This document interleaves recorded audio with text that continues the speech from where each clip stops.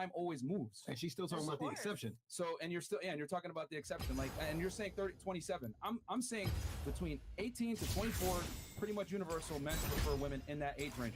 I don't make the rules. I'm just reporting them. And that's a fact. That's So true. You're absolutely right. that's a about that. fact. So like that's what I'm saying. Like a woman that's 32, most of the time isn't going to be able to compete with a woman that's 22. And let's say a woman that was beautiful at 32, she was probably better at 22.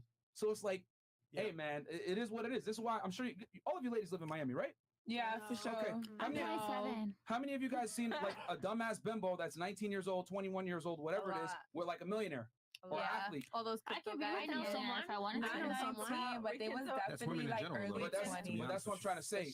Like that it proves my point that men on a balance of probabilities want younger, more attractive girls. It is what it is. Like just like you want a guy that has a status together, has money together, has confidence, ambition. This is what men look for. But I always find it funny that when, I say what men want, it's always hit with the, oh, well, y'all just want to manipulate those young girls or whatever. Like, y'all just want to manipulate women. That's like me saying, oh, well, all y'all are dumbass bitches that want to do that makes more money than you and he's smarter than you, so you guys are dumb as fuck. No, that's what you prefer because you're biologically inclined to want that in a man. I'm not going to sit here and shame you for what you want. But women have no problem. You just want a girl you can manipulate. No, we just want a younger girl because older women tend to not be as attractive.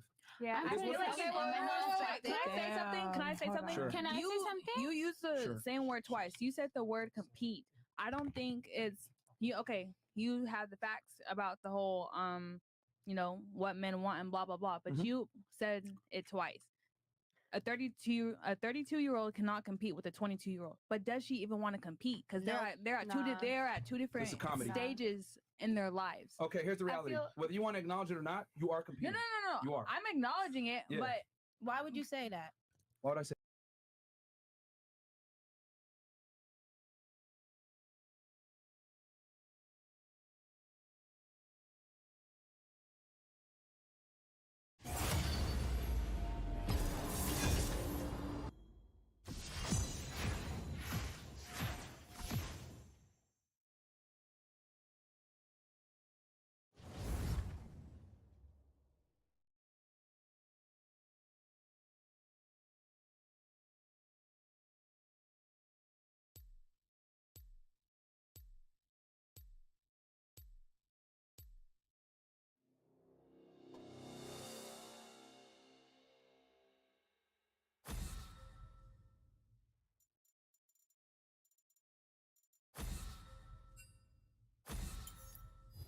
More of a dog person, huh?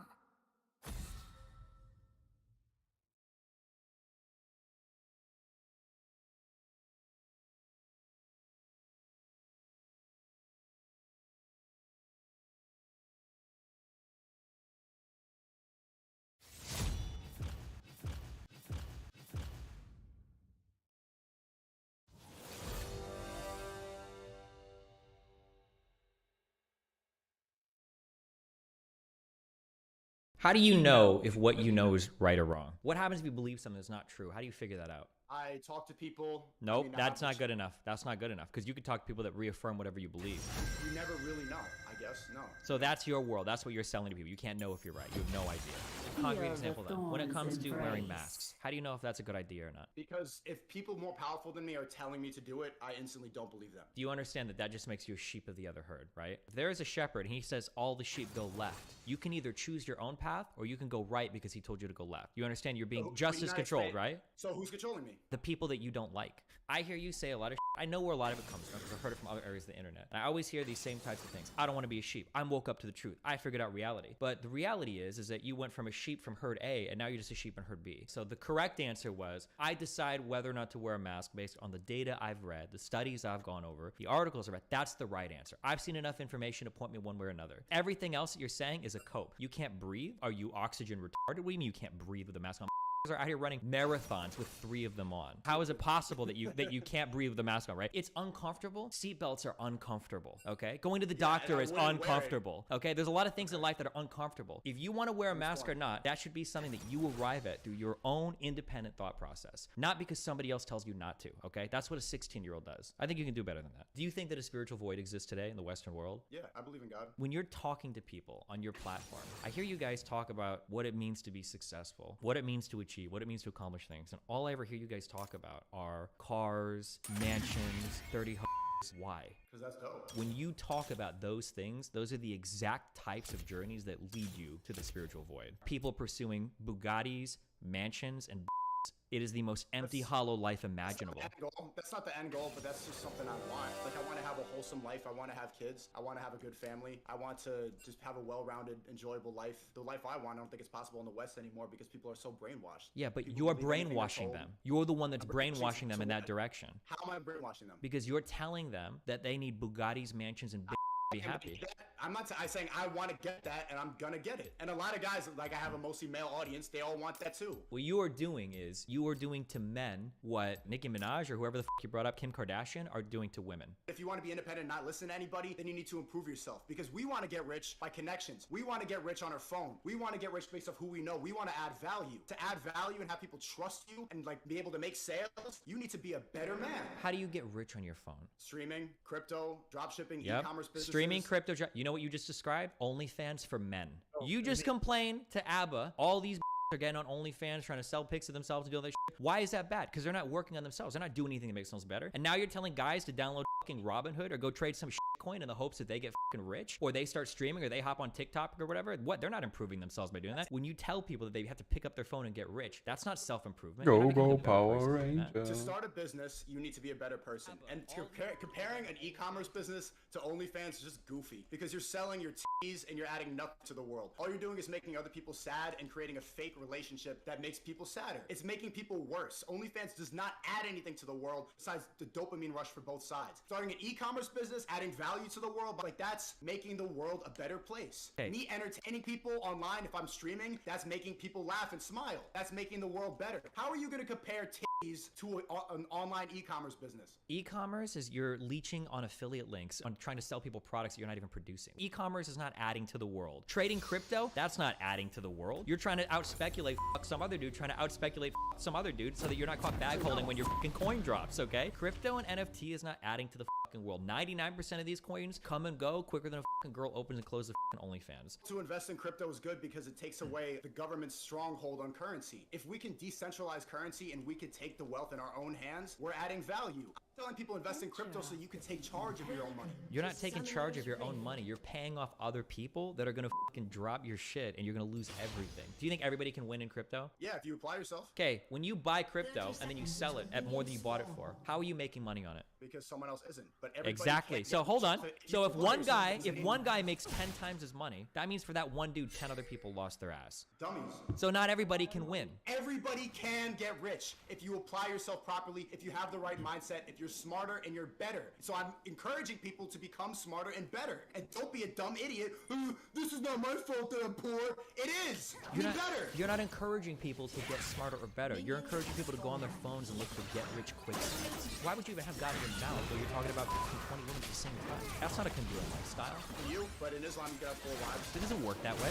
In Islam you can have 4 wives. You're not Islamic, and you didn't say 4 earlier. Guys, it's not true that you can just have 20 wives in Islam or whatever. The Prophet would only take orphans or widows as his extra wives, and that's where the example came from. And even then, they strongly discourage Muslims from doing that because Allah says that you can't love each woman equally. So they say don't do it. So this whole thing that people turn to towards Islam is people who don't actually study the religion or know anything about it. And even if they did, that's 4 wives, not 4 bitches that you fuck, So, kick okay. out, and then fuck new ones the next day. Destiny, I think your audience is full of complacent people. People are like, I can't get rich. This is a pyramid scheme. This is a scam. And then my people are like, well, I want to go get it. So you can pick one. Yeah, not everybody will make it, but you can make it if you apply yourself. It's that simple. Your path is the path of complacency. Your path is the path of spiritual and psychological weakness. You're complacent to hustle culture. Because if you were talking to people and you wanted to make and build real men, you'd be telling people either 1, go to school, get a fucking education so you can get a real job, or 2, at least go and do a trade. Opening up 50 million TikTok videos and seeing people bragging about their 7 cars, well, these guys are probably crying themselves to sleep at night because they don't have a single person that loves them in the entire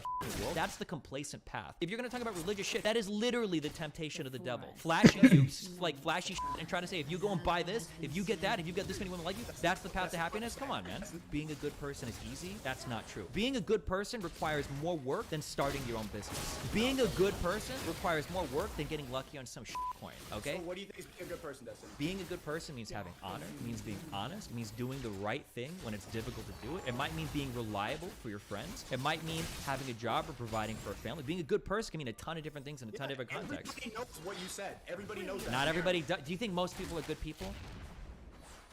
Do you think that we have guidance in society right now to be good people? Or do you think that most of it is trying to tell us how to open a Robinhood account to look for right penny stock to get richer?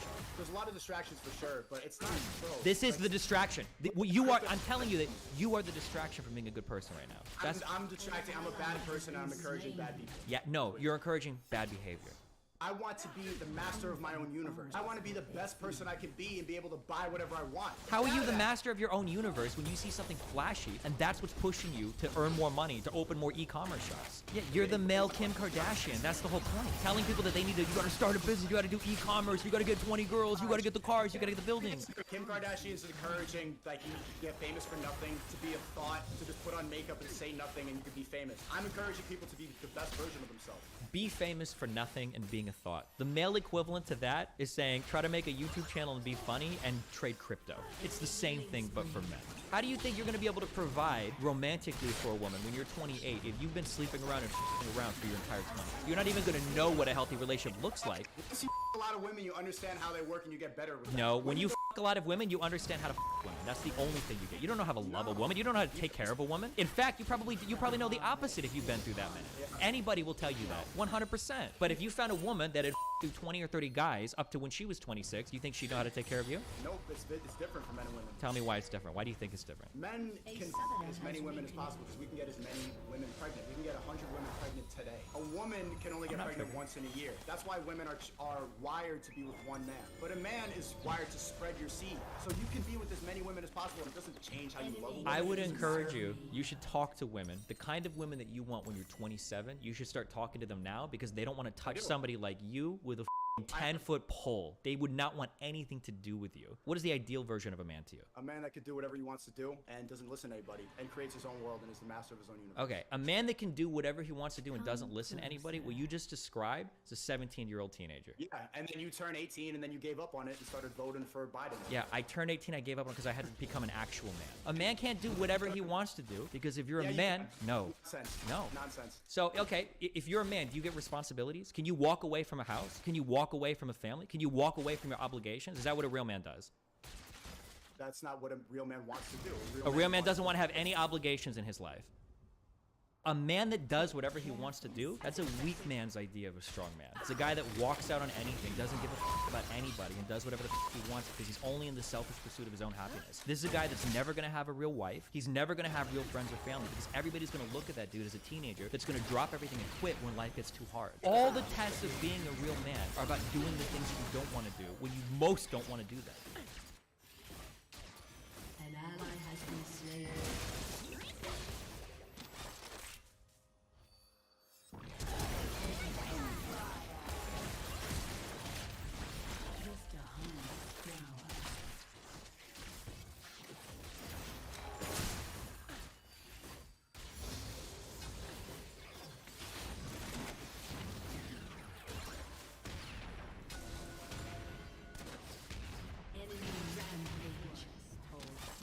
Surprises.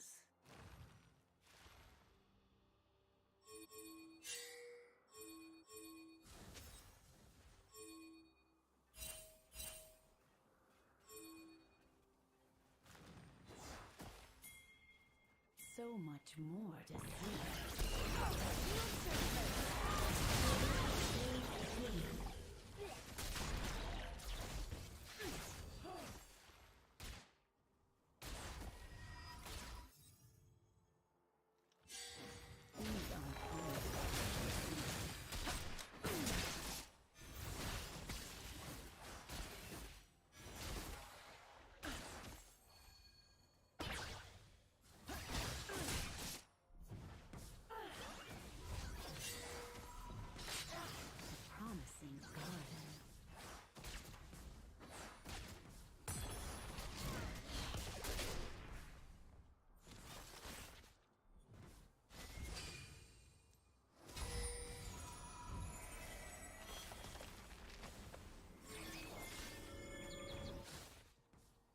Venture off the beaten path.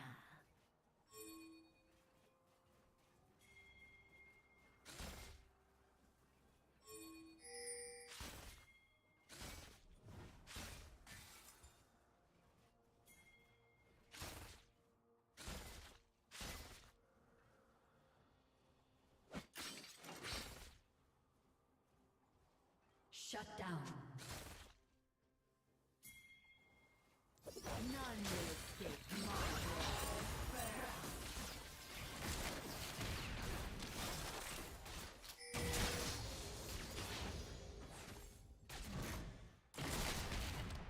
enemy rampage.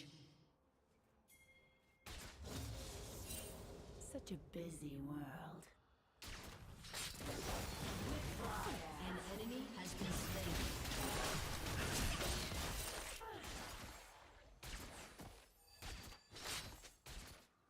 Executed. Come closer.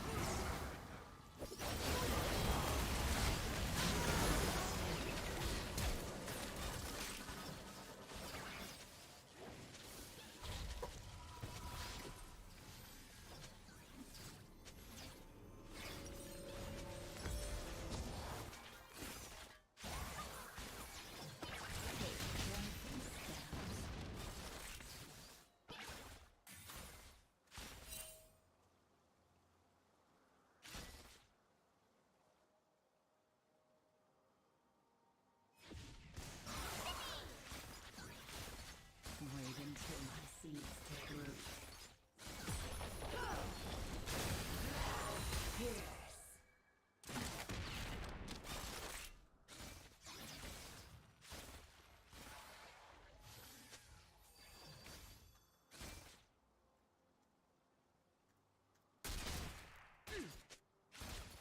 Just a tiny flower.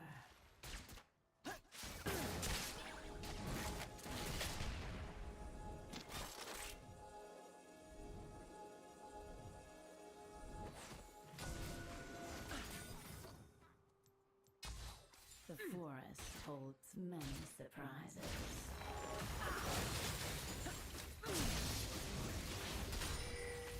An enemy is unstoppable.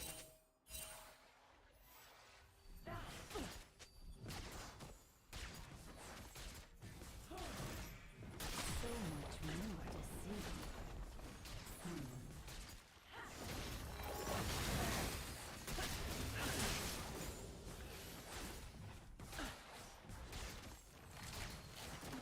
Your team has destroyed a turret. Things aren't always what Shut they down.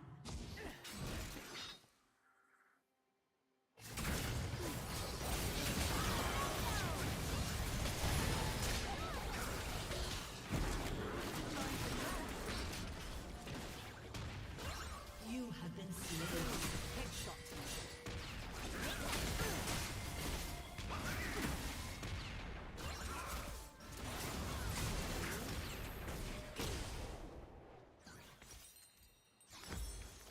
A promising garden.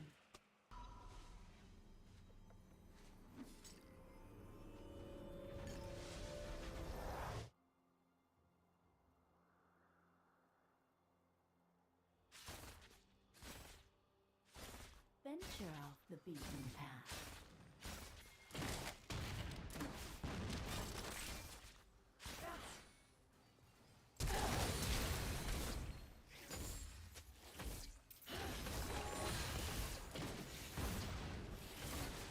Such a busy world.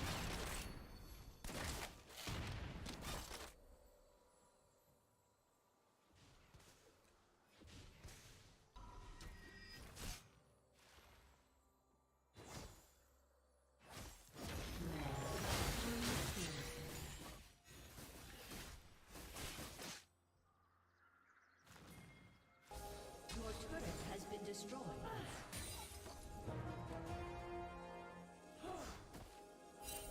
An ally has been slain. Careful steps.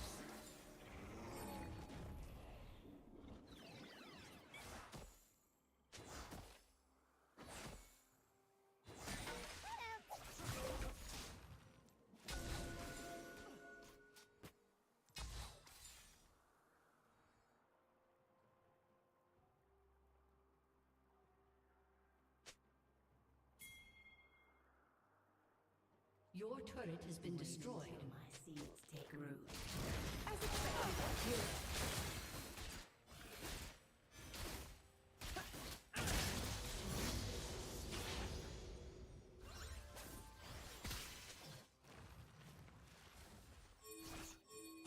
Just a harmless flower.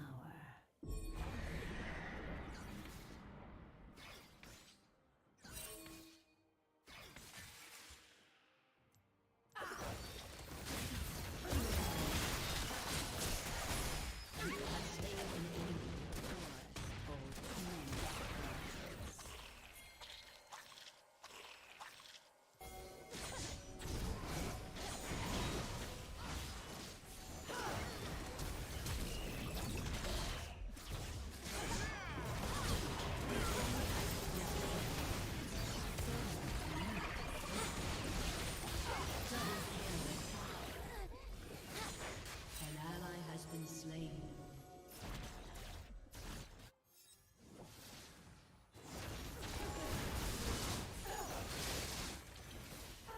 Things aren't always what they seem. An ally has been slain.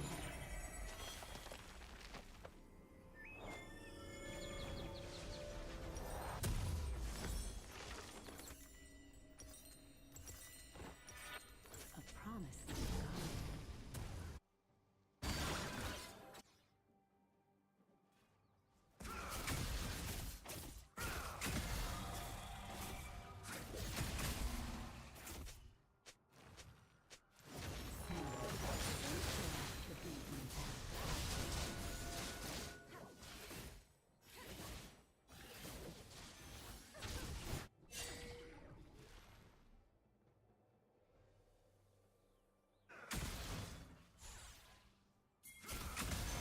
Such a busy world.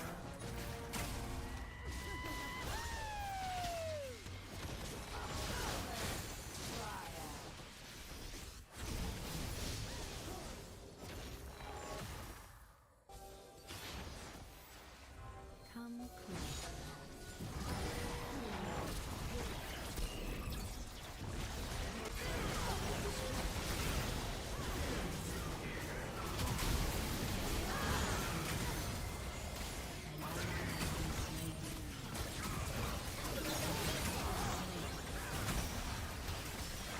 Try again. I dare you.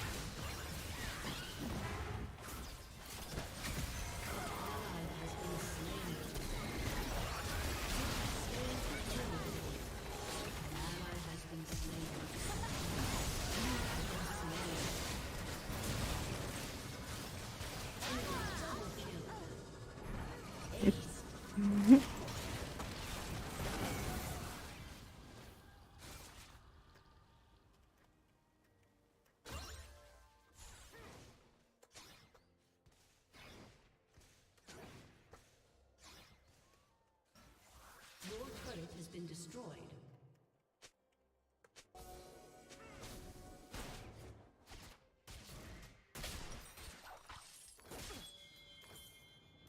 Such a busy world.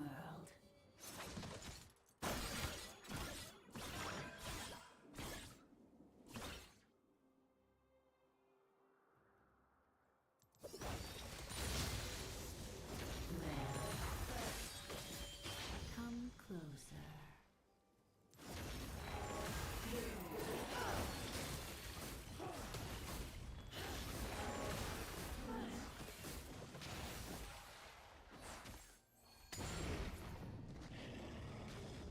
Take careful steps. Shut down.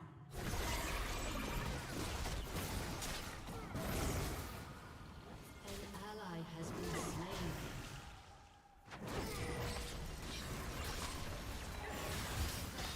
Your team has destroyed a turret. Until my seeds take root.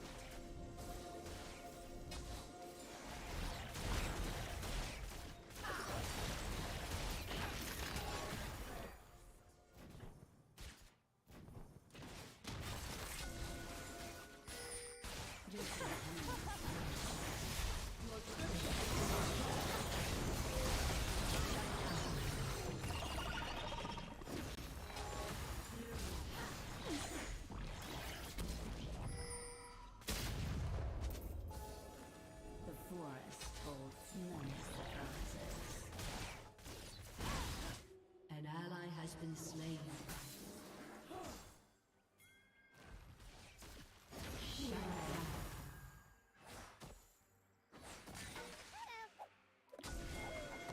So much more to see.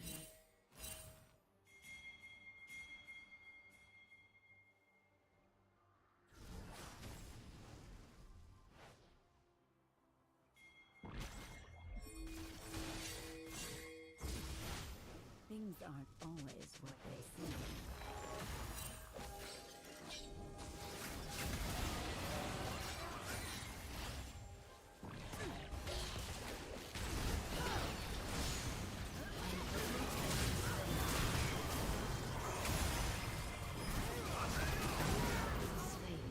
Oh, shut up.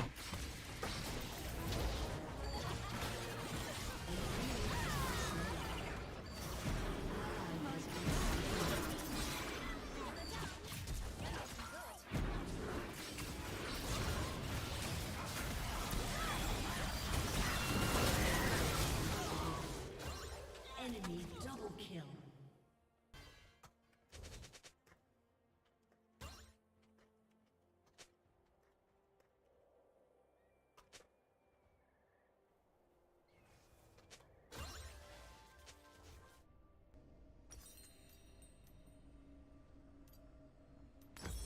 A promising garden.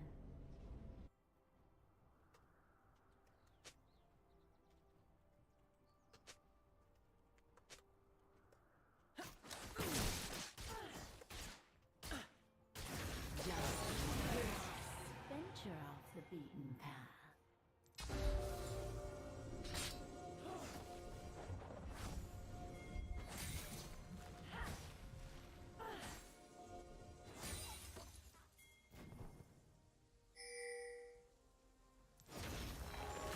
Such a busy world. Shut down.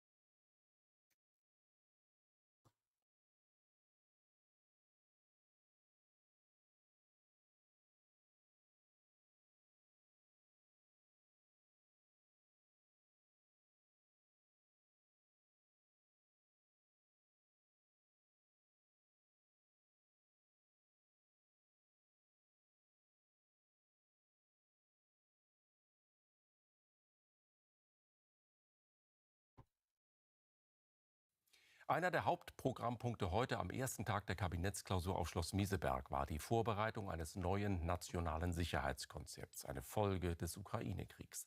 Nicht auf der Tagesordnung stand, was in Meseberg aber trotzdem alle beschäftigte: die Entlastung der Bürger in Bezug auf die gestiegenen Kosten, vor allem im Energiebereich.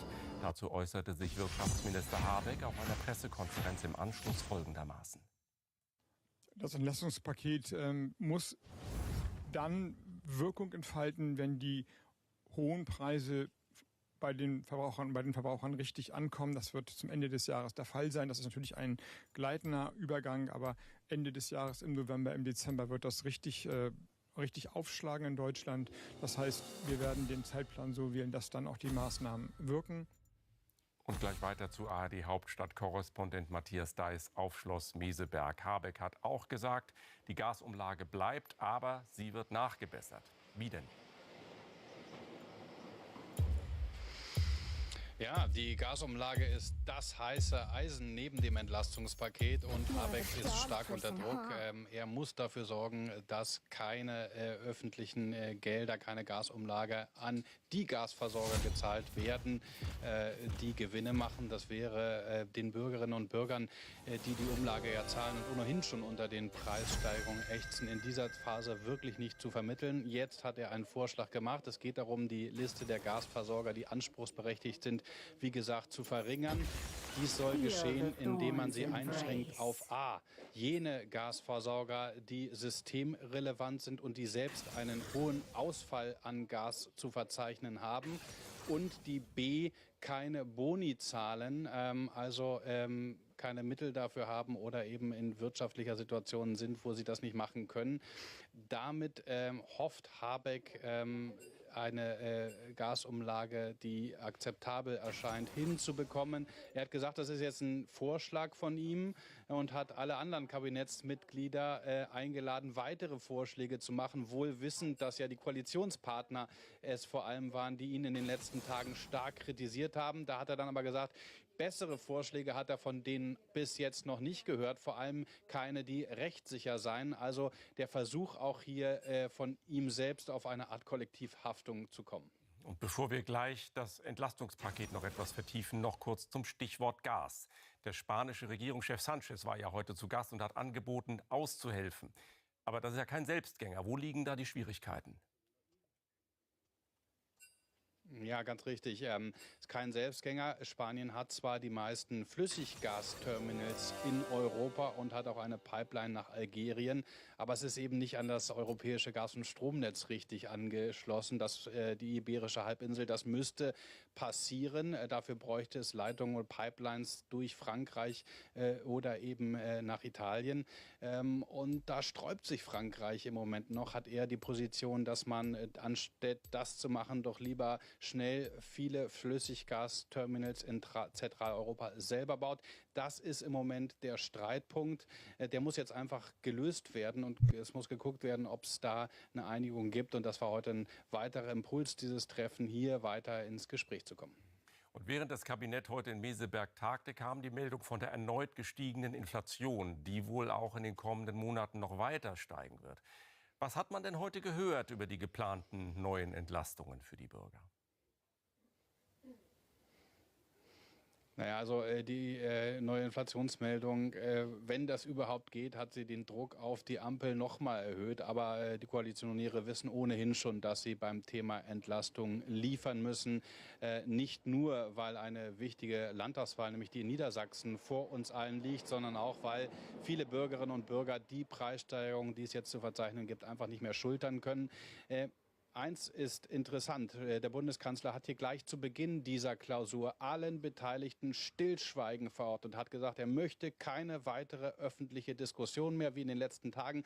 Das schade nämlich, wenn es jetzt um eine Einigung gehe. Man wolle hier intern arbeiten, hart diskutieren und eben dann möglichst schnell zu einer Einigung zu kommen, um dann dieses dritte Entlastungspaket verkünden zu können. Das soll jetzt schnell gehen. Wann genau, haben wir aber nicht gehört, und das hat der Kanzler hier auch bewusst noch offen gelassen. Dann kommen wir jetzt noch zum Thema nationale Sicherheitsstrategie, das heute diskutiert worden ist. Was bedeutet das Stichwort im Einzelnen und wie will die Bundesregierung da vorgehen? Man ist ganz offensichtlich einfach der Einschätzung, dass der russische Angriff auf die Ukraine gezeigt hat, dass Deutschland in puncto Sicherheit nicht umfassend genug aufgestellt ist und deswegen eine solche Sicherheitsstrategie braucht. Da sollen jetzt alle Bereiche beleuchtet werden und dieses Ganze einheitlich diskutiert und gedacht werden. Und Spanien hat das eben schon, diese nationale Sicherheitsstrategie, und hat deswegen heute offenbar wertvolle Hinweise geben können. Zum Beispiel hat der Bundeskanzler gestern in Prag bei seiner europapolitischen Grundsatzrede erklärt, in welche Richtung das gehen kann. Da hat er gesagt, er kann sich sehr gut vorstellen, dass es künftig ein gemeinsames, ein europäisches Luftabwehrsystem geben soll. Das wäre ein Punkt, aber Sicherheit umfasst natürlich auch die Bereiche Digitalstrategie und. Also ein wirklich umfassendes Sicherheitskonzept, um künftig eben besser gegen Angriffe von außen insgesamt gewappnet zu sein. Wie ist das denn heute atmosphärisch verlaufen? Kanzler Scholz hatte ja nach den Streitereien innerhalb der Koalition für heute ein Treffen mit guter Stimmung angekündigt. Ja, das zeigt zum ersten Mal, dass er auch wahrgenommen hat, wie schlecht die Stimmung in der Ampel ist. Das Treffen begann hier ein bisschen mit Regen und schweren Wolken über Schloss Meseberg. Das war schon so ein bisschen symbolisch fast. Und dann hat Scholz, ich habe es ja schon gesagt, erstmal Stillschweigen verordnet, keine weiteren öffentlichen Diskussionen, und hat gesagt, wir müssen uns hier in die Augen gucken, wir müssen intern hart arbeiten. Wir wissen, die Herausforderungen sind groß, aber wir können sie nur gemeinsam lösen. Und so eine Klausur hat ja immer so ein bisschen so einen Bootcamp-Charakter. Man ist hier auf engem Raum, naja, das Schloss, so eng ist es nicht, aber man ist doch gemeinsam jetzt für 1,5 Tage eingeschlossen und kann hier intern hart arbeiten. Und der Bundeskanzler hat nochmal darauf hingewiesen, dass man am Ende gemeinsam gewinnt oder verliert. Und das ist seine Hoffnung, glaube ich, dass das am Ende alle verstehen. Und morgen geht's weiter. Danke, Matthias Deiß in Meseberg.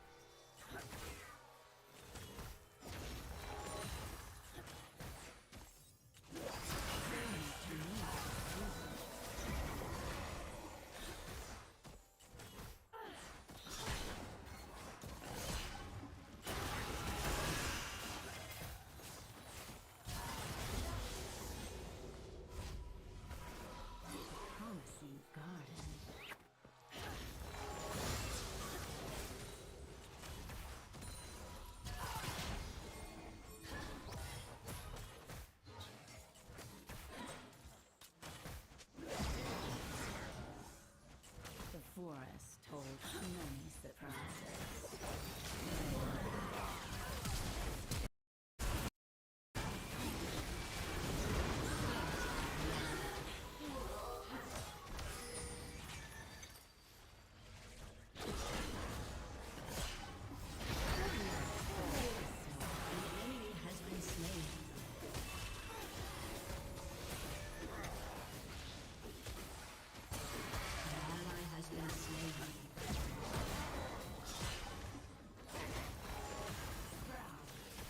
Wait until my seeds take root. An enemy has been slain.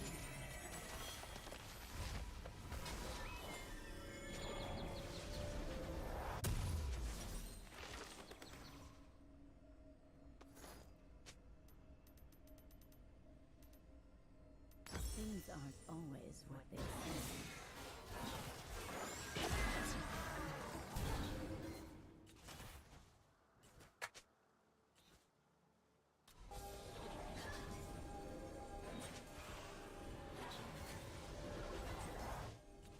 Just a harmless flower.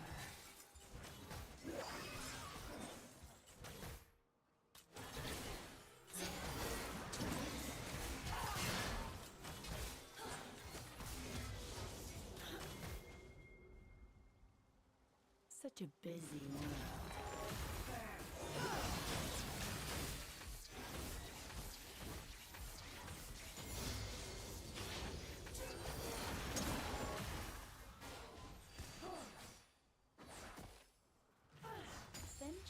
The blood.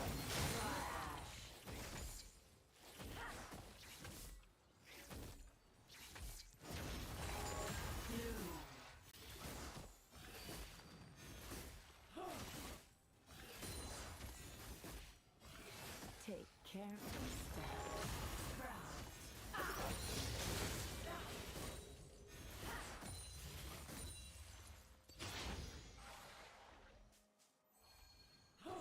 An enemy has been slain. Choke the life from it.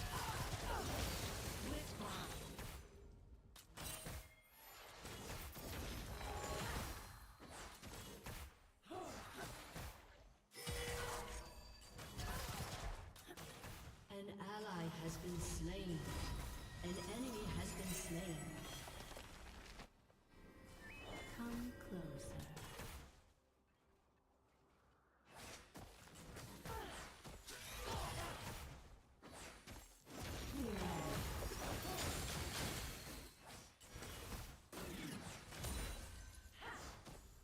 My prey thinks it's very clever.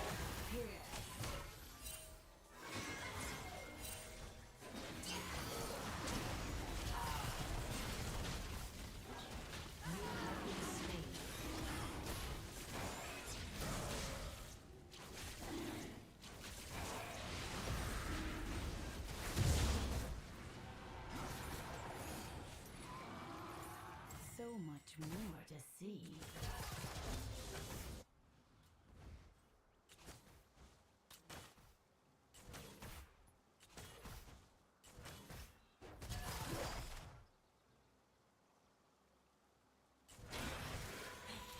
Promising garden.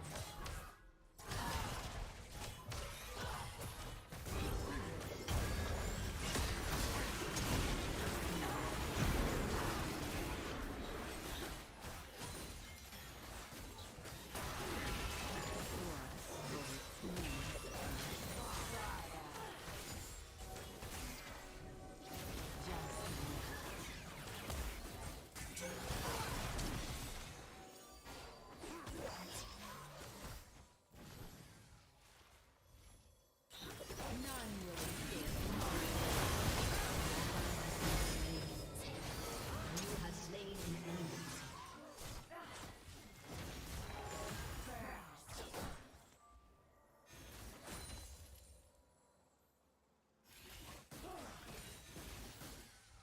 Death is in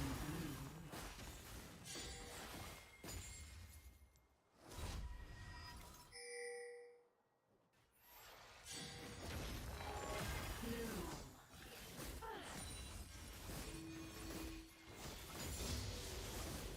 The harvest is upon us.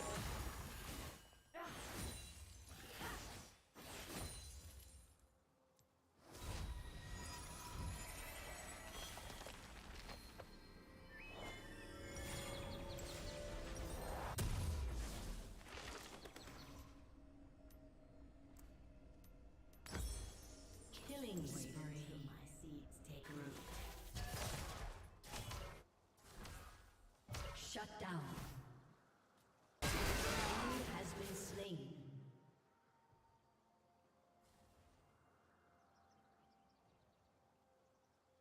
Things aren't always what they seem.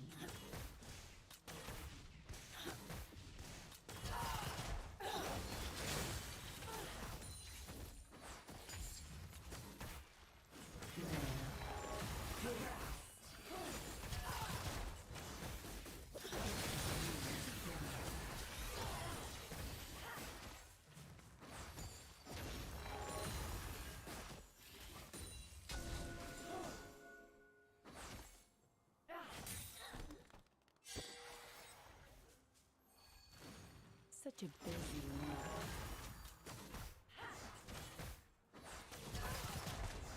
An ally has been slain.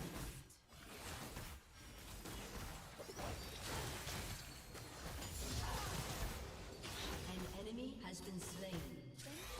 The beaten path. Double kill.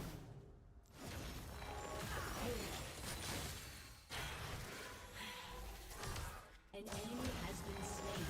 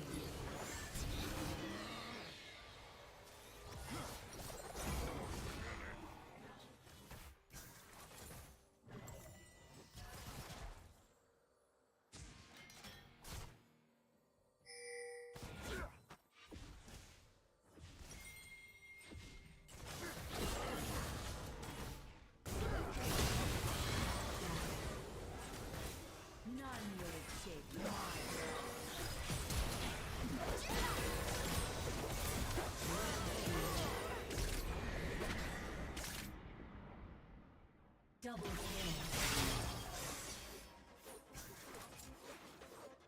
Your team has destroyed a turret.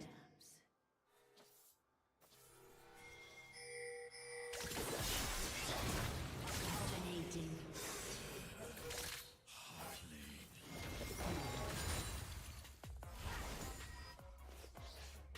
Come closer. Your team has destroyed a turret. Live.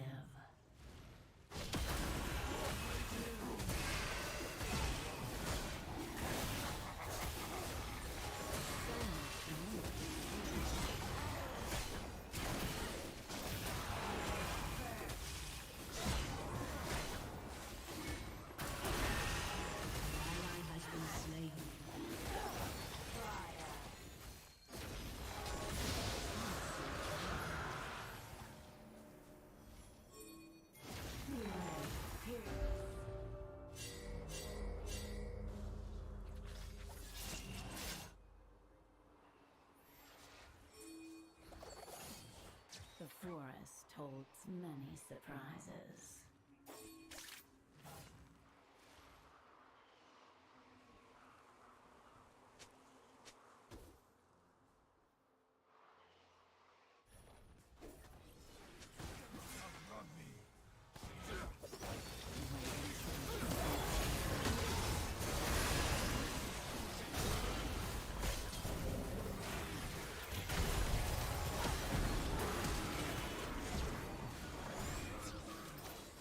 Just enough. Things aren't always what they seem.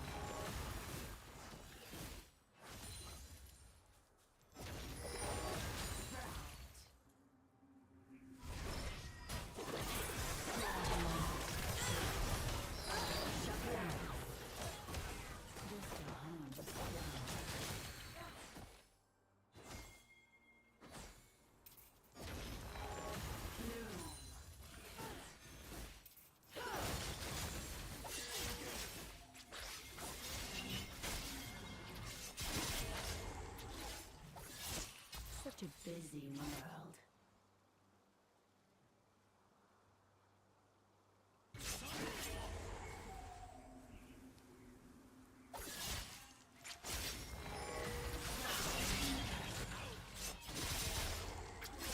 Venture off the beaten path.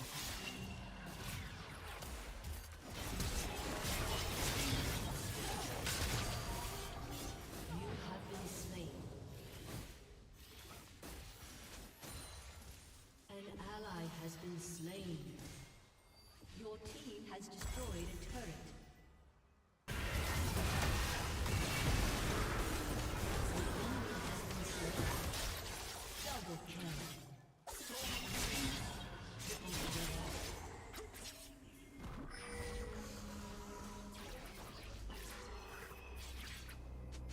Take careful steps.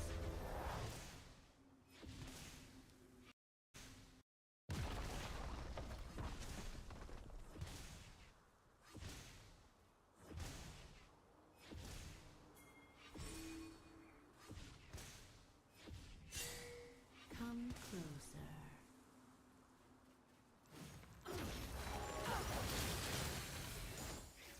Rampage.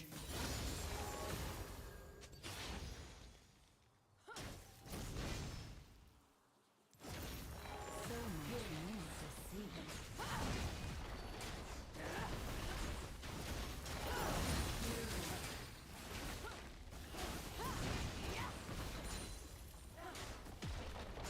An enemy has been slain. Your team has destroyed a turret.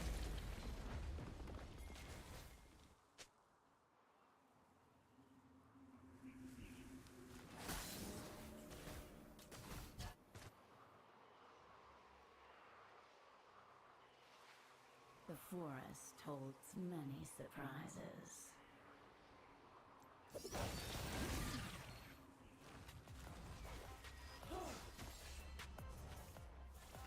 Your team has destroyed a turret.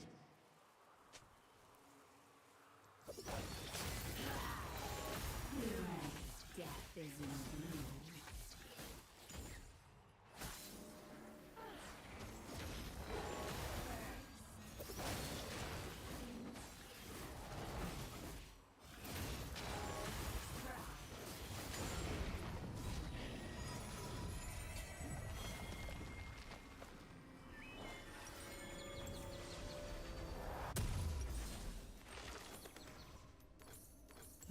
until my seeds take root.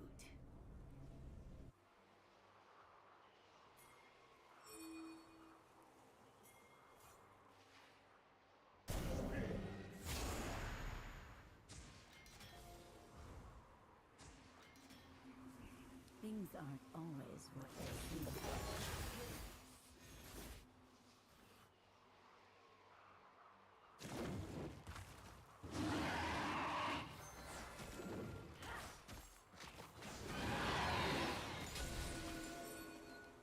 Just a harmless flower.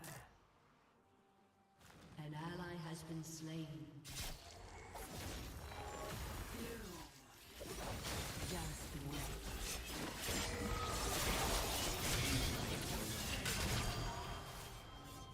An enemy has been slain.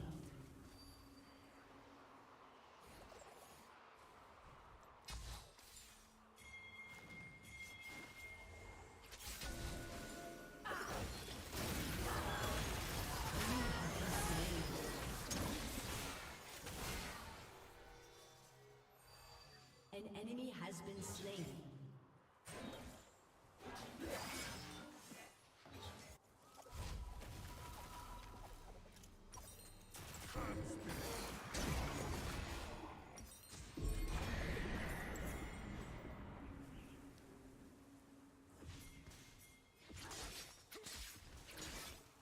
Your team has destroyed a turret. Venture out.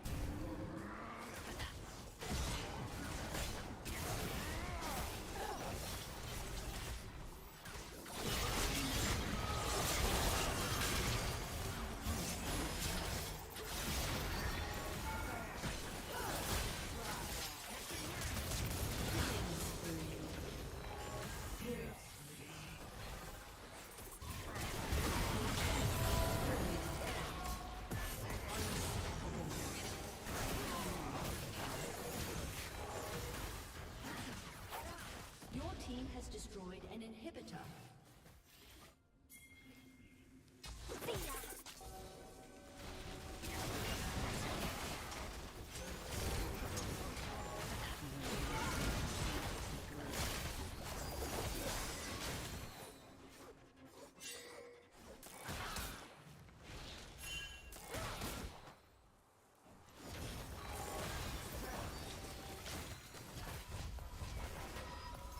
Things aren't always what they seem.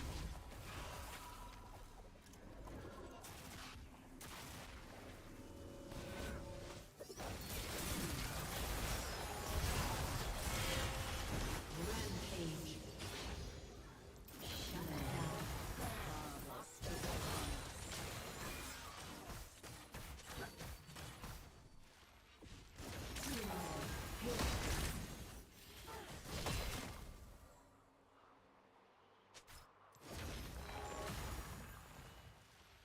Shut down this flower.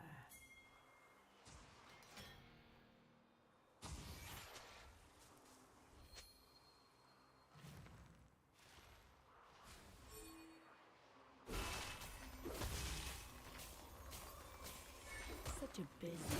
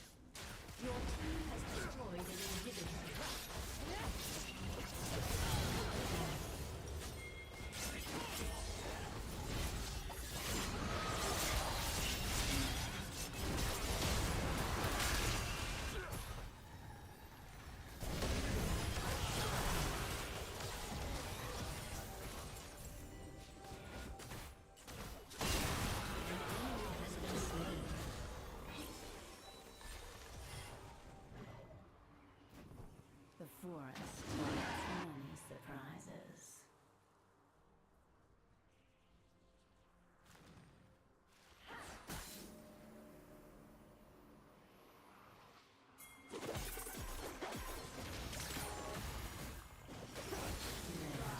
Wait until my seeds take root.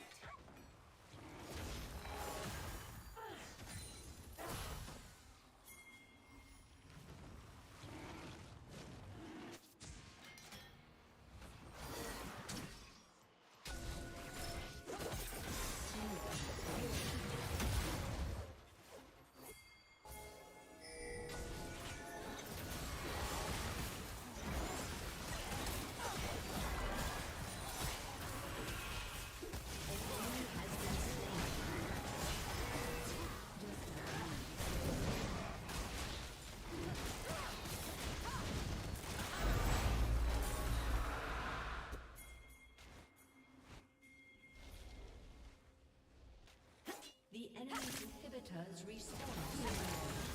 Such a busy world.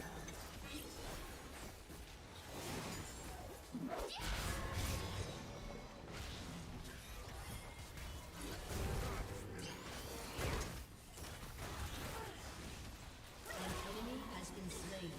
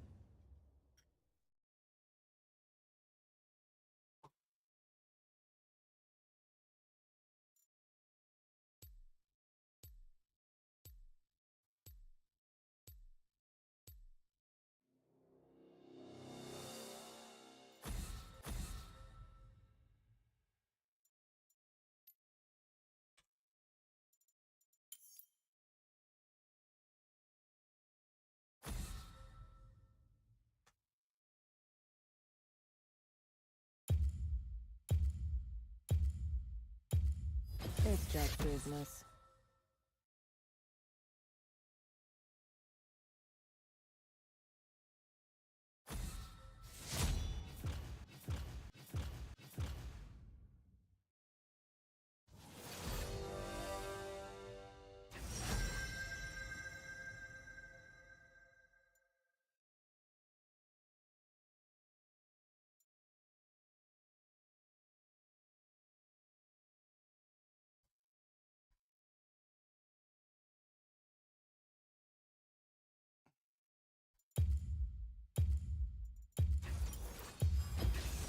The Tempest is at your command.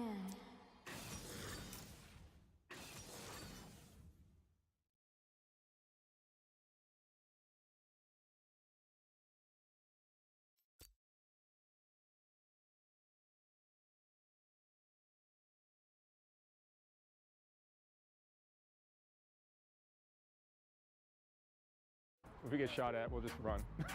You're well known in these parts. What's the story with this street? Crack related. It was way worse than this. Much worse, yeah. Everybody, to a certain extent, they're all lonely. Lonely inside, lonely mentally. This is the Skid Row police station, and here's drug addicts right here. It was easy for me. Had great role models, had great opportunities. These people had none of that. A lot of people are addicted to the streets. I'm addicted to the wildness. I've had guns pulled out of my face. I've been conned and robbed every which way you can imagine. Oh, you want me to get a job and shower and get dressed and pay taxes and all that shit? Fuck that. Hundreds and hundreds of thousands of dollars trying to fix these people that are broken. And I don't even know if that'll work. It's controversial, but I think about this a lot. You have to change the way you think before you can make better decisions.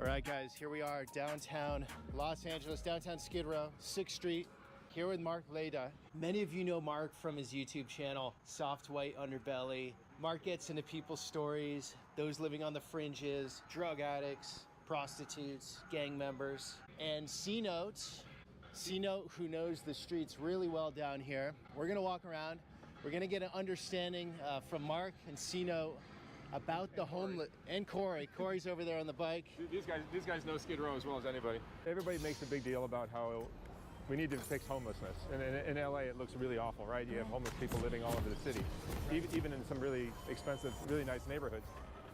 But I don't believe the problem is homelessness at all, because if you peel back the layers, you've got drug addiction behind the homelessness.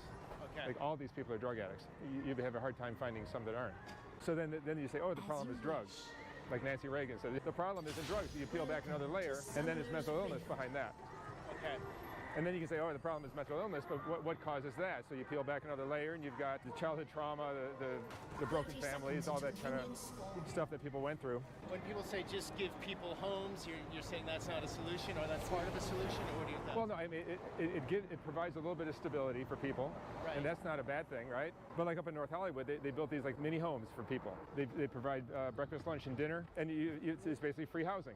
Yeah. Like they've been giving people free housing here. You know, this building is full of drug addicts, that's basically. All free. Is the Wine Guard free? C-Note? Yeah, so it's basically free housing for people, and there's lots of that down here. Or it's like, $50 a month or something like that.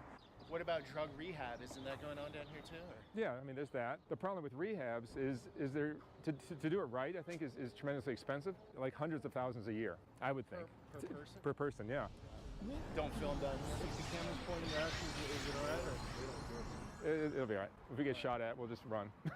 This video is sponsored by Magic Spoon. Most cereals are a mix of sugar and unhealthy ingredients, but things have changed. Enter Magic Spoon. I absolutely love this cereal. It's a cereal that gives you healthier ingredients without compromising taste. Magic Spoon cereals have 0 grams of sugar, 13 to 14 grams of protein, and only 4 net grams of carbs in each serving. Only 140 calories per serving. They're also keto-friendly, gluten-free, grain-free, soy-free, and low-carb. Check out my little Magic Spoon collection here. Got all the flavors. My wife is pretty much eating all of these. The peanut butter is our favorite. Really like this one, maple waffle. Maple waffle, these are the bomb. So the cereal must taste like cardboard, yeah? Not at all. Magic Spoon uses the sweetener allulose and monk fruit, which doesn't create a sugar spike and is low calorie. And for the coloring, they use fruit and vegetable juices. Click the link below in the description to grab a variety pack and try Magic Spoon today. And be sure to use the promo code PETERS5 at checkout to get $5 off any order. Or go to magicspoon.com/PeterS5. Magic Spoon is so confident in their product, it's backed with 100% happiness guarantee. So if you don't like it for any reason, they'll refund your money, no questions asked. Again, click on the link below and use code PETERS5 for $5 off, or go to magicspoon.com/PeterS5 to save $5 off of your order today. Back to the video. Zito, what's the story with this street? Crack related. Okay. Yeah, certain like San Pedro where we just crossed, that's all spice. You can find some other drugs too, but 99% of it is spice.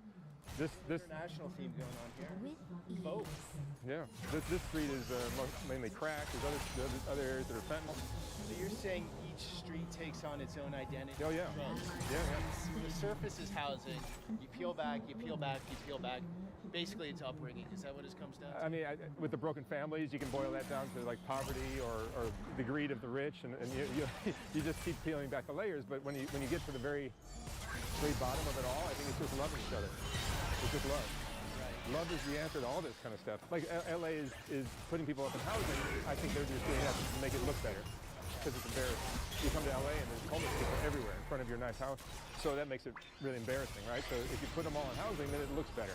Here's a block that's full of tents. This is how all of Skid Row used to be. Okay. Now there's probably 40% of the tents are gone because these people are in housing. It was way worse than this. Much worse, yeah. At a street level, it's actually looking. Oh, it's much better right now. But that's Skid Row. Santa Monica, where I'm staying, it's worse than I've ever seen it. Yeah, I don't think they have the same housing there. And a lot of people that left here, or maybe got housing or got kicked out, maybe they relocated to Santa Monica or Venice or North Hollywood or Hollywood. So the current state of homeless, those that have the drug addiction. Yeah, and then mental illness is a huge part of it. I mean, people honestly fall hard on their luck. How tall you is? 6'4". How tall you is? See, I mean, a lot of the problem is also education. So because that guy's probably not going to get a job at a fast food restaurant or anywhere else, hardware store, because he can't really speak intelligently, then it's just going to make his life harder. So the opportunity inequalities, the education inequalities, the poverty, the broken families, the broken homes, all that stuff leads to the mental illness, which leads to a drug addiction, which leads to homelessness. You're well known in this part. Not everywhere. I mean, some people, you've seen some people say hi to me. There's like an endless supply of people for me to interview here. I could do this for the rest of my life and never run out. There's new people coming in. I'm right down the street from the Greyhound bus station. There's more people coming all the time. But you've been down here 20 years, right? Yeah. Can you talk on camera? Is that cool? Is there a hierarchy, like someone's in control of one street, someone's in control of another street, or? I don't know, but I can't talk about that. Okay. A lot of things can't be talked about. Yeah. Is there like a connectivity? Is there a family element to it? We're all family. Brotherhood. We're all family around here. It's one big dysfunctional family. Yeah, basically. Basically. So you never go lonely in Skid Row? Never. Everybody, to a certain extent, they're all lonely. That's why they're down here, more or less. Lonely inside, lonely mentally. You know what I mean? It's an element of a lot of things. That's why people down here. It's just not drug use. And the drug use is just a way of escape, or not really deal with the issues that's going on in here. Right. And in here. There's no easy solution, obviously. The solution is up to the individual, because I can't make a decision for the next individual. You know what I mean? Yeah. Ultimately, they have to make their own decisions within themselves. You know what I mean? To either deal with the issues or not deal with it.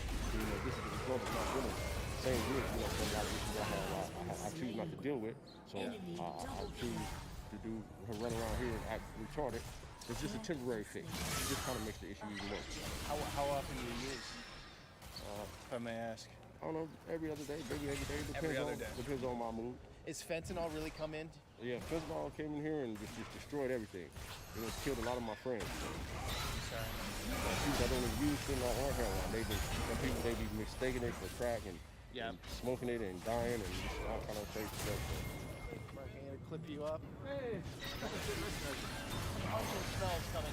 Yeah, the smells are pretty pretty horrible. Hardcore. I don't bring my shoes into the house. I leave them. Where do people go number 2? On the bathroom. Where's the bathroom? Main bucket. Oh. Yeah, bucket. Corners. Baskets. There's that one woman that does it right here. She'll do it right here, right in front of you. Yeah. Right. Just take a dump. Yeah. And we got the refresh center right here, where they can take shower, wash your clothes, use the bathroom, and all that type of stuff. There's showers over here. Yeah, right here. Okay. Yeah, they call it the refresh spot. And you can go there and take a shower, you can charge your phone, you can do your laundry. For my project, I was going to Appalachia. Like I started doing that like a year or 2 ago. Okay. Trying to get away from all the drug stories. I'm not that interested in drugs, but I'm down here on Skid Row and every story is involving drugs, so it looks like I'm a drug channel. So I wanted to get away from that, so I figured, I know about Appalachia, let me go there and get some like interesting stories. But I go there and it's like 99% drug stories there. It's even worse than here. And they're not able to do anything about it. Here you've got the missions that are giving free clothing. Los Angeles is a wealthy city. A lot of people are donating nice clothing. That's why you see these interviews with people that are dressed really well on my channel. Right. But they're homeless. They're as broke as you can imagine. And then the missions provide breakfast, lunch, and dinner. Right. And there's all kinds of other services, mental health, all that kind of stuff is available here. But in other parts of the country, they don't have any of that stuff. If you were homeless and drug addicted, wouldn't you rather be in California where it's 42 degrees at night rather than Chicago, which is So it's attracting people. 10 degrees? It's attracting people from all over the country? Yeah, I think so, yeah. I've heard many, many stories of people like, how'd you get here? Well, the police department in my city kicked me out and put me on a one-way ticket to LA on a Greyhound bus. I've been here for 12 years. Yeah. And I don't see it getting any better. With fentanyl, it seems to be even worse. More people dying. The homeless community is bigger. It's more spread out over the city. 12 years ago, it wasn't in Santa Monica and Venice like it is today. Mark, in your content, you've shot thousands of videos. You're super prolific. 4,000 so far. 4,000. In my content, which I've done a small fraction of that, we go into a lot of issues in society. Yep. One thing I find is I don't really ever offer many solutions. I try, but it's easier to show the problem than to show the solution. Yeah. Here's a great way to look at it. Here on Skid Row, I would say for 90 to 95% of these stories of these people came from homes where dad was in prison, mom was on drugs. And they had no role models, they had nobody to look up to and say, wow, I'm gonna be like him one day. Right. Like I did. I could have been a doctor, a lawyer, could have been anything. But through my mom, I met somebody who was a photographer, and it was just like, oh my God, I want to do that. And I did it. It was easy for me. Had great role models, had great opportunities, had a great education, had a stable household. These people had none of that. And until they get that, not these people, but their kids or maybe their kids' kids, nothing's going to change. So that's what has to happen. I made an intro to my channel where I said the government is the answer, but I don't even know if the government's going to do it. I almost think you and I have to do it. I'm showing it, but I'm not doing it. Well, I mean, that's one way of doing it. Like my job is, I can't take the responsibility of helping each of the 4,000 people I've interviewed. And if I only, let's say I help those 4,000, what about the 40 other thousand that are out there that I didn't interview? Right. They don't get my help, so I can't possibly help 4,000 anyway. So I can create the awareness, like you're doing, of the problem, and perhaps somebody else can take the job of maybe helping them get stable, and someone else can help them with the food, and someone else can help them with education, and as a society, we can probably make some changes. It's not just a money problem. Well, I mean, money is always a huge factor in all these kind of things. It's a complicated problem, and I don't think it's an easy fix. And human nature is to go, let's just find the easy solution to this person. Just get a job and stop doing the drugs. It's a much deeper problem. It's going to require a lot of understanding, and that's what I'm hoping to do in my videos. I think you're doing it with yours. And that'll open up our minds a little bit, and then maybe we can do something to solve the problem. But it's not going to be just like, oh, we just need to provide housing like LA is doing. It's violent down here. There's people getting killed all the time. Like if we didn't have C-Note here, would it be a different story? At night, I wouldn't want to do this with you. Two white guys walking down here at night I've had guns pulled on my face. I've been conned and robbed every which way you can imagine. Over the years, I've learned how to avoid those situations. I've gotten better at that. But I find these stories fascinating and interesting. I also feel like if we're ever going to change it, we're going to have to understand it. and I'm helping facilitate that. I've learned a lot by doing these talks, and I think if you watch my channel regularly, you'll learn a lot about how things work or how things are not working. A very good friend of mine who I've known for decades, she reminded me when she saw what I was doing with this channel. So it's funny because I remember going out to dinner with you once, and we were at a street corner in the car. We were in traffic, stopped at a red light, and there was a homeless guy out there panhandling, and I just mumbled underneath my breath, like, just get a job. And she reminded me that I said that, and I don't doubt that I said it. I mean, I still have those thoughts today with some of these people, but when you hear the most horrific stories you can imagine about their childhood. I had a woman come up to me, and I said, I'll just kind of have them run through their story a little bit so I get to know what their story about is before I bring them in. She goes, well, I was molested by my dad when I was 10 years old. I had a child when I was 11. That's not a good thing. I don't care how you slice it. That's a hell of a way for a young girl to grow up. Hundreds and hundreds and hundreds of thousands of dollars trying to fix these people that are broken. And I don't even know if that'll work. I spend every dime I make on the channel helping people like that, but I think it's a waste of money ultimately, because if you really want to make a difference, A lot of this. constantly. You really want to make a difference, what? That's what you hear in the background of my videos all the time. If you want to make a difference, I think the way to do it is to think long term.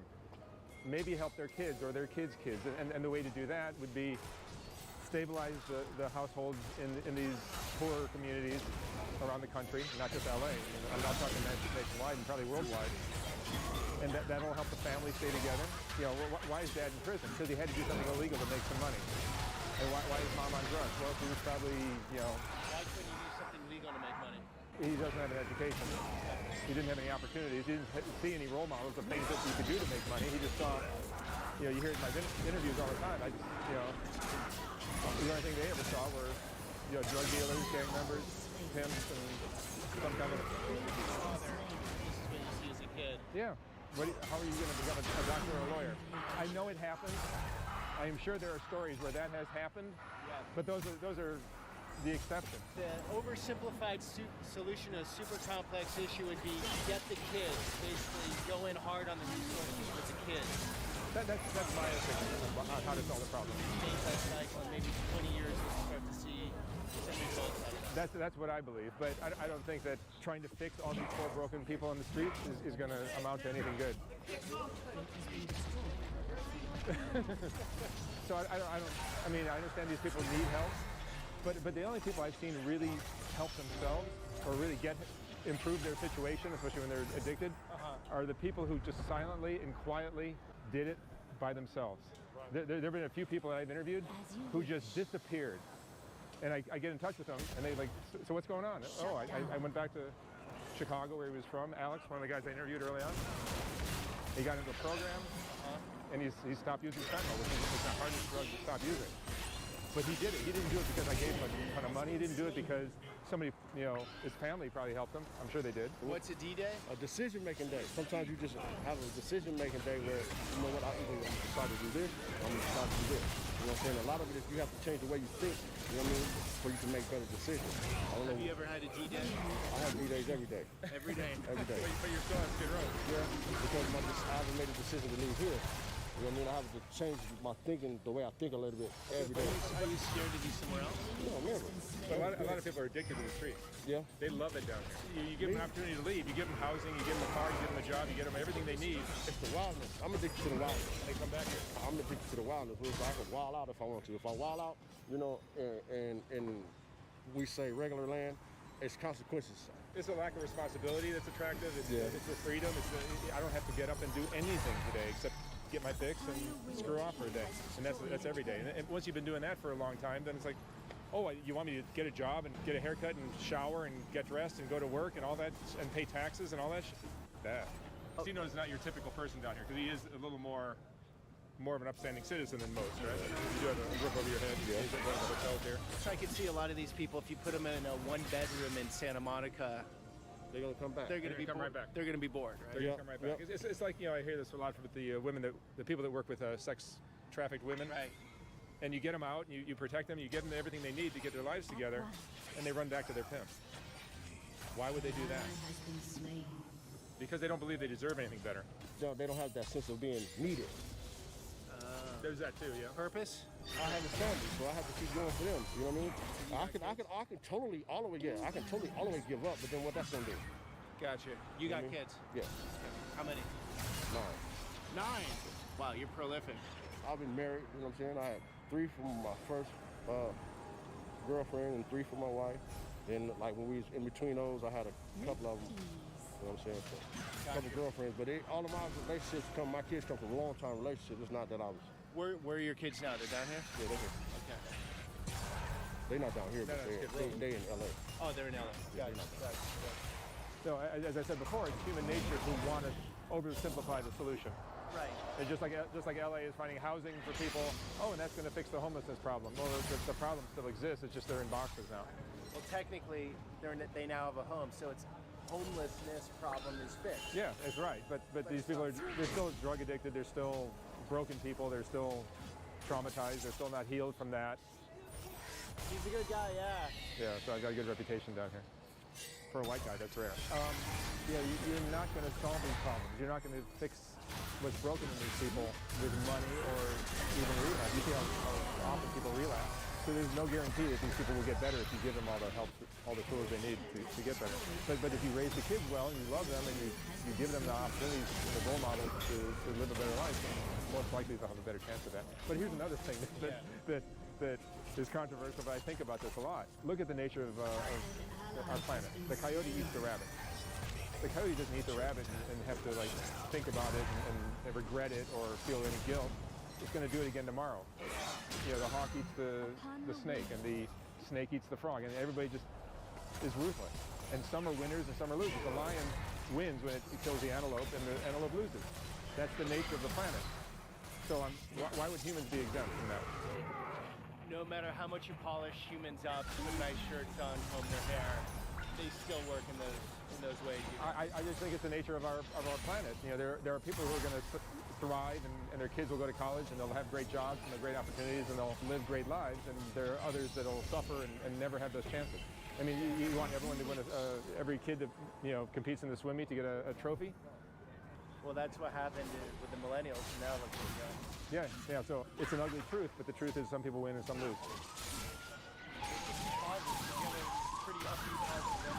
Yeah, no, I mean, I'm eternally hopeful.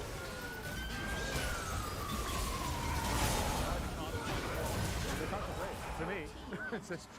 I love the cops, but I'm sure there's other people that don't. But the cops tend to let people just do whatever they want. You see people smoking on a smoking their kooky pipe, which is crystal meth or crack or with a needle. Right. And the cops roll by. They know what's going on. They're not looking to arrest anybody.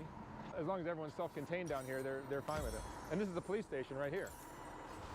This is the Skid Row police station, and here's drug addicts right here, right across the street. They're doing it right here, yeah. And they don't have to hide from it. They'll do it right open in public. You can't put them in cops either, right? What are they going to do? No.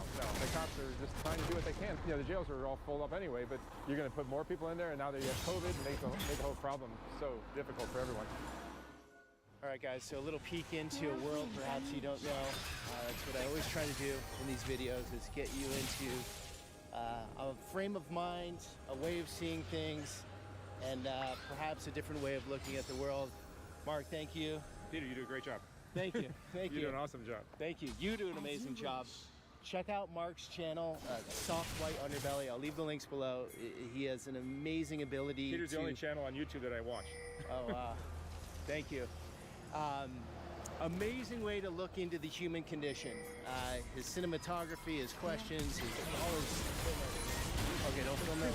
All his skills are unbelievable. So it got a little hot here, guys. We actually have to leave right now. It says Sino, right? We gotta go? All right.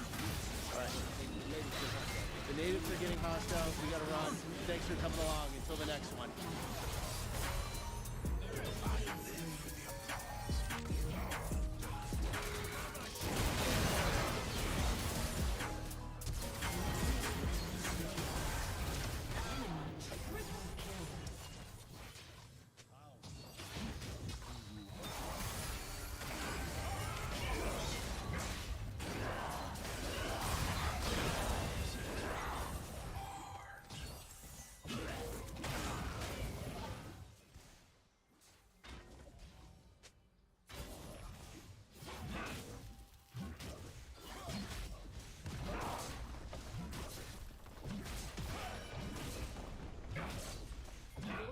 has been destroyed. Your turret has been destroyed.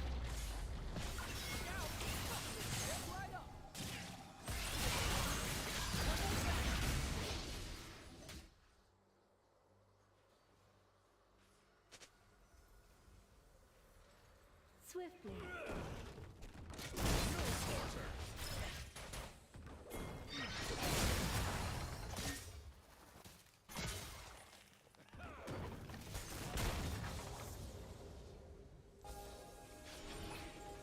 As you wish.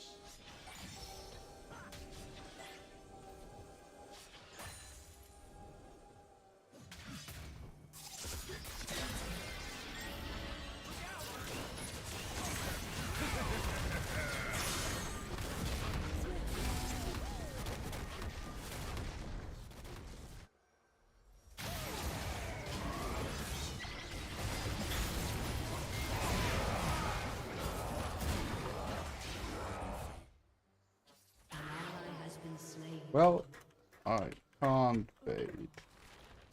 Oh god. One over.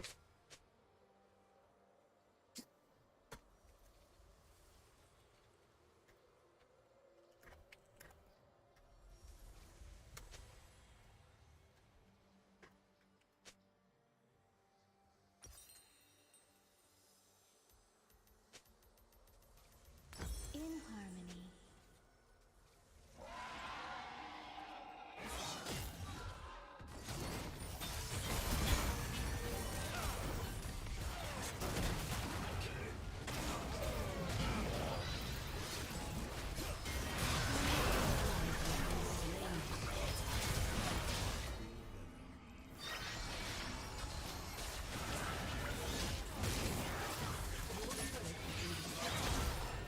An enemy is legendary. I will remember your name and shout it to them.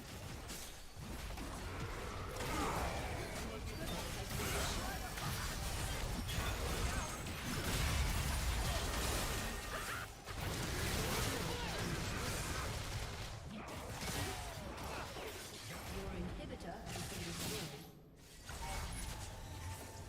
Your inhibitor has been destroyed.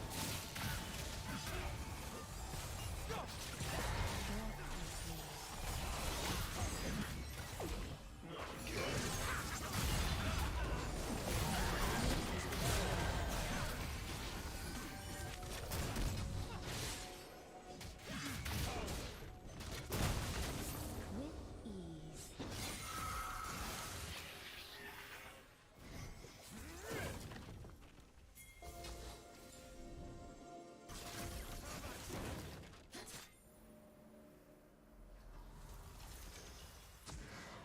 Breathlessly.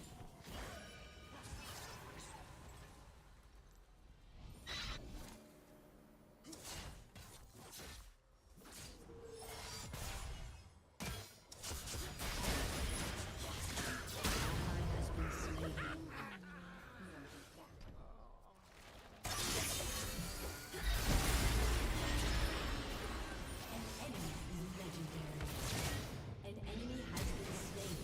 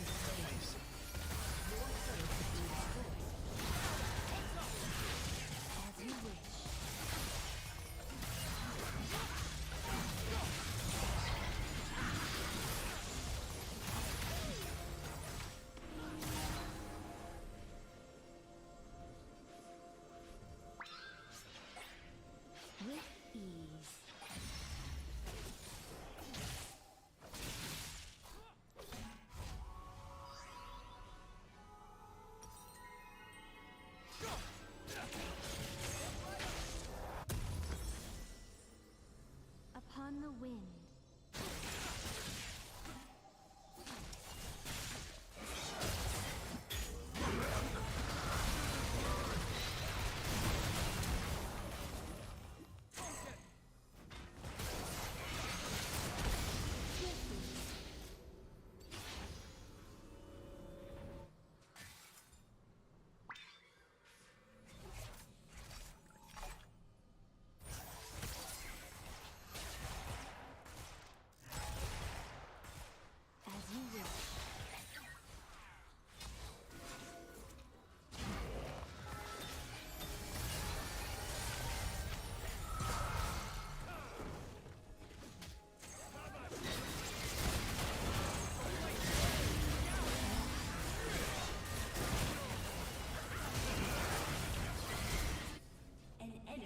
Legendary. Enemy double kill. Enemy triple kill. An ally has been slain.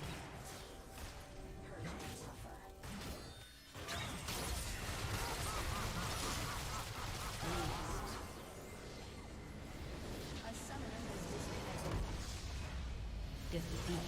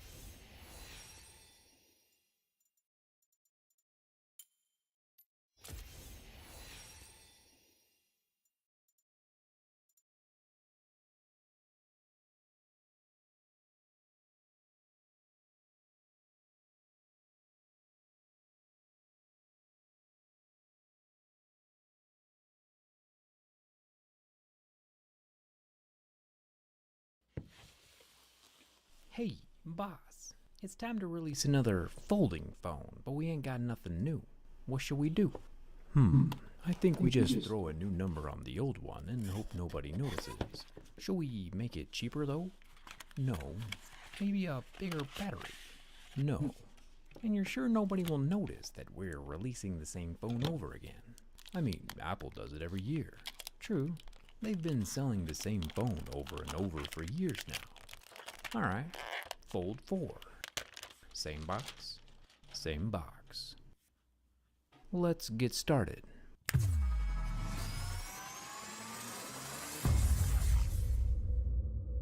So there aren't a whole lot of changes this year with the Fold 4, externally or internally. It's got the same multitudinous smorgasbord of regulations that you have to agree to before gaining access. User joined your channel. Like the usual don't touch it too hard.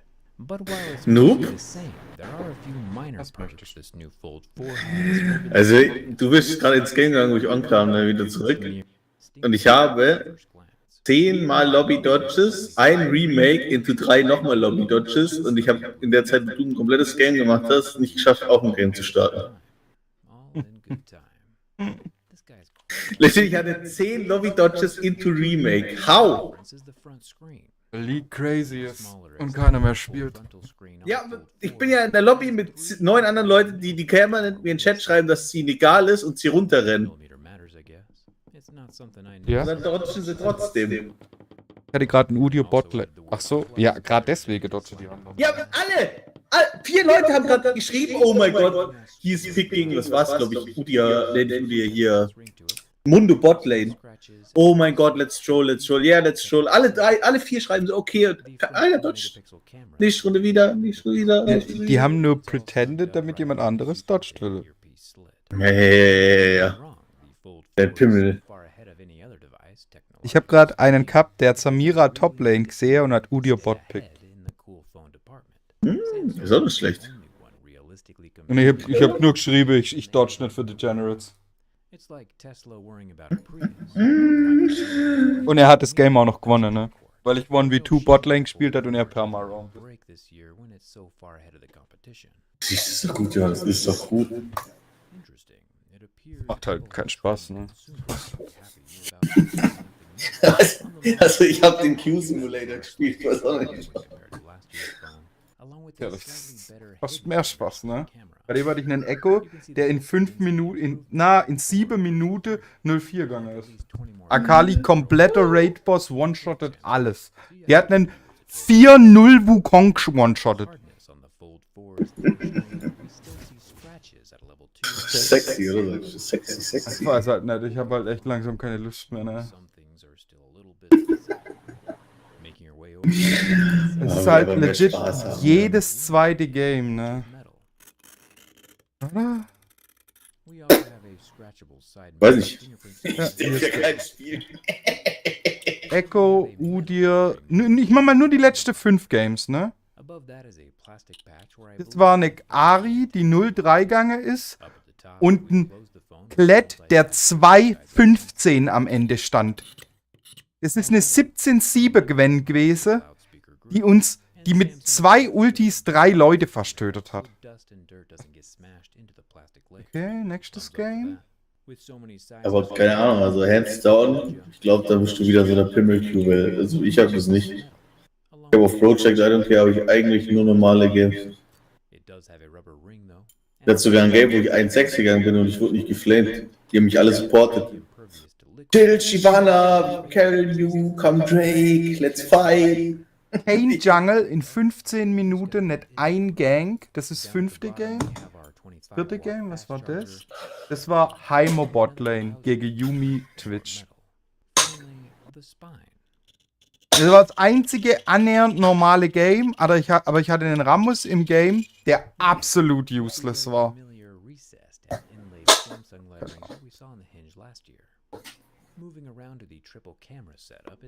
Kannst du nicht sagen, Jonas? Ich muss ehrlich sagen, ich glaube, es gibt einfach die Flame Q.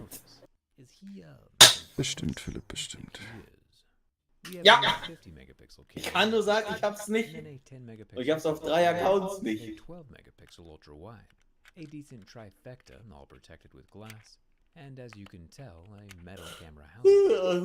Botlane ist halt immer noch ein bisschen toxischer, wenn man mit einem zusammenspielen muss. Aber sonst. Meistens ist ja nicht mal die Botlane, die hart runterrennt. Es ist einfach meistens. Es ist irgendwas so todesgefiedert. Was machst du gegen eine 5-0 Akali oder 3-0 Akali? Die ist übrigens auch Bullshit gerade, ne? This is Ich the habe auch same ein, zwei Mal setup gespielt. that Ich I fühle use on mich previous balanced. generations of the flip and Aber du musst fold die E modes, dodgen, das so it ist should be a das Wichtigste, fantastic weil ja Karl, die E Using ist this 90% von dem Damage. Someone really needs to stop this man.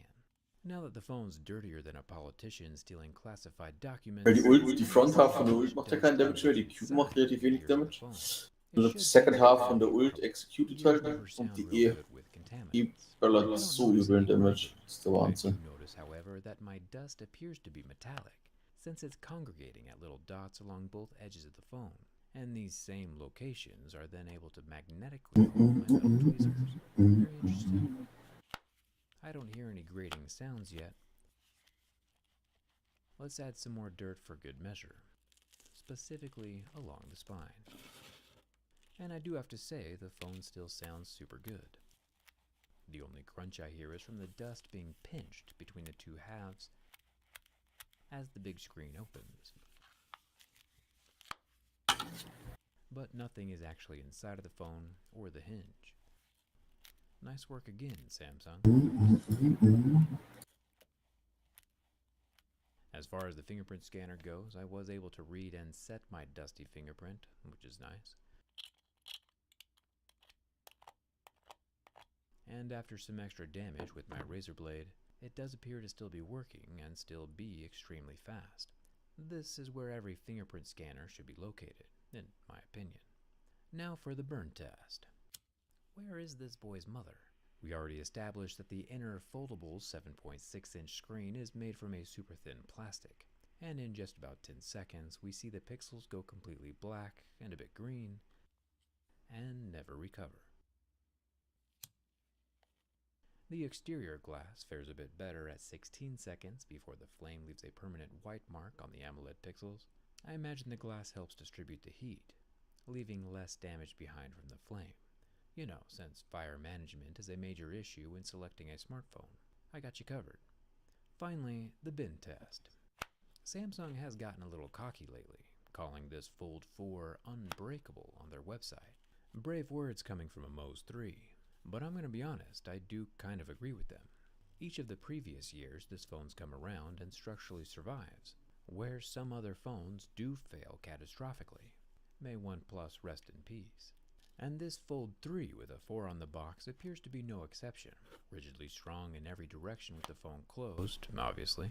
If, however, we were to bend the phone in the opposite direction while open, where each and every single one of us expect and almost hope for carnage, there is none. The Samsung Fold 3.4 once again passes my durability test. Dust slams and bends, yet still lives. Yeah, it's Johannes? soft on the inside, but aren't Das we all? richtig Witziges sehen. Now, I don't think that this new Fold is going to Aber wenn es survive nicht the witzig finde, teardown sondern nicht its traurig. predecessor for sure did not. So if you'd like to see your phone from the inside while it's still alive, Ich glaube, mein Humor ist einfach so schlecht. might I suggest one of my teardown skins? D-Brand and I have been working on this for years now, and we cover nearly every major device. You might be like, if the phone didn't change much, how come there's a new teardown skin for it? And if you keep asking those questions, we'll just release the Fold 3 Ist aber again nicht next year schlecht. too. Es geht so schön langsam. That down. Vor, And yeah, the zurück, Fold 4 skin vor. is still full price. Und dann der and Titel it'll dazu. be covered Der in macht's ja richtig 1/4 of the witzig. phone. Has this man ever worked for Apple? Link is down in the description. Rumor is there's the new iPhone coming out. I think it's the iPhone 10 version. Ach, wie schlecht muss es dir eigentlich Track. gesichert sein?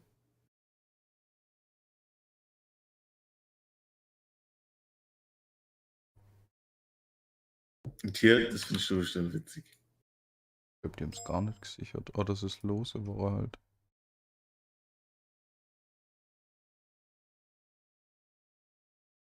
Schade um den Kran und das ist schade ums Meer.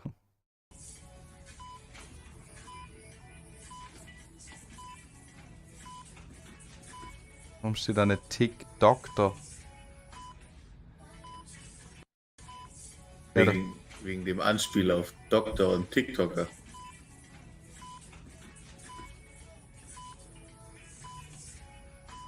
Trotzdem besser.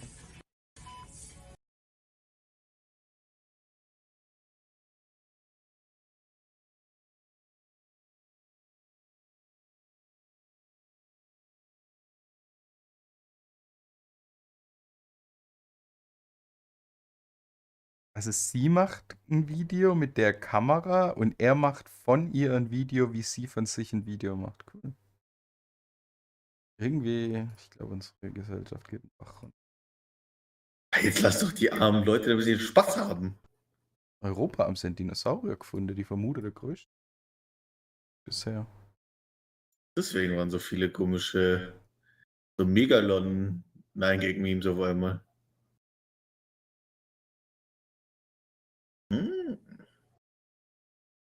Aber war das auch Meer oder Land? Meer wahrscheinlich, oder? Meer sind die größten, ne?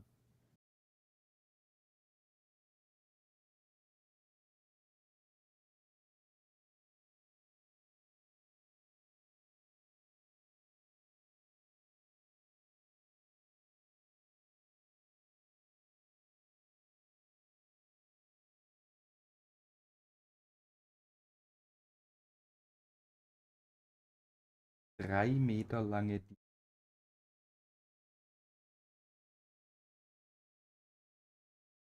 In dem Garten vor einem Haus in Portugal. Ah, es ist nicht bestätigt, das. Ja, hier in. Irgend so ein Fluss ist ausgetrocknet in Asien. Ich glaube, es war China, aber nicht sicher. Dann haben sie auch doch so eine riesige hier Mönchsanlage gefunden. Fluss? Ja. Ganz schön weit gewandert. Nee, es war anscheinend so ein Mönchsdorf oder so, das Mönchsding. Die ist aber vergessen worden. Ja, da muss ja irgendwann anfangen, seinen Fluss drüber zu fliegen. Ja, ich weiß nicht wie, aber.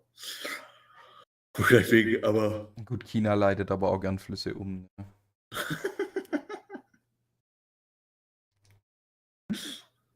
Toxic. Legit, die haben ja ihren Staudamm, der hat ja irgendwie 2 oder 3 Städte komplett unter Wasser gesetzt und die müssen sie jetzt komplett wieder aufbauen. Arbeite sie gefühlt seit 10 Jahren dran. Stell dir mal vor, wie shit das sein muss, ne? Jetzt baust du so einen riesigen Damm, flutest Städte und alles und dann trocknet dir einfach das Wasser aus und du hast erst keine Elektrizität davon. Aber gut, das steht da schon eine Weile, oder? Ja. Aber ich meine nur, in der Zukunft, das wird ja immer schlimmer. Naja, ich meine, gab ja schon genug Aufruhr. Die haben ja gar nicht den anderen Ländern das irgendwie so genau gesagt, was die da machen. Nö, das war ein Geheimprojekt. Weil irgendwer hat sich da richtig aufgeregt. Was, Indien oder was? Nee, so kleiner, das Nee. Pakistan. Ja, irgendwie haben sie das Wasser abdreht. Ist Wasser, ey. Das haben mehrere Länder schon gemacht. Afrika hat das auch schon gemacht. Das ist Afrika. Ja, wie wollen die das Wasser abdrehen? Nil oder was? Hat die Nil umgeleitet? Nee, nicht der Nil, glaube ich.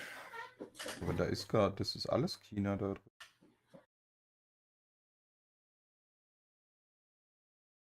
Gut, das kann. Ja, irgendein Meer muss er münden und China ist ja nur am rechten Meer. Oder? Rechte Meer. Ja, was ist das? Warte, nicht hinten, das ist Indischer Ozean? Nein, das ist nicht Indischer Ozean, ne? Was ist das? Das ist nicht Indischer. Ja, überleg doch mal, stell dir doch mal die Welt vor, ne? Kann nur einer sein.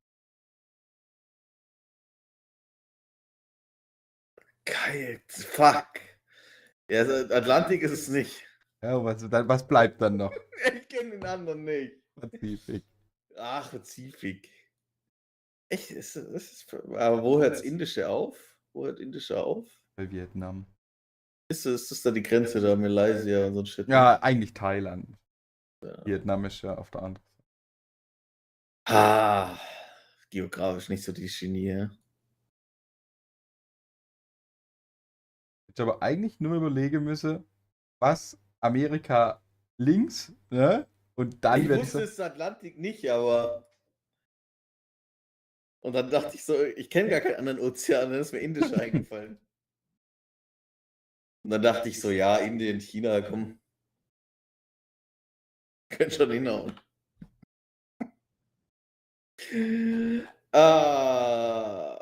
Nee, der fließt ja gar nicht. Der fließt.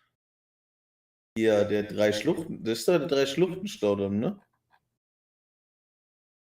will ja sagen, aber ich glaube, der ist es gar nicht.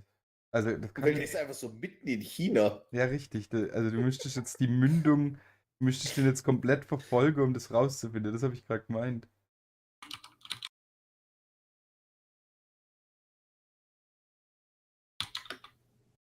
Ich meine, es war Tibet, aber das kann nicht sein.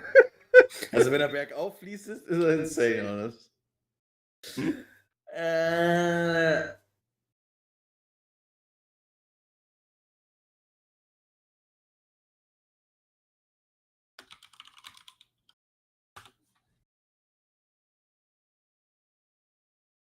Es ist der Mekong-Staudamm.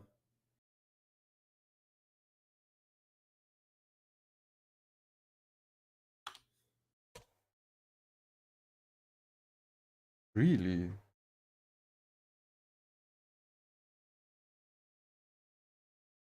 Mekong-Staudamm. Naja, das passt. Das ist direkt bei Myanmar. Myanmar und Laos und so haben sie das Wasser abgestellt anscheinend.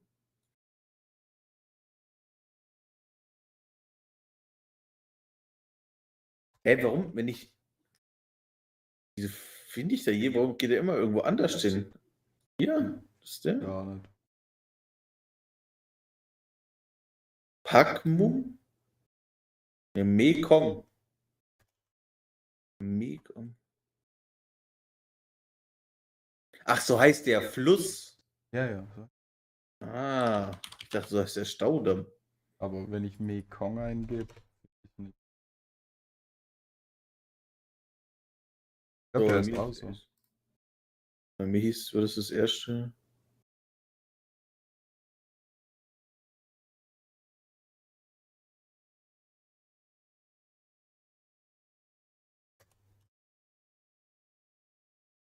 Eine. Hat China bestimmt gesperrt, dass man den Fluss nicht mehr googeln kann. Aber ein ziemlich kleiner Fluss.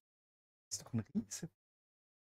Der ist groß, also von dem Bild, von dem Staudamm, der ist ja riesig.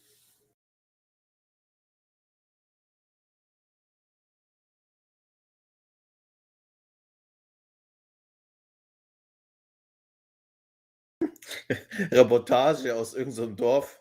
Eines Tages im Jahr 2016 hörten wir 2 gewaltige Explosionen. Der Boden in unserem Dorf und unsere Häuser zitterten. Auf einmal ist der Mekong völlig verschmutzt.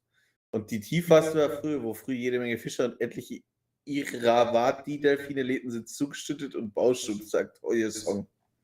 Nice.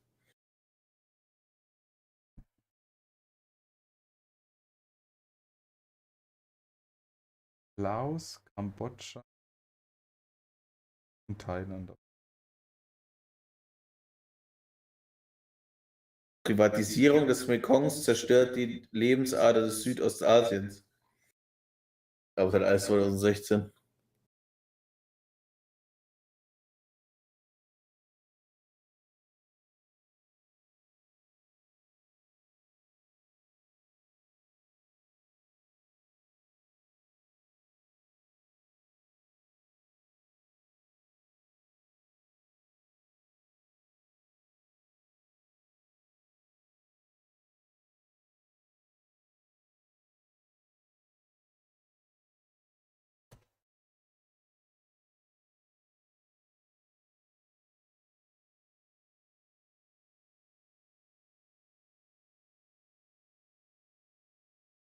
Warum sieht man das auf Google Maps so beschissen?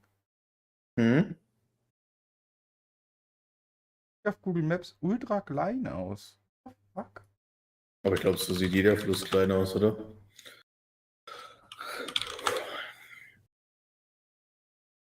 Mal rein oder so, das sah auch mega klein aus. Gerade wenn so Ja, hier, ab Freiburg hoch. Warum können die denn nicht sauber einzeichnen? Die meisten Leute jucken Flüsse, glaube ich, einfach nicht. Oder, ey. Oh, wichtig sein. Weil der Rainer hat ja eigentlich so eine schöne blaue Linie gekriegt, die aber einfach irgendwann von dunkelblau so hellblau wird. Und dann siehst du ihn gar nicht mehr. Was ist denn der fetteste Fluss? Amazonas, oder?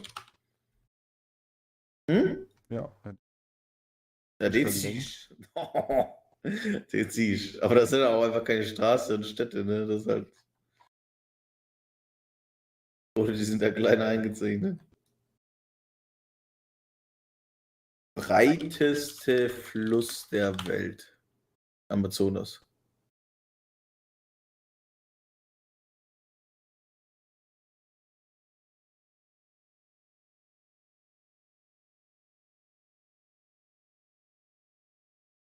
Glaubst du, all das, was grün ist auf Google?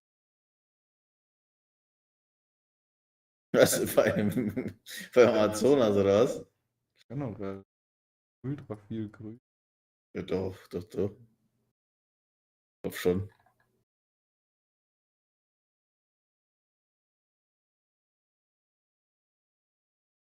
Wenn ich jetzt die Delete anmachen, dann siehst du es ja.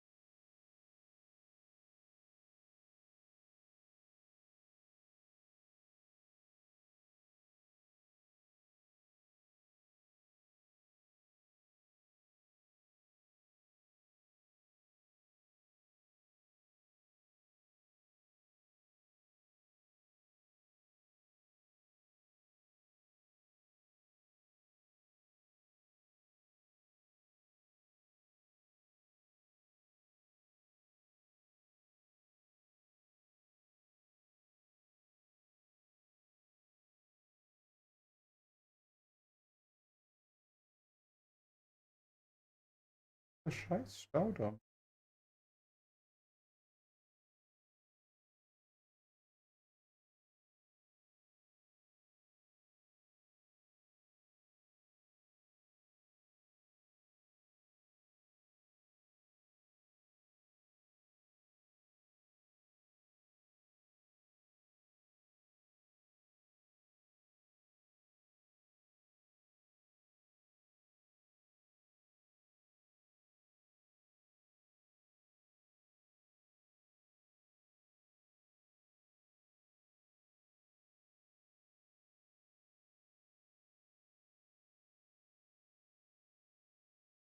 So, ich spiele jetzt.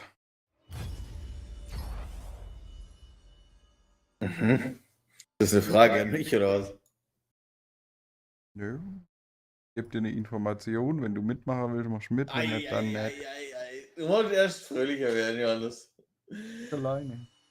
Du musst erst fröhlicher werden. Ach, Mann. Mensch. Wenn ich den Raketenstart angeschaut, Johannes, der abgesagt worden ist. Und Mission. Mhm. Ich dachte auf einmal, alle bei meiner Arbeit sind auf einmal weg. Ich dachte mir, hä, wo sind die alle? Haben die alle diesen Raketenstart einfach eingeschaut? Vor 50 Jahren Ja, waren das sind jetzt mal zuletzt gestartet. US-Astronauten auf dem Mond. Jetzt will die US-Weltraumbehörde NASA mit der Artemis-Mission einen neuen Anlauf wagen. Am Montag soll eine Rakete auf den Weg gebracht werden, mit der der Flug zum Mond, die Umrundung und die Rückkehr zur Erde getestet werden sollen. An Bord fliegen aber noch keine Astronauten mit, sondern Dummies. In 3 Jahren sollen dann wieder Menschen auf dem Mond stehen. Kerstin Klein blickt.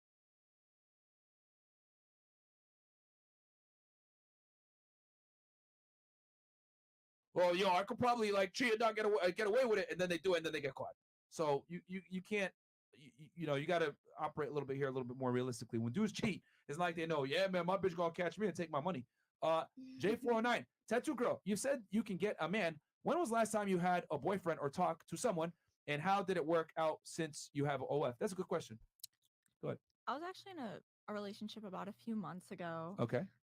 I mean, he had money. He had his own insurance company and everything, and he was the type, he could have taken care of me and all that, but I make pretty good money doing OF, and I just feel too independent that I don't think anyone could ever take that away from me. Okay. So he didn't really care about it. He said, if that's what I want to do, that's what I want to do. Maybe he was just open or didn't care enough. I ended it, but either way.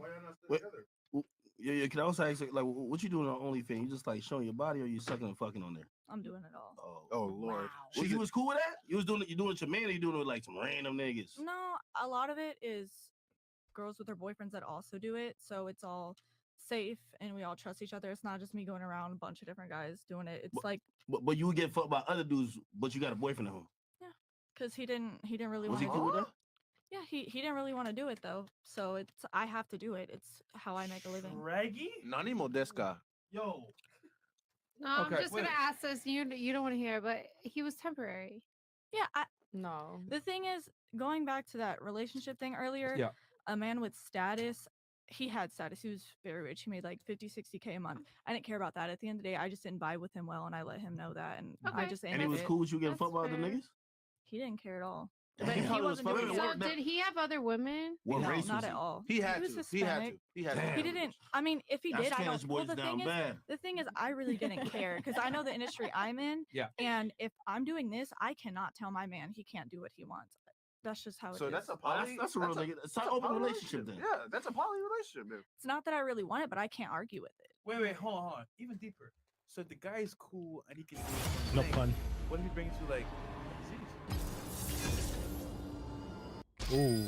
I don't want that. I mean, I'm so open with this stuff. I mean, I go to the doctor every single month. I'm so open with this stuff that it's like I would think he would respect me enough to go to the doctor, get checked. But I mean, when I do get in a relationship, I will say I do not want you to be with other women, but You can fuck other men? So no. Suppose he It's says my he don't want you to job. fuck no more niggas on OnlyFans. No, because I know girls It's my in the job. industry The and fuck? like to smash them, you need like to get tested first. So my question is, in this case, if you got a man, right, and he's open to other women and he could possibly cheat, you allow it, isn't that letting you say, hey, you know what, I could catch something from him? More of a dog person. Most likely. I think the biggest thing here is that she understands that in her profession she's having sex with other men, Ba, so ba, she ba, would ba, look ridiculous trying to demand Right. monogamy from that man. That's what That's I it. think the that's whole what thing. that's her I endpoint. can't argue with. Yeah, you can't. Yeah, I don't want it, but what am I gonna do? yeah, you can't argue. And But then- what about maybe you just having sex with your boyfriend on camera and no one else? If the thing is, they're not really open to it, and Oh, that's okay. not really their thing. And when it All right. comes to like really doing OnlyFans, I'm not just fucking like I'm doing content. I'm setting Yeah. up. I have 4 ring lights. I have 3 different phones. Like I'm doing actual edits and stuff. I'm doing real content videos. It's not just fucking to fuck something. Yeah. It's my job. Yeah. So I would hope they would respect that enough. I wouldn't tell them to stop their job if they wanted to work at a bank, wherever they When you wanted just to fuck do. your mans? No. So if your man Feel wanted the you to stop but thorns wouldn't embrace. partake with you on camera, you're not stop That's a deal sucking breaker, yeah. another nigga dick. That's essentially a deal breaker. Yeah, I mean, I need to do it. It's what I want to do to financially free myself. And Suppose he said he'll like whatever your average is on OnlyFans, he'll give you that. But he don't want another cock in your mouth. That's just not his type of. And then you kissing him at home. that's the thing, though. That's what I look. Even with the sugar daddy things you were saying earlier, it's like eventually they're gonna get tired of you. They're gonna want something else. Exactly. So I have a question. So what's the difference between you being on OnlyFans with a man and you being on OnlyFans without a man? Like what do you do differently when you have a boyfriend than when you don't? So are you saying? You say, well, I have a man. You just fucking. Because I do want to be in a relationship. I do want love because I don't feel like. But with someone that will accept all Kaden of those things. Udio. And what men are Vladimir. What is denn das? I'm just asking. That's that I'm not Udio Botlane. saying Yeah, I'm not really. I mean, yeah, I'm not. Nigga. Nigga, what? Yeah, you should know. Okay. I think There are porn stars in a relationship. yeah. I mean, I think because here's the thing. I see where all the parties are coming from. It's like you're in a profession where you need to make content, right? It tends to be sexual. And if your boyfriend doesn't want to participate in it, well, then you're not really in a position to tell him, well, you can't have sex with other girls because you now you're gonna need to do sexual content with potentially other men. So I get it, and then I mean, just to be honest here, Scheint so, a ja. small minority of men are gonna accept that, right? And then let alone you're probably a higher earner. I know you're probably Keiner higher Dau, up on dass es so OnlyFans, die you're making Waffe quite ist. a bit of money. So a lot of guys aren't gonna be able Gar to nicht measure schlecht. up from a financial standpoint and also be okay with that. Der, Which you der know, ist which so is pretty insane much the tanky mit recipe that we've nichts. seen many girls that work in your industry suffer from. It's difficult to find a guy that earns that kind of income, is cool with that lifestyle, and willing to accept his girl having sex with other guys. So I see where you're coming from. It's a very it's a lot of it's a moving variable. It's moving variables that like it's not conducive to a Das ist der relationship. Mundus-Support. And it's I'm not in a relationship, so it's, Ja, I see where it's gone. Yeah. It's not. Mal? Ja, 4-mal Ghost, die Gegner. Eine Neide, ey. Gar keine Windows Lust. Support.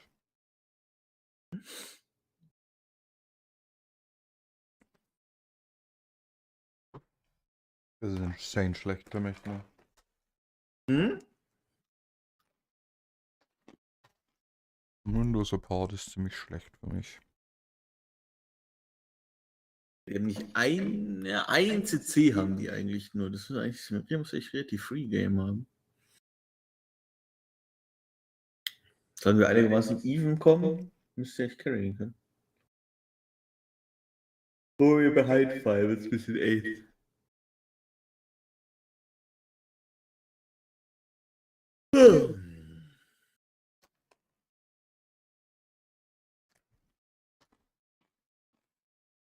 Ja, was ist.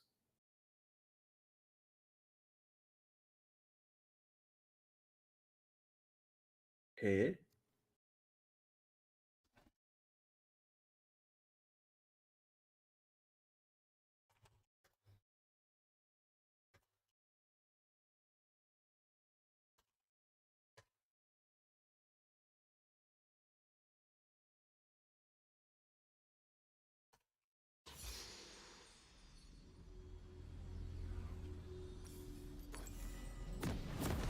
The forest holds many surprises.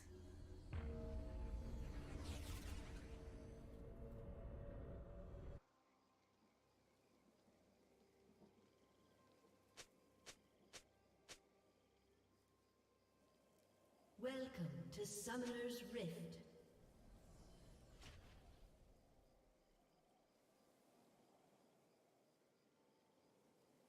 Seconds until minions spawn.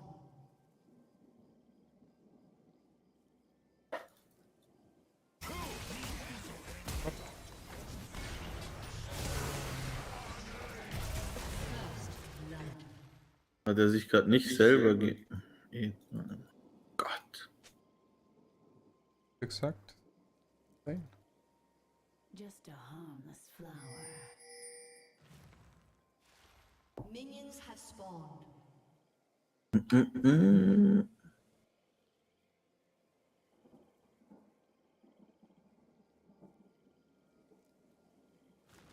Venture off the beach. Geh im Busch, du Opfer!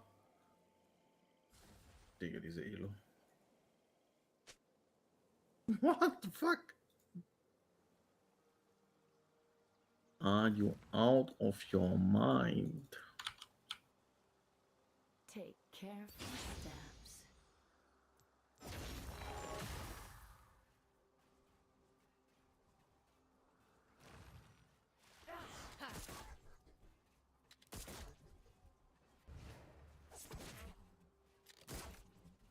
Waiting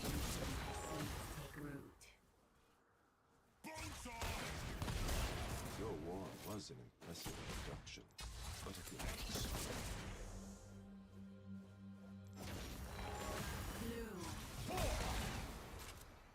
Meine Pflanze greift den Kampf an.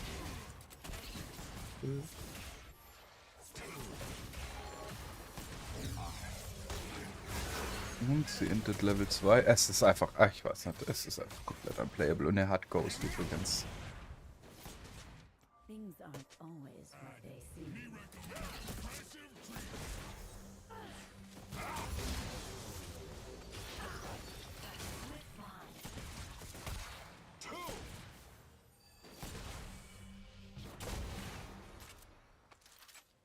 Such a busy world. Get to play.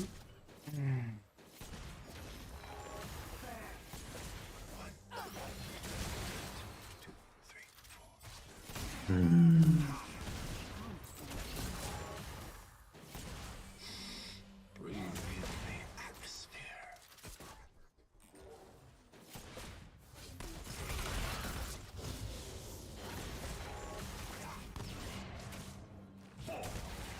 So much more to see.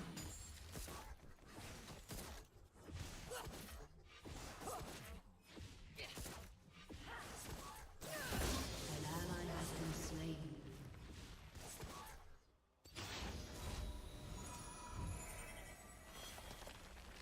Come closer.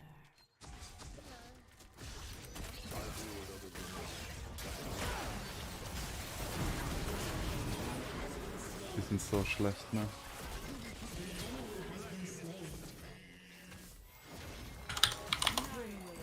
Jin hat geflasht, wo ihn nicht ghostet. An ally has been slain.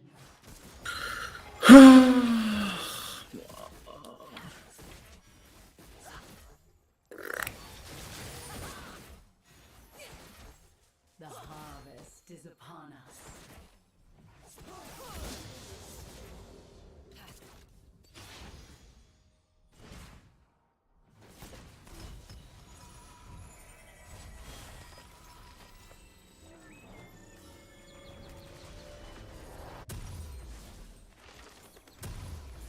The forest holds many surprises.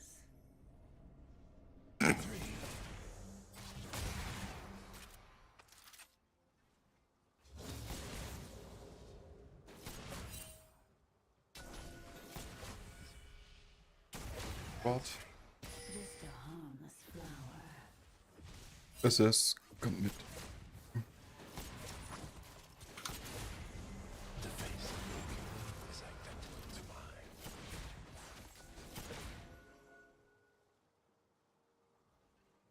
Venture off with this.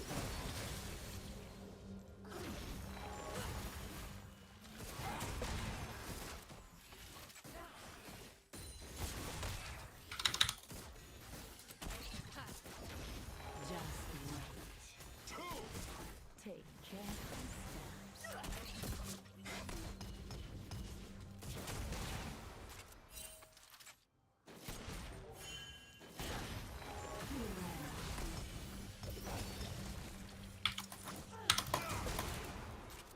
Wait until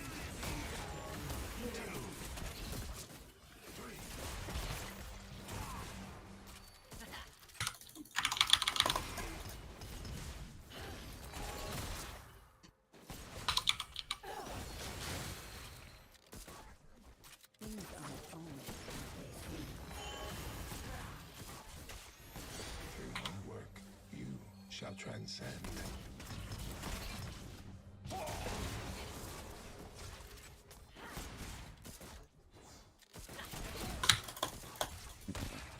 An ally has been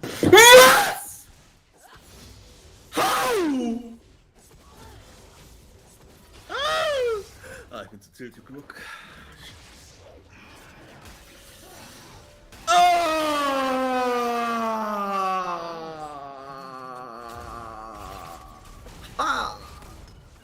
Unlucky.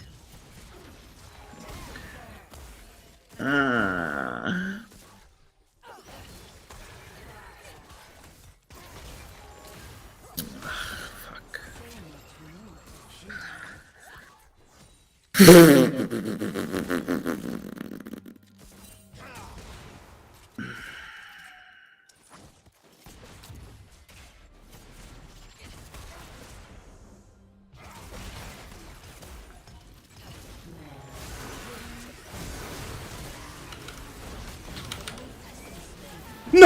Flash nicht! In Flash.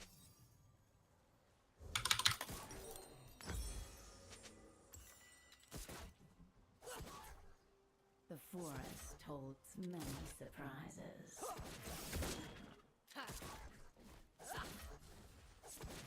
Wie bin ich denn da gestorben? Schnell war ich down.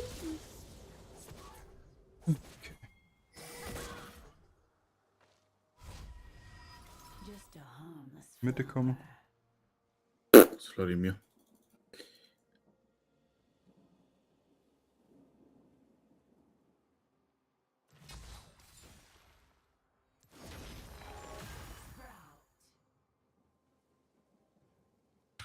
venture off the beaten path.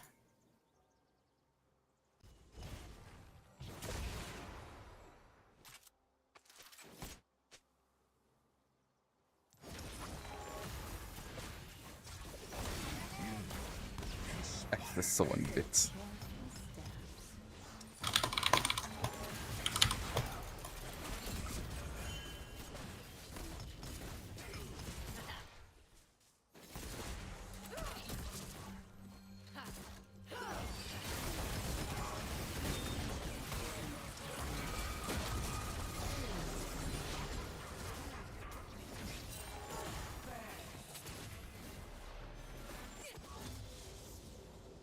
Okay, in Mitte.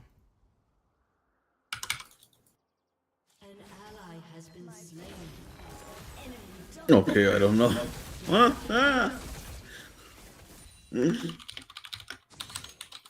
Ja, keine Ahnung.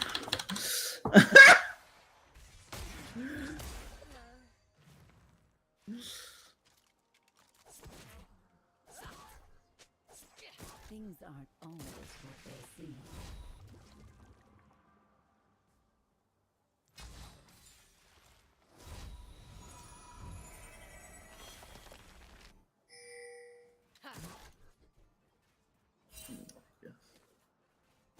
Such a busy one.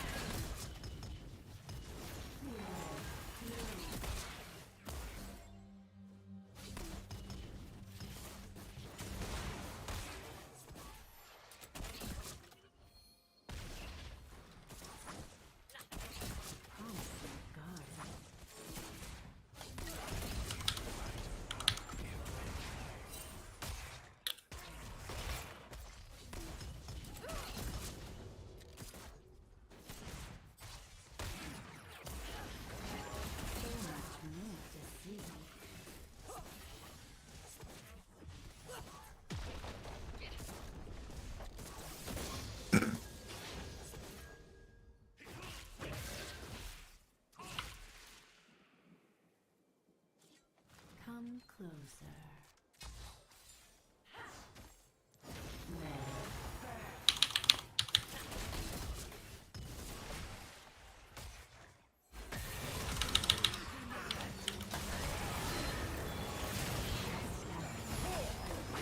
Ah, Mann! Please! Oh!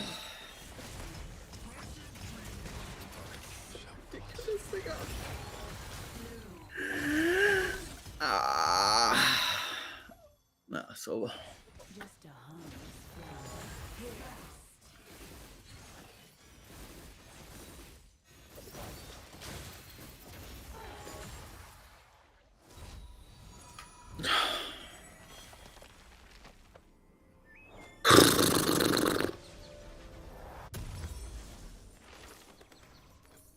venture off the beaten path.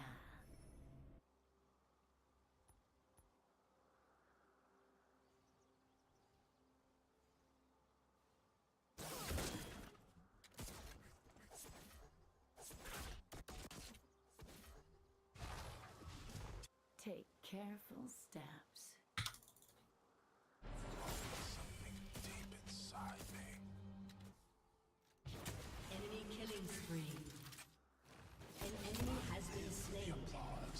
Enemy double kill.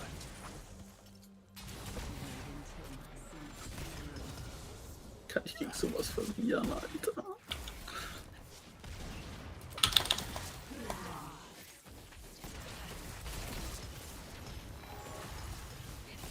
You will learn what it truly is.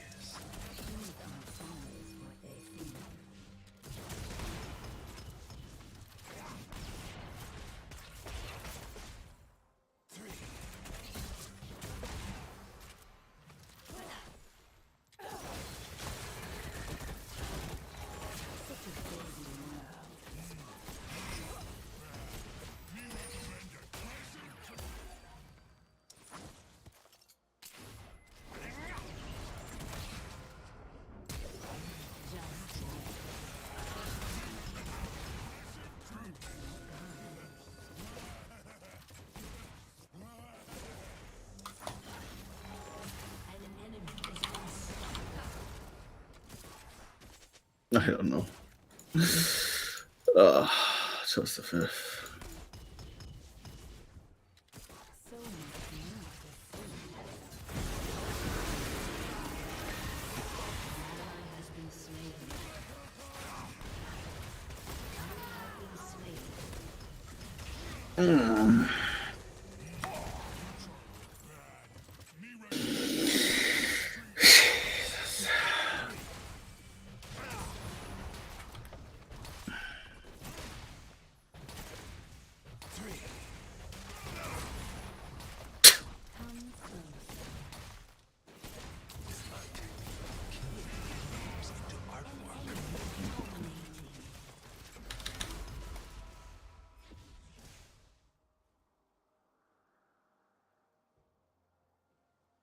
The forest holds many surprises.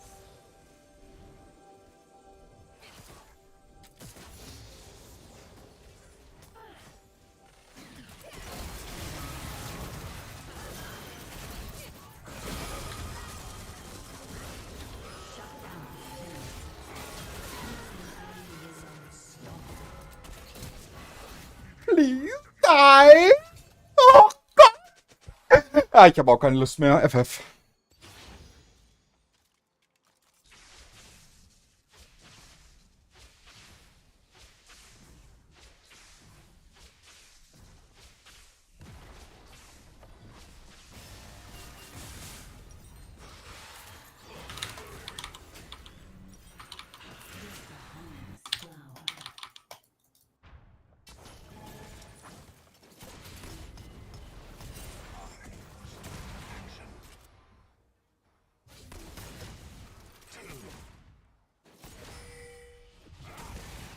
Venture off the beat. An enemy is godlike. Ja, und cringe die Runde, Mann.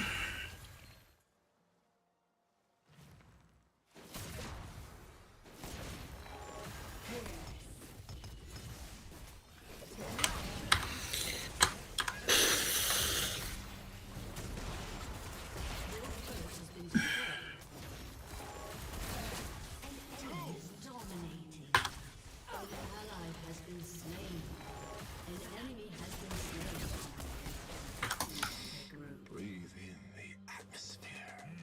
Your chart look bad. We recommend fresh.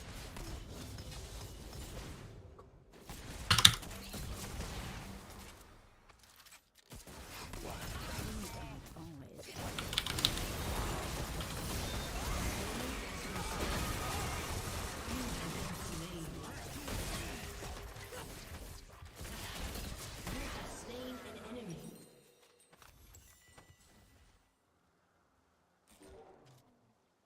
An enemy is godlike. Oh mein. Your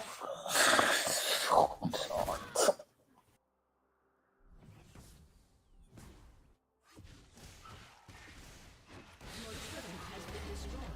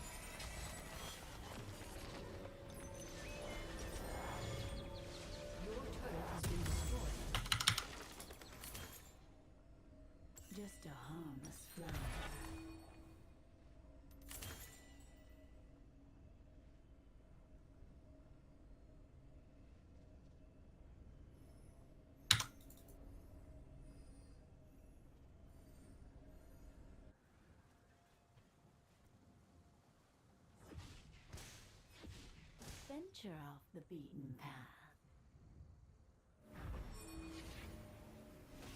Your turret has been destroyed.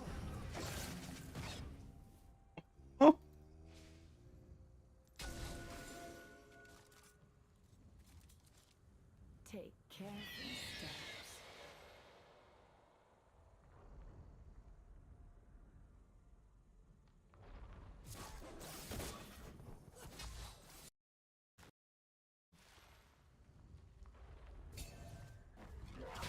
Wait until my seeds take root.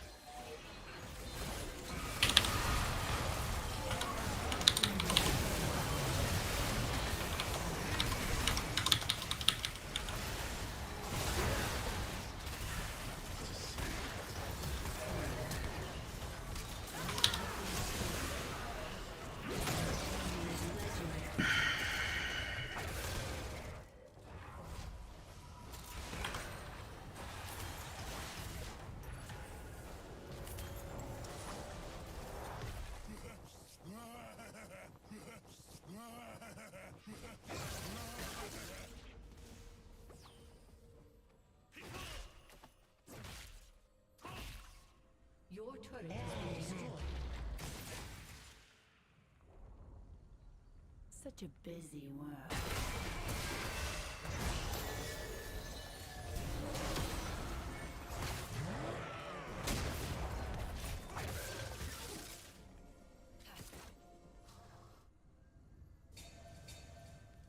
A promising garden.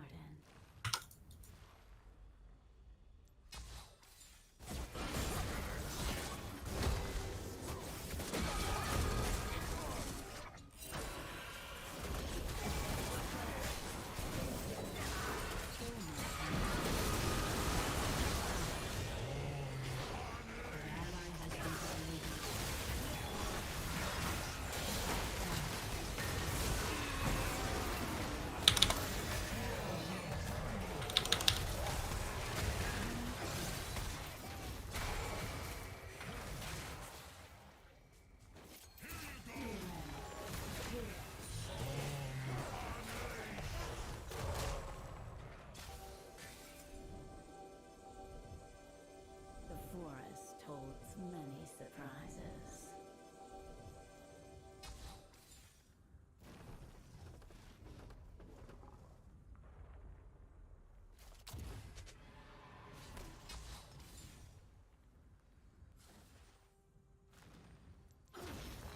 Just a harmless flower.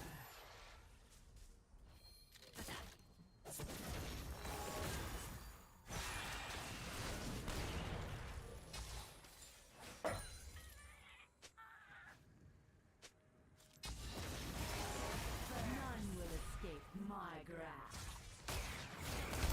Doctor.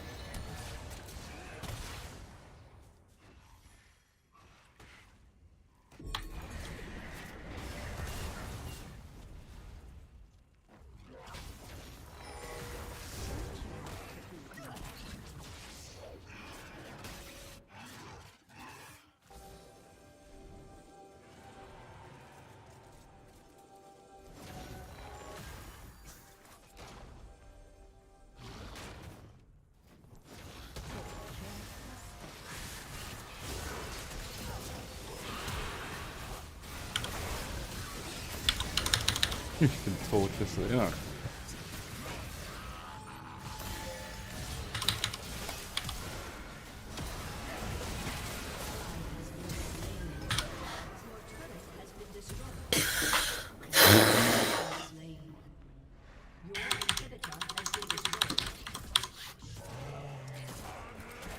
Jesus.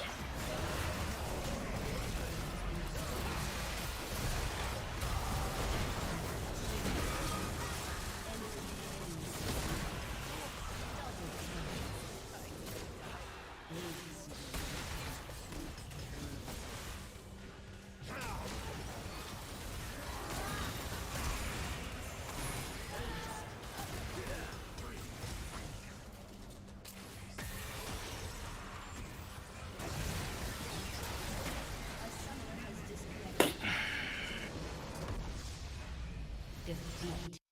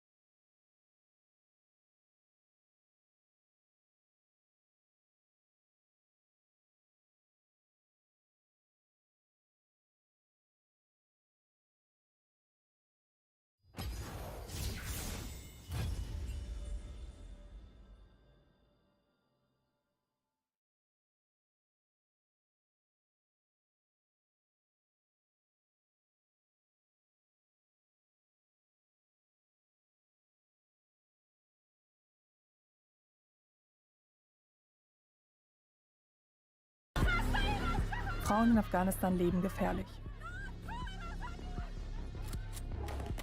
Vor allem seit die Taliban zurück sind.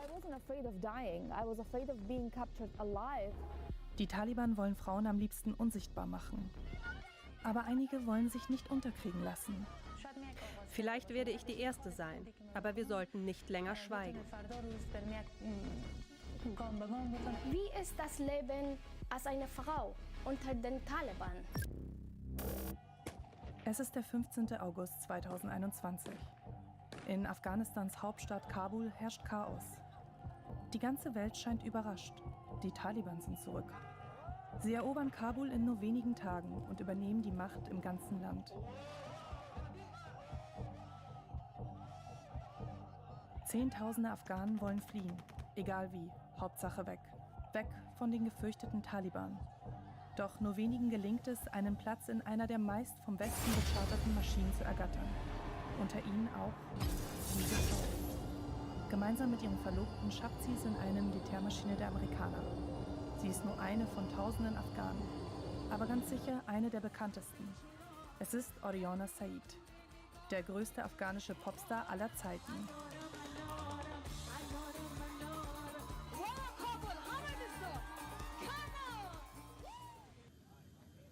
Ariana schafft es. Zuerst landet sie in Doha. Mit ihrem britischen Pass kann sie weiter in die USA reisen.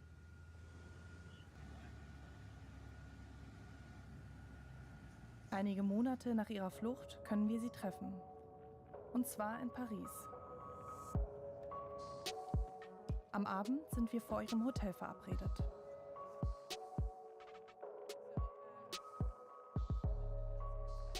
Ariana ist mit ihrem Verlobten nach Paris gekommen, weil sie hier einen Auftritt hat. Eigentlich wohnen sie in der Türkei.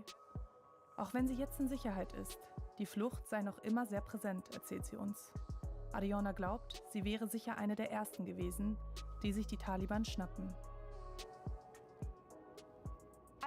wasn't afraid of dying. I was afraid of being captured alive and being, I don't know, raped or being paraded in front of the cameras and made fun of and called infidel, and things like that can happen in the country. I mean, do you remember that young girl, Farkhunda, who got killed in the street, burned alive? So I was more scared of things like that. So I would rather die than being, paraded in the streets like that. Radikale fühlten sich immer schon von Oriana provoziert. Besonders die Taliban, die sie immer wieder öffentlich kritisiert hatte. Ariana hatte deswegen einen Deal mit ihrem Verlobten. Sollten die Taliban sie jemals gefangen nehmen, sollte er zuerst sie und dann sich selbst erschießen. In ihrer Heimat Afghanistan war Oriana Said ein Superstar. Sie moderierte im Fernsehen, vor allem als Sängerin wurde sie im ganzen Land bekannt.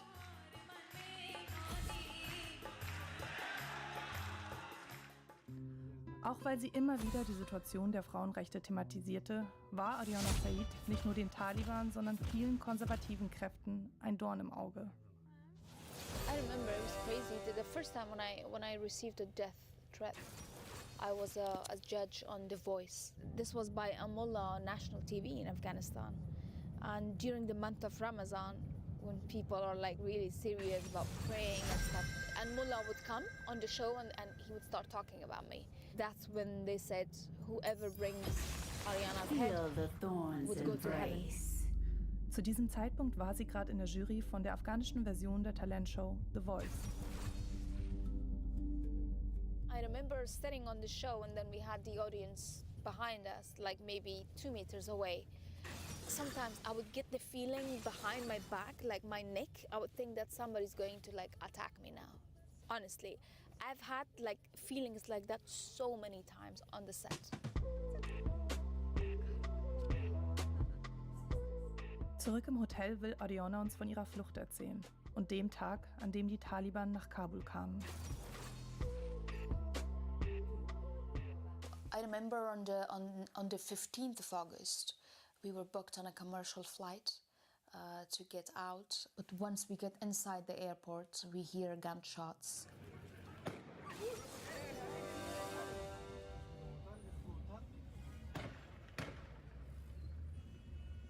Thousands of people who were there to check in, they started rushing towards the airplanes and they just got inside. And the plane that we were booked on, it never took off. It got cancelled, of course. Am nächsten Tag schaffen sie es in eine US-Maschine. Aber die Erlebnisse vom Flughafen hängen Ariana bis heute nach. The scene of the people at the airport and the women, especially the children, the babies who were trying to escape, a crowd of like thousands of people, all in panic, in shock, trying to leave, and they couldn't because there was no flights, there was no planes. That's the scene that has still stayed with me, especially the last few minutes when they were opening the gates for me. Wie blickt sie nun auf ihr Land und den Taliban-Regime? I personally actually do not see a future for Afghanistan if the Taliban continue to rule. All I see is, darkness. I think they're going to take Afghanistan back to dark ages like they did 20 years ago. Der nächste Abend. Sie soll bei der UNESCO singen. Ihr Land dort repräsentieren. Doch tut sie das wirklich? Für viele Frauen in Afghanistan war es schwer, selbst kleinste Freiheiten zu erkämpfen. Oriana Said ist eine Ausnahme und sie war schon immer privilegiert. Und sie hat die afghanische Bevölkerung schon immer gespalten. Denn sie ist ein Symbol für unsere Vorstellung von Freiheit. Aber auch viele Afghaninnen fühlen sich von ihr nicht repräsentiert.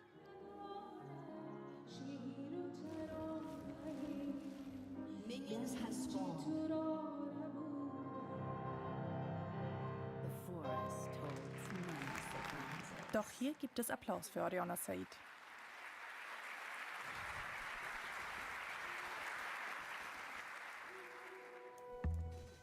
Das ist Sosan. eine afghanische Kollegin, die gerade für ein paar Wochen bei Steuerung F arbeitet und mit uns für diesen Film recherchiert hat. Vor 5 Jahren floh sie selbst nach Deutschland und beobachtet seitdem die Lage der Frauen in ihrer Heimat. Was kommt dir da in den Kopf, wenn du Arianas Geschichte siehst? Ja, wenn ich die Geschichte von Ariana sehe, ich wünschte mir vielleicht alle Frauen, die in Afghanistan sind und ihr Leben in Gefahr ist, sie hätten auch diese Chance wegzulaufen und ihr Leben zu sichern. Andererseits, ja, wegzulaufen ist nicht die einzige Lösung. Und viele Frauen, die dort sind, sie wollen nicht oder sie wollten nicht damals auch wegzugehen. Sie wollten vor ihrer Freiheit, vor ihrer Rechte kämpfen. Ein paar dieser Frauen werdet ihr in diesem Film finden. Afghanische Journalistinnen haben dieses Material für uns gedreht. Wir sind in Herat, im Westen Afghanistans. Auf dem Weg zu einer Frau, die den Taliban ein besonderer Dorn im Auge ist. Denn sie hat sich in einer Männerdomäne einen Namen gemacht. Adila Adil ist nämlich Afghanistans erste Fahrlehrerin. Das hintere Auto gehört mir. Seit der Machtübernahme der Taliban steht das Auto still. Weil es nicht gefahren wird, musste ich es abdecken. Vor 11 Jahren gründete sie ihre Fahrschule. Nur für Frauen.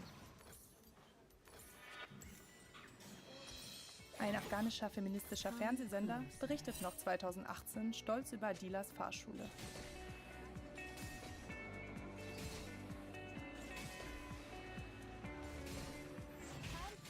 Jedes Jahr steigt die Anzahl unserer Kundinnen und das Interesse von Frauen für das Autofahren.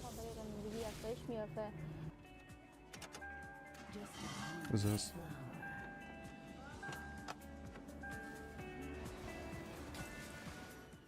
Adila hat eine Ausbildung zur Realschullehrerin. Aber Wirtschaft macht ihr immer mehr Spaß, sagt sie. Also hat sie Hinter einmal dir. Wirtschaftswissenschaften an einer privaten Uni studiert. Und da kam ihr der Film.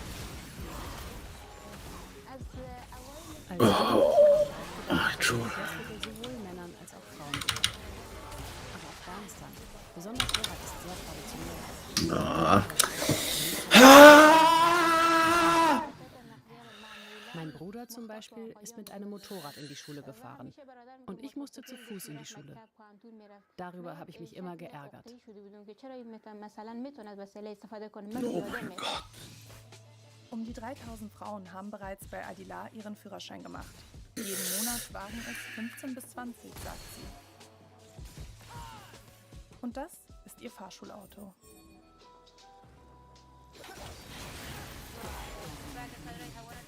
Meine Reifen überprüfe ich selber. Dafür habe ich eine Luftpumpe.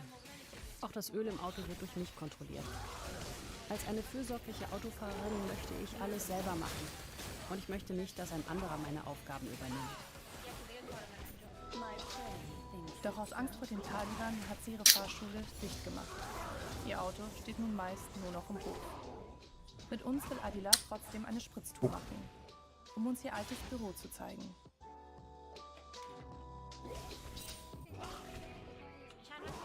Ich bin seit einer Weile nicht in die Stadt gefahren, aber heute will ich fahren.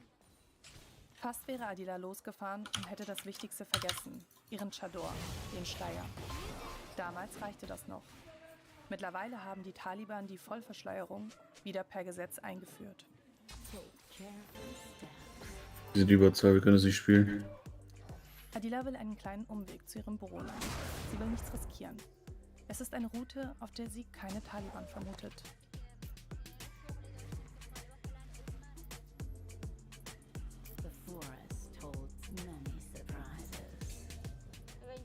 Das ist mein Büro. Seitdem die Taliban regieren, sieht man kaum noch Frauen am Steuer in der Stadt. Denn es ist ein wenig Willkür, ob man weiterfahren darf oder nicht. Es gibt unterschiedliche Taliban-Gruppen. Einige erlauben es Frauen nicht zu fahren, andere haben nichts dagegen. Heute wurde sie zum Glück nicht kontrolliert. Selbst ein kurzer Fahrtweg kann für Adila gefährlich werden. Sicher ist es für sie eigentlich nur noch zu Hause. Hier verbringt die einstige Unternehmerin nun die meiste Zeit. Mit Hausarbeit oder Lesen.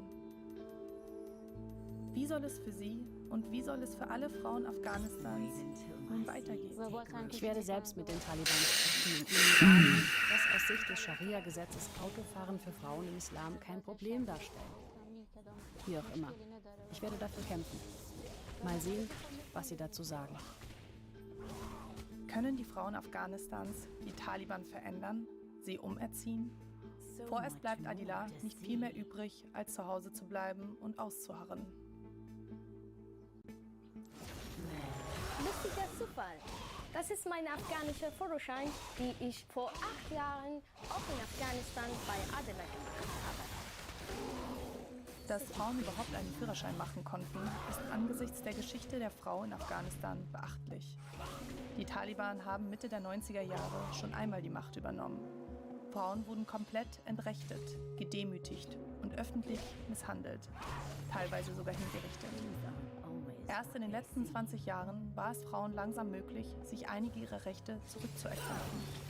Sie durften zur Schule gehen, wählen und studieren.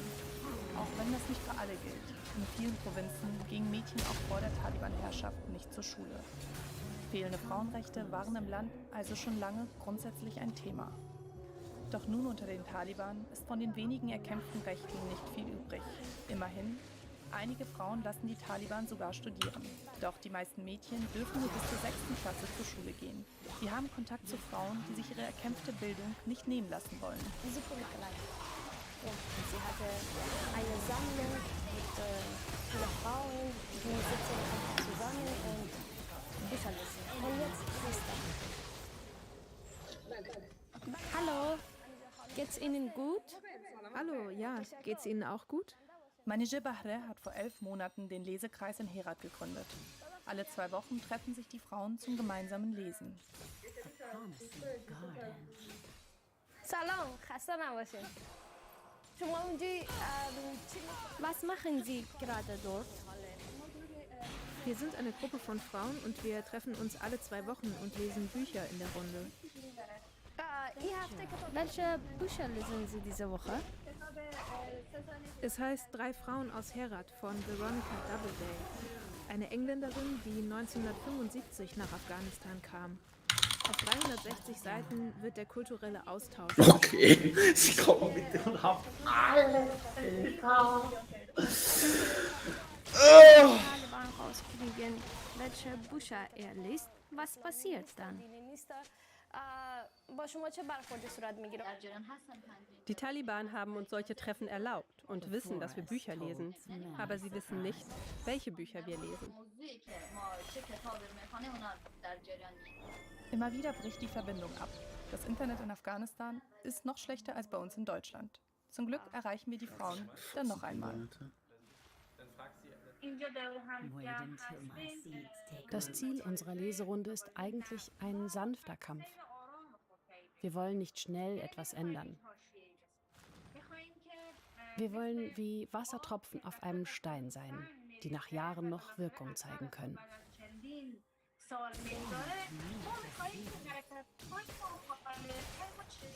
Wieder bricht das Internet ab.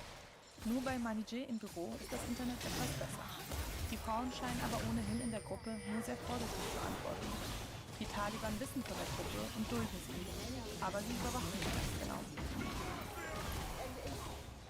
Früher haben wir das Thema der Bücher, die gelesen wurden, über Social Media veröffentlicht. Zum Beispiel Noch 10 Sekunden will ich noch den Bus gehen. Das zweite Geschlecht von Simone de Beauvoir. Cringe. Aber wegen der Hindernisse dieser Tage haben wir uns entschieden, die Themen nicht mehr zu veröffentlichen. Was würde mit Ihnen passieren, wenn Sie Anforderungen der Taliban nicht erfüllen? Es gibt mehrere Risiken. Das erste, was Sie unternehmen könnten, wäre, die Sitzungen zu beenden. Die Situation momentan ist sehr heikel. Die Ideologie, die wir vertreten, verletzt die Ideologie der Taliban. Somit könnte die Situation gefährlicher werden für uns. Was gefährlich dann bedeuten könnte, sagt Manije nicht. Auf jeden Fall müssen die Frauen sehr vorsichtig sein. عمده‌ترین هدفی که این فرستاد دنبال میکنه نوع مبارزه نرم هست. هدف عمده دیگری که در این فرستاد تحقیق میشه اینه که جامعه به نبود زن عادت نکنه. مواظب خوب باشین. تشکر یک جان. خداحافظ. خداحافظ. Während diese Frauen sanft und leise kämpfen, gehen andere deutlich weiter. Erst vor wenigen Wochen zeigen Frauen in Kabul ihren Protest auf der Straße. Sie protestieren für Essen, Arbeit und Freiheit. Doch die Taliban lösen die Demo auf ihre Art auf. Zum Glück wurde niemand verletzt.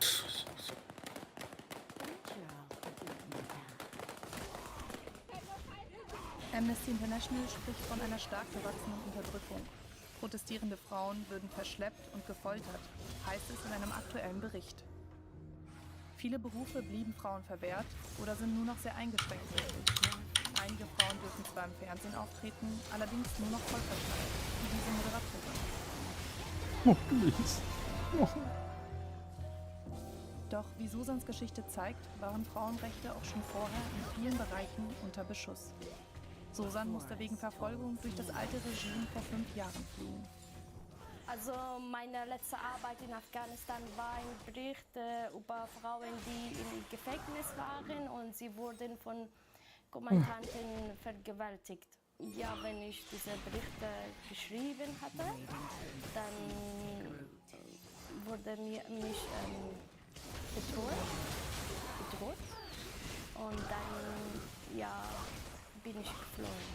Also damals, wir hatten schon dieses Rechtgesetz, Frauenrechtgesetz, aber es war nur Papier. Das ist Marjan. Auch sie lebt in Herat und sie will trotz allem Journalistin werden. Bis die Taliban kamen, hat sie Journalistik studiert. Mittlerweile geht sie nicht mehr in die Uni. Und das, obwohl viele noch geöffnet haben. Doch ihre Eltern haben zu viel Angst, Marjan Are you serious? Don't let it crush, Alter. What? Don't let it crush? Oh mein Gott, ihr Missgeburten, Alter. Das Buch, das ich in diesen Tagen lese, heißt Victims of War. Ich lese 200 Seiten am Tag, weil ich sonst keine Beschäftigung habe. Alter, du Missgeburt, Mann. Du Missgeburt. Wie kann man das denn crushen lassen? Englischunterricht, dann Uni und nebenbei habe sie noch als freie Journalistin gearbeitet. Das tut so weh, Mann. Das hier ist ihr letzter Beitrag für Studentenfernsehen.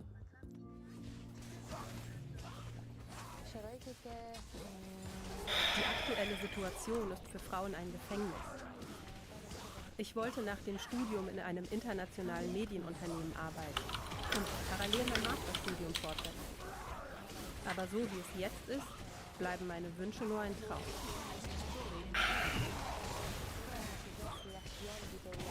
Mein aktuelles Ziel? Eine von Marjans Überlebensstrategien: Musik. Vor 2 Jahren haben meine Schwester und ich... Ach Mann, diese kleine Fotze, Alter. Dann habe ich 2,5 Monate Online-Unterricht. Get Cancer! Aber als ich Mann! Kamen leider die Taliban. Und ich darf... This is so great!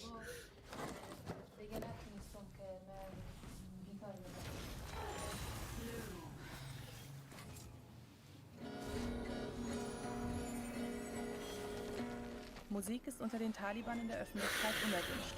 Marjan spielt trotzdem, zumindest für sich. Ob sie die Gitarre absichtlich unbestimmt spielt, vielleicht ist es sogar ihre Form von Protest gegen jene Männer, die sie am liebsten gar nicht berühren. Marjan will sich ihre Selbstbestimmung nicht komplett nehmen lassen.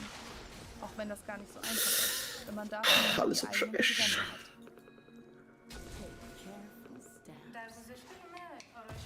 Früher schminkte ich mich immer, wenn ich zur Uni oder zur Arbeit gegangen bin. What?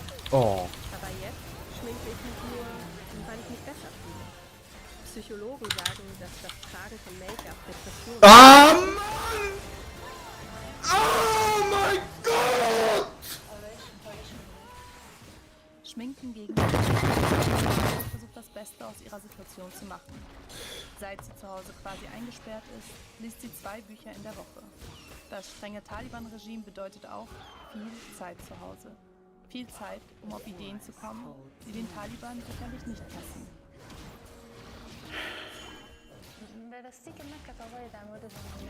Seit ich mehr über Frauen und ihre Kämpfe lese, ist meine Motivation gestiegen. Es haben schon so viele Frauen gekämpft. Vielleicht bin ich die Erste, die damit anfängt. Aber wir sollten nicht schweigen. Endlich muss jemand auch mal mit kleinen Schritten Kill dich. Ich hab die gemisst. Martin ist ambitioniert und doch kämpferisch. Die Bilder wurden Ende 2021 gedreht. Also nach der Taliban-Machtübernahme.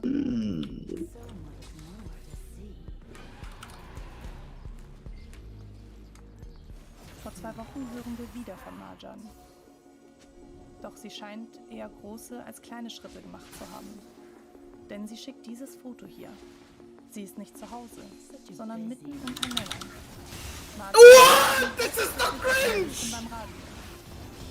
Jetzt spiele ich auch wie diese Hurensöhne, Alter! Wie kam es dazu, als Journalistin unter den Taliban zu sein? Bevor sie anrufen, schickt sie uns dieses Video.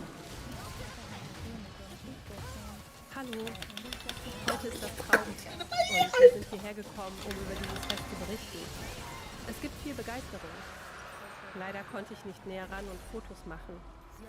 Sie kamen aus dem Tugendministerium und warnten mich, dass ich nicht in ihrer Nähe sein durfte.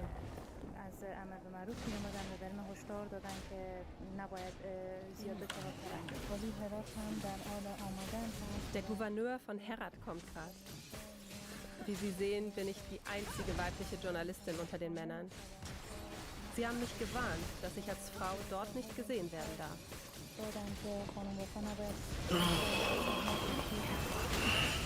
Was ist da genau passiert? Was wird der Int sein von ihm? Erreichen wir Marjan.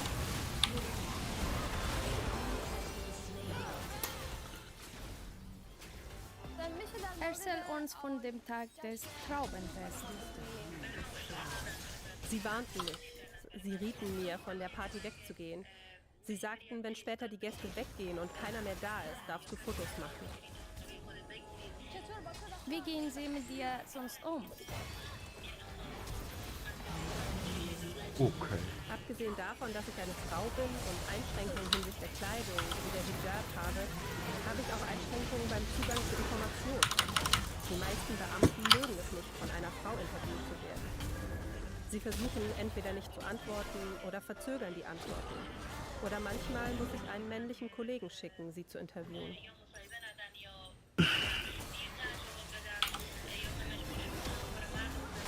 Das slowt mich natürlich in fucking Timbuktu immer noch. Ach, die lebt auch. Schon. Vollverschleierung, wenn es verlangt wird. Und bleibt weg, wenn es die Taliban wollen. Die Anpassung kann man sich als Journalistin leisten. Damit eine Frau als Journalistin arbeiten darf, muss sie dann pro Taliban sein? Auch im Journalismus haben wir ein Prinzip. Keine Meldung ist das Leben eines Reporters.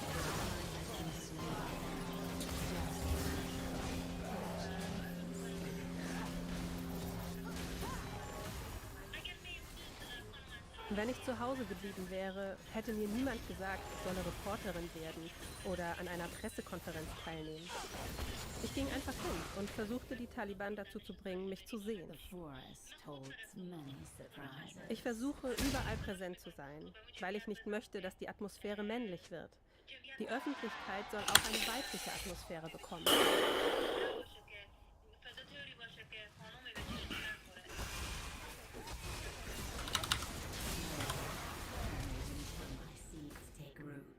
Übrigens, auch Adila hat sich bei uns gemeldet. Ihre Fahrschule ist immer noch geschlossen. Die Taliban in Herat verbieten Frauen das Autofahren nun komplett. Adila hat sich dann Okay, I guess.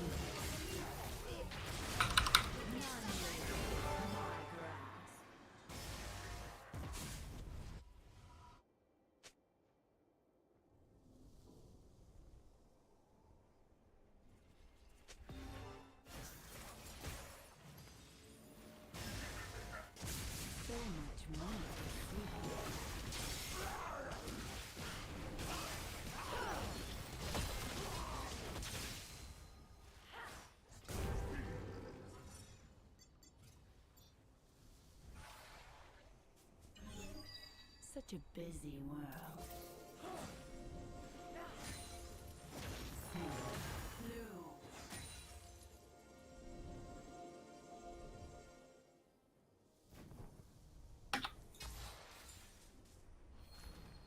Things aren't always what they seem.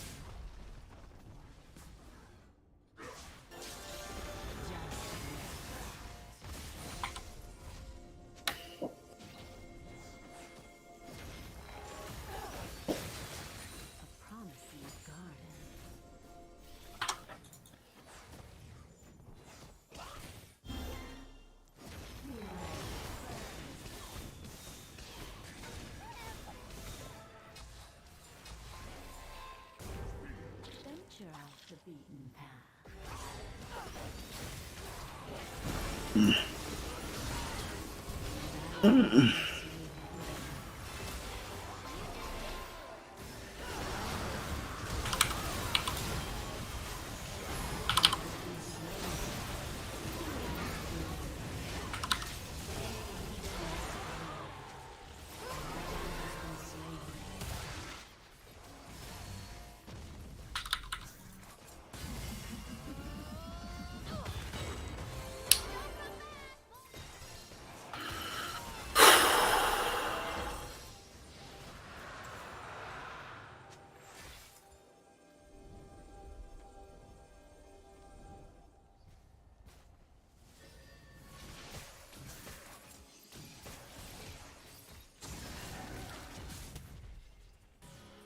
The forest holds many surprises.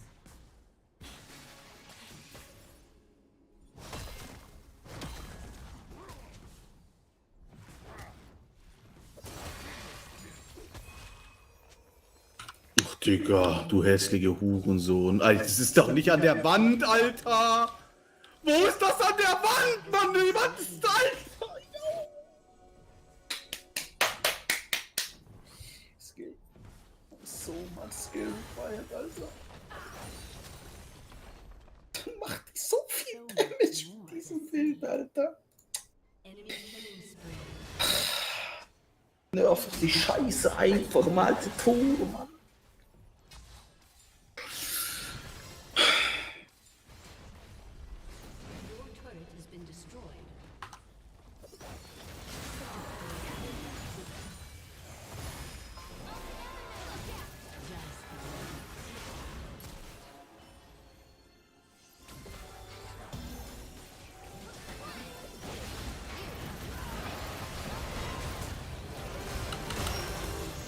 Naja.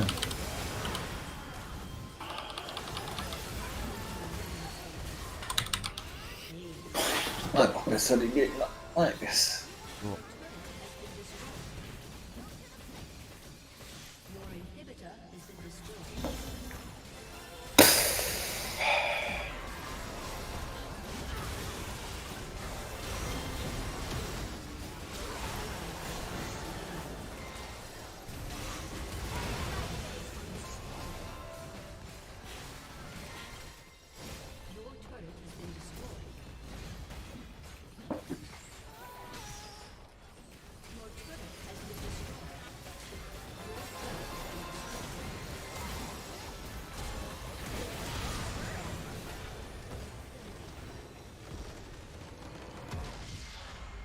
defeat.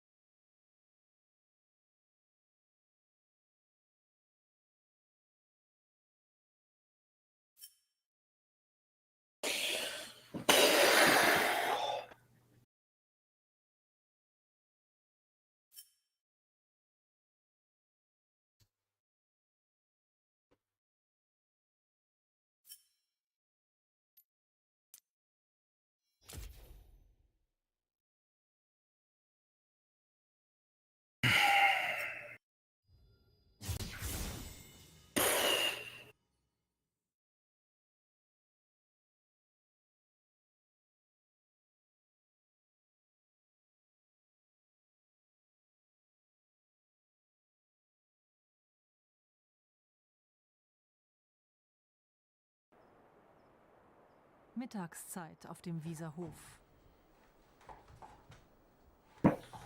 Das Kochen hat Friedel noch von der Mutter gelernt.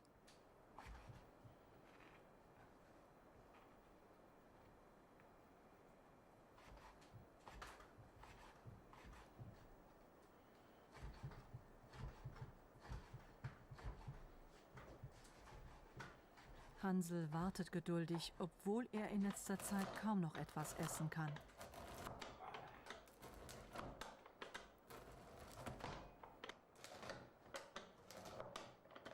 Friedel kocht trotzdem ausreichend für 2 und mehr. Das war immer so. Wer arbeitet, muss auch essen.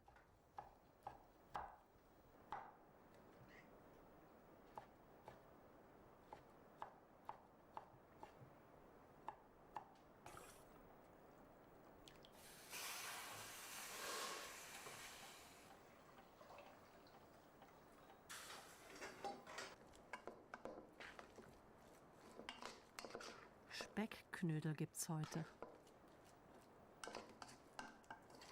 Eigentlich Hansels Leibgericht, aber er hat es seit einiger Zeit am Magen, ist nicht mehr der Alte.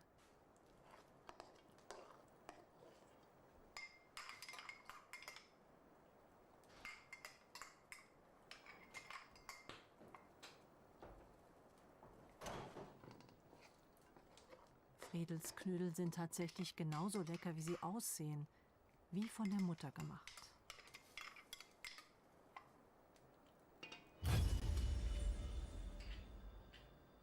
Sie reden nicht viel, die Brüder. Was sollen sie auch sagen? Worte machen, das ist hier oben nicht wichtig.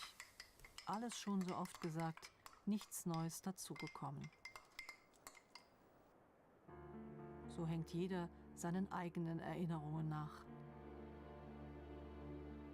Hansel, der Ältere, war im Krieg. Wie alle jungen Männer seines Jahrgangs wurde er zur deutschen Wehrmacht eingezogen, nach dem Anschluss Südtirols an Hitlerdeutschland. Gegen Ende des Krieges kam Hansel in Breslau in Gefangenschaft. Von dort konnte er mit einigen Kameraden fliehen.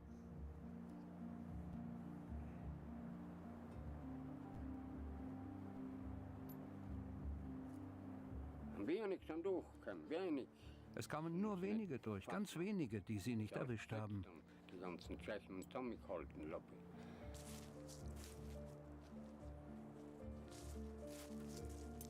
Mit ein paar Kameraden war Hansel auf der Flucht. Die jungen Soldaten schlagen sich durch die Wälder, sind müde und hungrig. immer die Angst im Nacken, erwischt zu werden. Sind wir uns die Tschechen in die Wald und am Walde der Buschen. Die Tschechen haben uns dann doch erwischt. Wir hatten uns zu 5 im Wald versteckt. Ich, ein Sechstner, ein Österreicher und 2 Offiziere. Ob die 2 Letzten es auch geschafft haben, weiß ich nicht.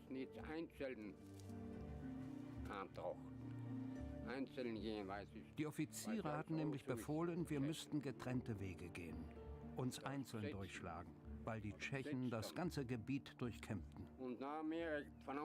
Und so haben wir uns getrennt, die Offiziere und wir.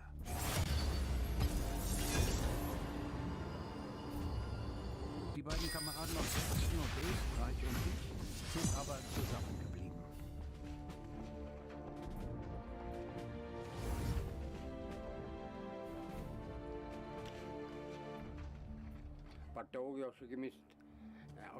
Am Tag kamen wir nicht voran. Wir durften uns ja nicht blicken lassen. Also haben wir uns tagsüber im Wald versteckt. Aber auch das hat nichts genützt. Wir wurden wieder gefangen genommen und verhört. Zu welcher Einheit wir gehörten, wollten sie wissen. Wir haben immer nur gesagt, dass wir Gebirgsjäger sind. Aber wo wir sind und was für eine Einheit als wir gewesen sind, haben wir mal gesagt, die in der Sektion gesagt, wir wissen nicht für die Gebirgsjäger. Wir waren natürlich schlau genug zu sagen, dass wir keine SS-Polizisten sind. Das Brixner Regiment gehörte nämlich zur SS. Nein, nein, wir sind nicht von der SS, haben wir immer wieder gesagt und den Kopf geschüttelt. Dann ist eine Dolmetscherin gekommen, die Deutsch sprach. Sie fragte auch, woher wir kommen.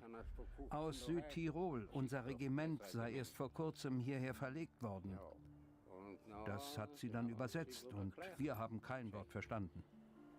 Dann haben wir kein Wort verstanden. Verstehst du nicht? Hansel hat auch den Krieg überlebt. Die Erinnerung ist immer da.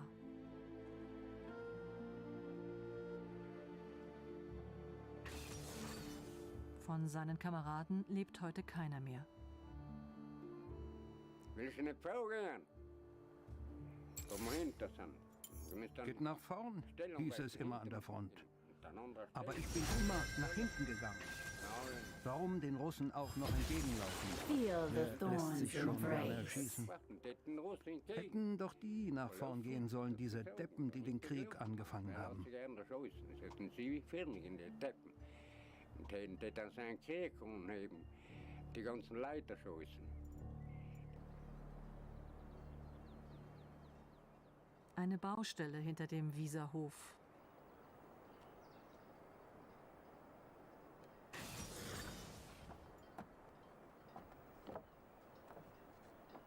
Friedel baut einen Schuppen, massiv aus Holz, so wie früher. Er macht fast alles alleine. Hansel schafft's nicht mehr.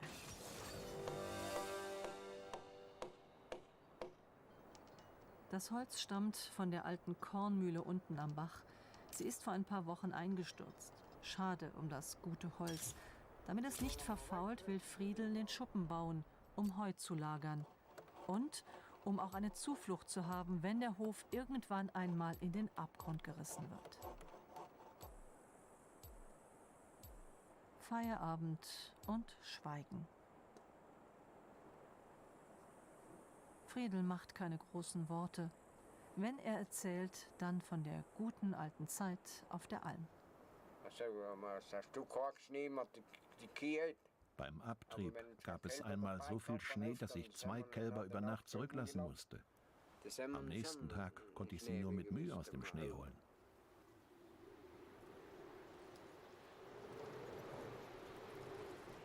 In den Bergen Südtirols kommt der Schnee oft schon im Spätsommer. Das kann gefährlich werden für die Bauern, die ihr Vieh heute noch in alter Tradition auf die Alm treiben. Es wird Zeit. Der Sommer ist vorbei. Das gute Vieh wird zum Abtrieb noch einmal herausgeputzt.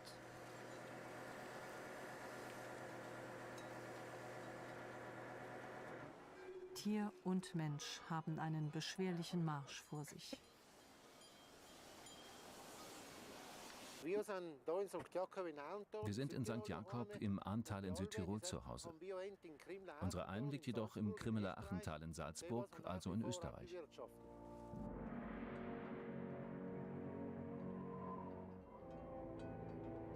Das Wetter ist unberechenbar. In den Höhen ist beim Abtrieb oft schon tiefer Winter. Eine Tortur für die Menschen und die Tiere. So much more to see. Ja, der Almabtrieb, das hebt eigentlich schon Dienstag an. Haben die über die Kühe gespielt. Der Almabtrieb beginnt donnerstags, wenn die Kühe gewaschen werden. Freitags um 2 Uhr nachts geht's dann los.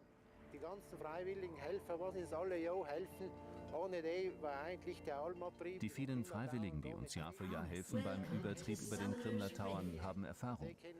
Sie kennen das Vieh, sie kennen den Weg und schaufeln ihn frei. 30 seconds until minions spawn. In diesem Jahr haben sie es besonders schwer. Sturm und 1 Meter Neuschnee. Come closer. Es geht nur ganz langsam voran.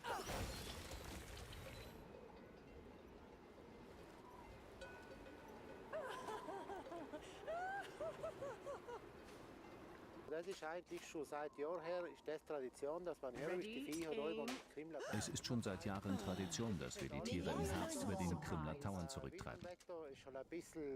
Geht schon ein bisschen mehr zu, also bei schönem Wetter. Bei schönem Wetter ist es wie ein Spaziergang. Bei schlechtem Wetter viel Arbeit. Ist schon ein bisschen letzter.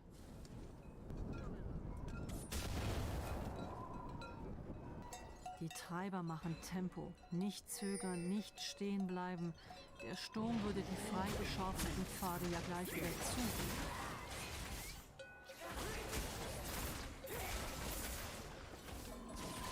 Die Herde hat den Pass in 2.500 Metern überquert und ist damit zurück auf Südtiroler Boden. Damit ist der gefährlichste Teil der Route überstanden. Alles gut gegangen, keine Verluste. Die Männer sind erleichtert.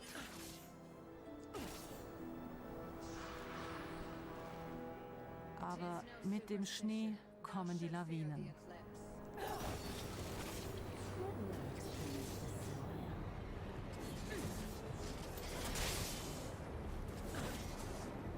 Eine Lawine donnert mit 300 Stundenkilometern ins Tal, walzt alles nieder, was ihr im Weg steht.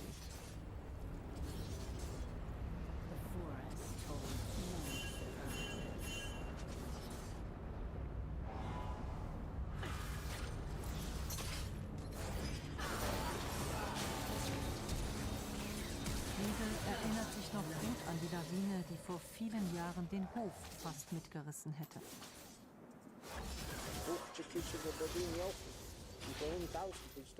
Es war in den 50er Jahren. Es war in der Nacht. Ich hab nur dieses Rauschen. Die Schneemassen sind am Haus vorbei ins Tal abgegangen. Das war knapp.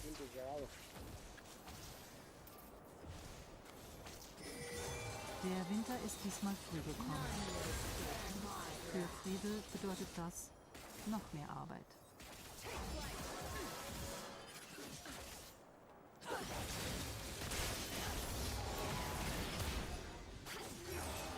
Hansel macht das, was er am liebsten macht. Zigaretten drehen. Während Friedel auch noch die Hausarbeit erledigen muss.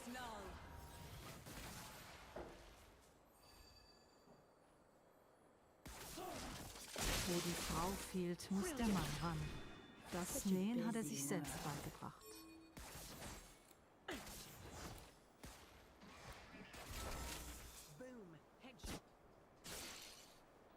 Mit diesem Flicken hält die Hose noch mal ein paar Jahre. Warum also eine neue kaufen? Take careful steps. Überhaupt, es ist lang her, dass Friedel zum Einkaufen im Dorf war. Was die Brüder brauchen, haben sie.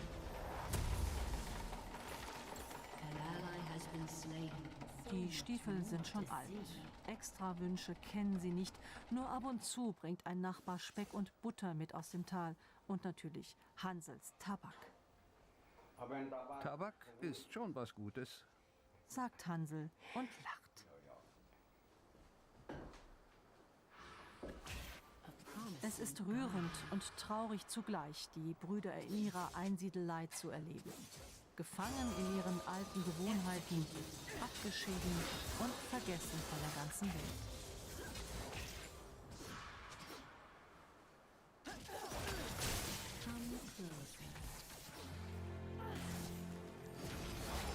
Der Winter ist überstanden. Das Frühjahr ist endlich da.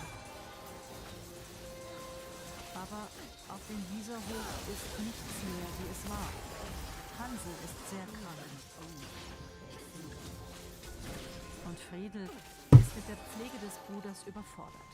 Weiß nicht mehr, wie er das alles allein machen soll. Ein Leben lang waren sie zusammen. Jetzt aber ist der Abschied da.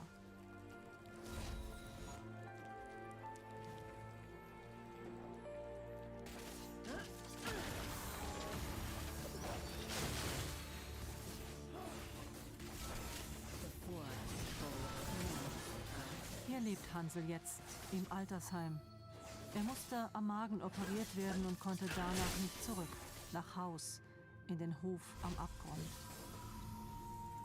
Hier ist alles fremd, sogar die Zigaretten, keine selbstgedrehten mehr. Just a harmless flower.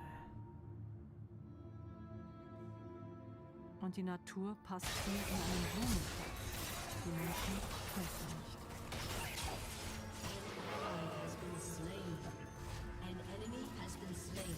Hansel will lieber sterben, wo er geboren ist, als hier zugrunde gehen. Das hat er einmal gesagt.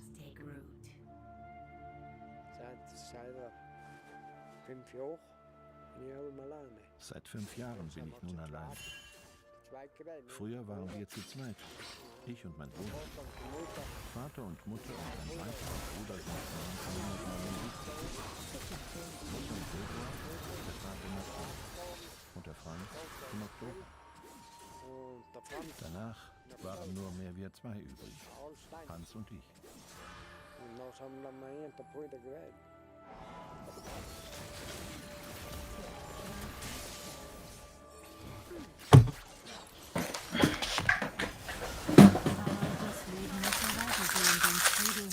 Macht sich an die Arbeit. Er ist sehr einsam, spricht manchmal mit der Katze. Früher musste er die meisten Arbeiten auch allein machen, aber er wusste Hansel immer in der Nähe, auch wenn der nicht viel sprach. Jetzt ist niemand mehr da. Friedel ist der Letzte von dieser Welt.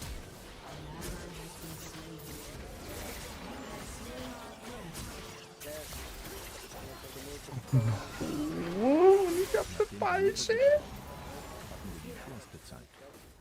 Vater und Mutter haben uns ja fast gleichzeitig. Aber da war auch der Hans. Wir haben uns aneinander gewöhnt. Jetzt ist auch Hansel nicht mehr da. Aber es geht halt immer weiter. Man kann sich an alles gewöhnen. Was will man machen? Ins Altersheim gehen? Das ist viel zu teuer. Aber früher oder später wird mir wohl nichts anderes übrig bleiben.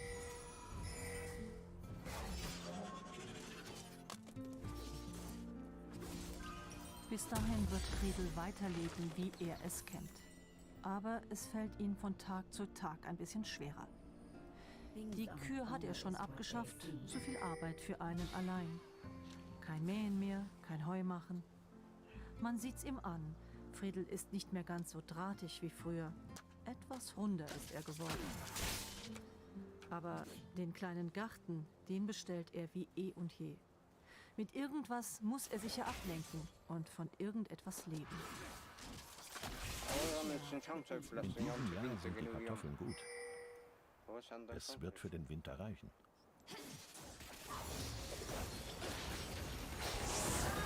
Der Winter. Ist es nicht mehr lang. Vielleicht kann er vorher den Hansa noch einmal im Handel suchen. Obwohl, der Fußweg ins Tal fällt ihm immer schwerer.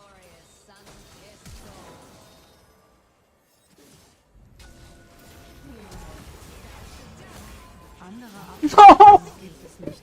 Kein Nachbar, der auf einem Schwatz vorbeikommt. Und auch kein Wanderer, der sich einmal in diese Gegend verirrt. Just a harmless flower. Friedel ist nun der Letzte vom Wieserhof.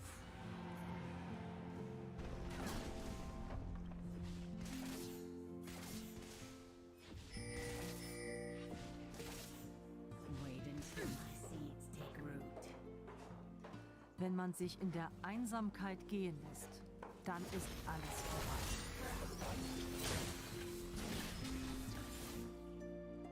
Friedel muss darüber gar nicht nachdenken. Er weiß das. Such a busy world. Und so hält er seine Sachen in Ordnung, wäscht das Hemd mit Seife, gründlich, methodisch, tausendfach geübte Handgriffe. Früher hat er, der Bauer, für die ganze Familie gewaschen, auch als die Mutter noch lebte. Er wollte ihr einfach das Leben leichter machen.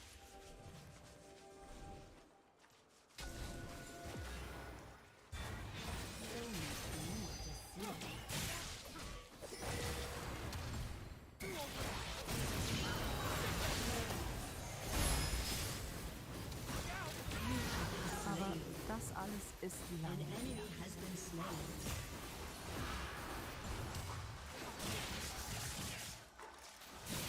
Friedel ist allein, sein Bruder ist im Heim. Er wird wohl nicht mehr lange leben. Ins Heim wollte keiner der beiden. Warum auch? Wenn es zu Ende geht, dann geht es ins Frieden. Und so wartet Friedel, hält seine Sachen sauber, wäscht das Hemd mit Seife und kocht es noch einmal aus.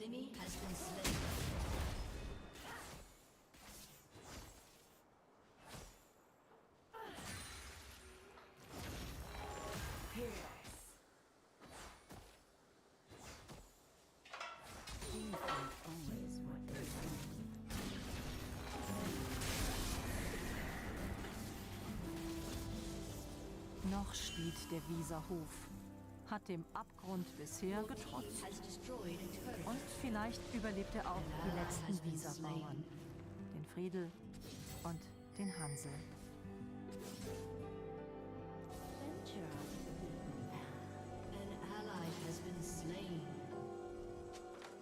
Ein Leben am Abgrund, mitten im Tod.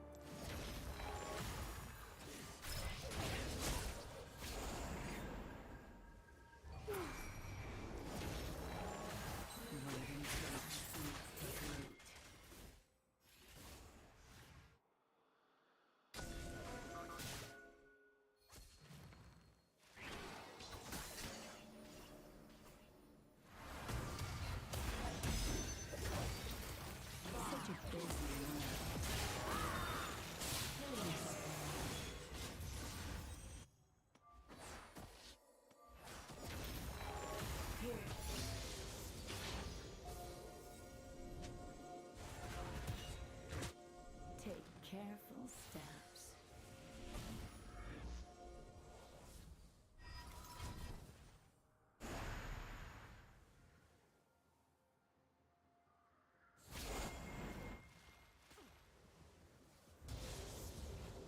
So much more to see.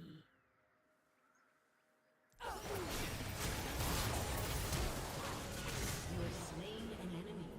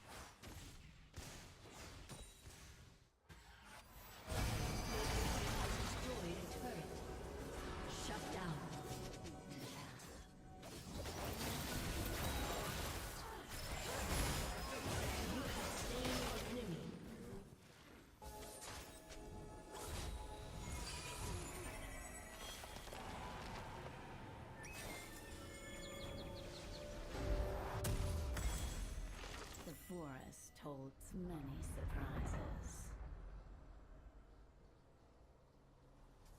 Ja.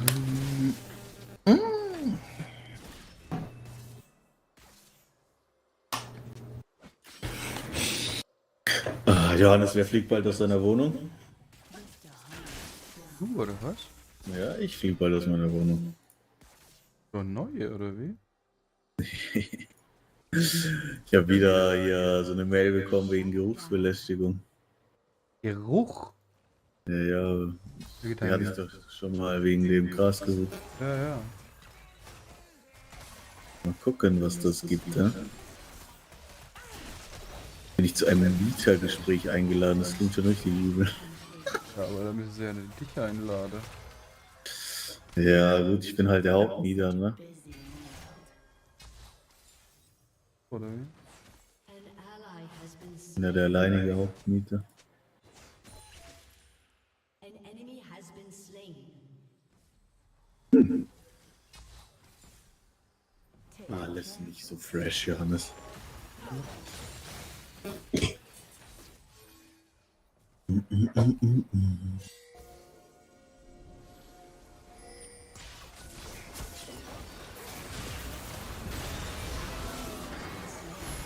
Dachte ich, jetzt läuft alles und dann bam.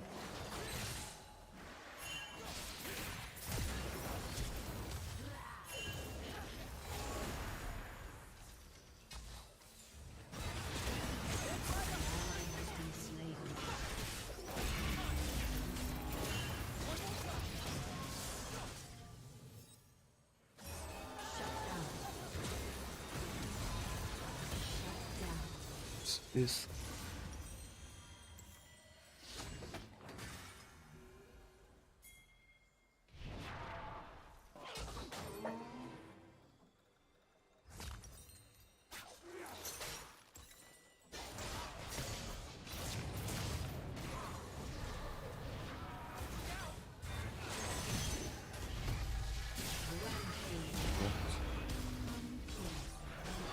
Has been slain.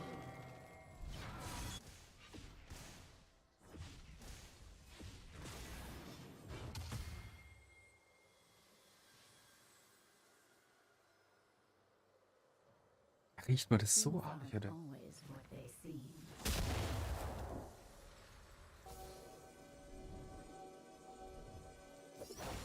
Philipp. Ja, wenn er viel raucht schon, ja. Venture off the beaten path. Aber das stimmt, der war halt in letzter Zeit aber oft nicht viel da. Und also gemeint, wenn er in den letzten Tagen nur kam, war es jetzt auch immer nach Gras gerochen.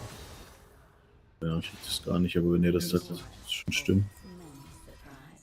Ich habe halt angefangen, wieder Shisha zu rauchen. Ich denke halt, dass es vielleicht auch daran liegt. Aber ich weiß es halt nicht. Das ist ein bisschen.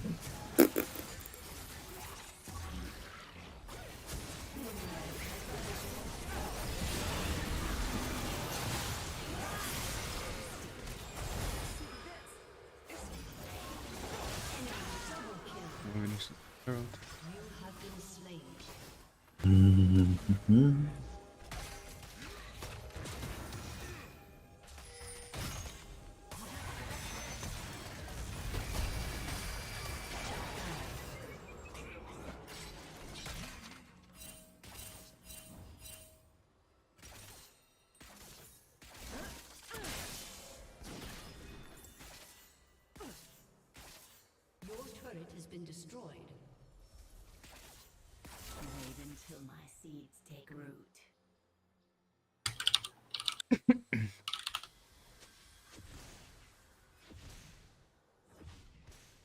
Your turret has been destroyed.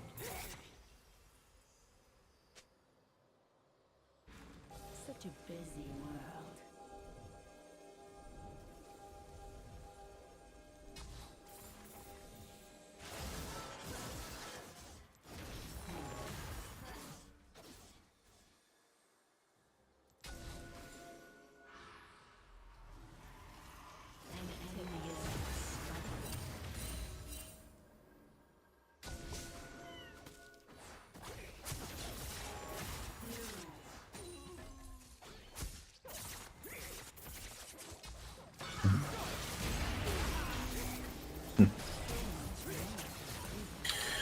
Wenn es sein will.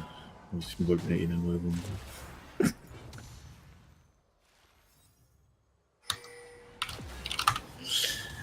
La la la la la la la.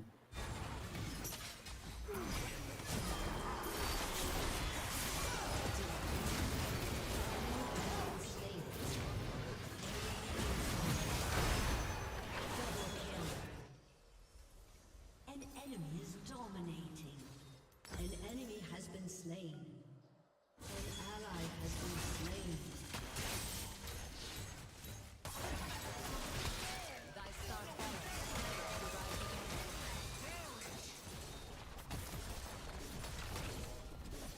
Your turret has been destroyed.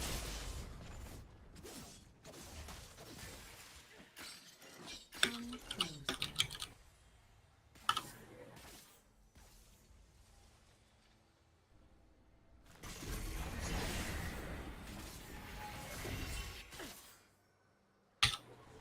Your team has destroyed a turret. Things aren't always what they seem.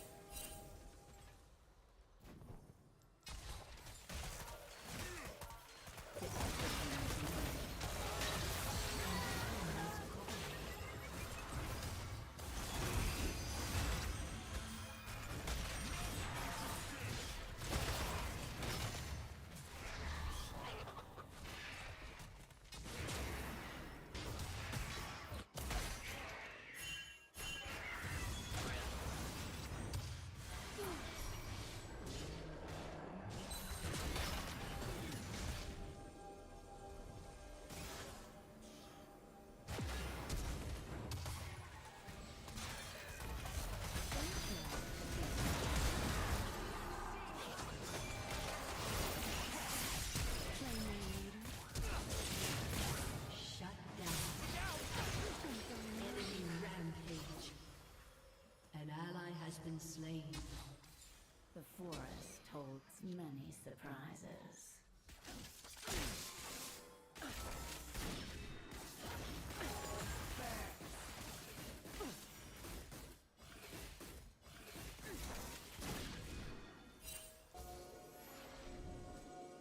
Just a harmless flower.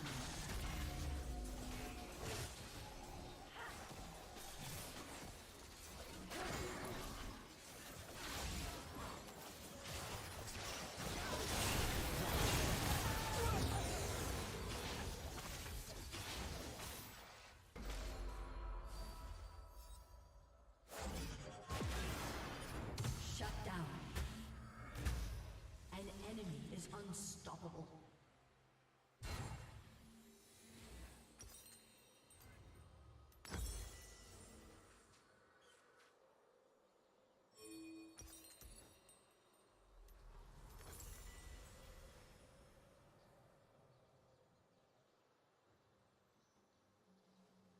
Wait until my seeds take root.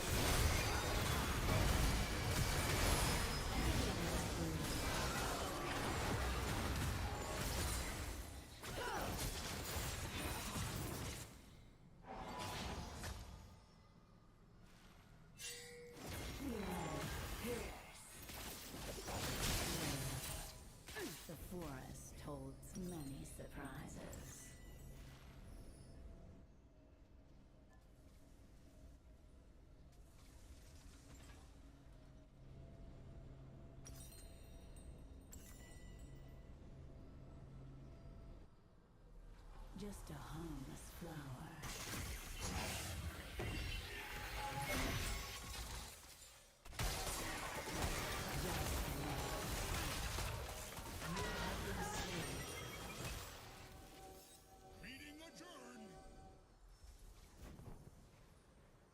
An enemy has been slain. An ally has been slain.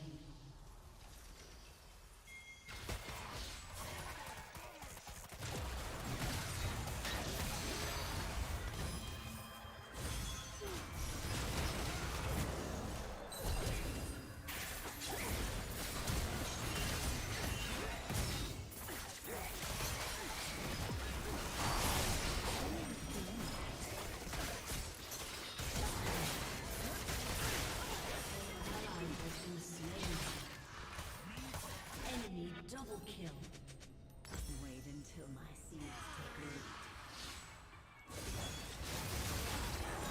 You have slain an enemy.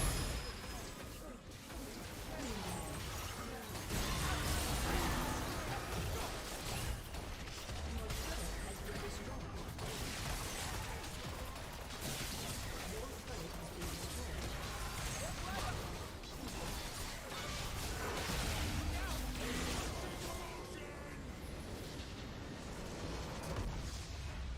Defeat.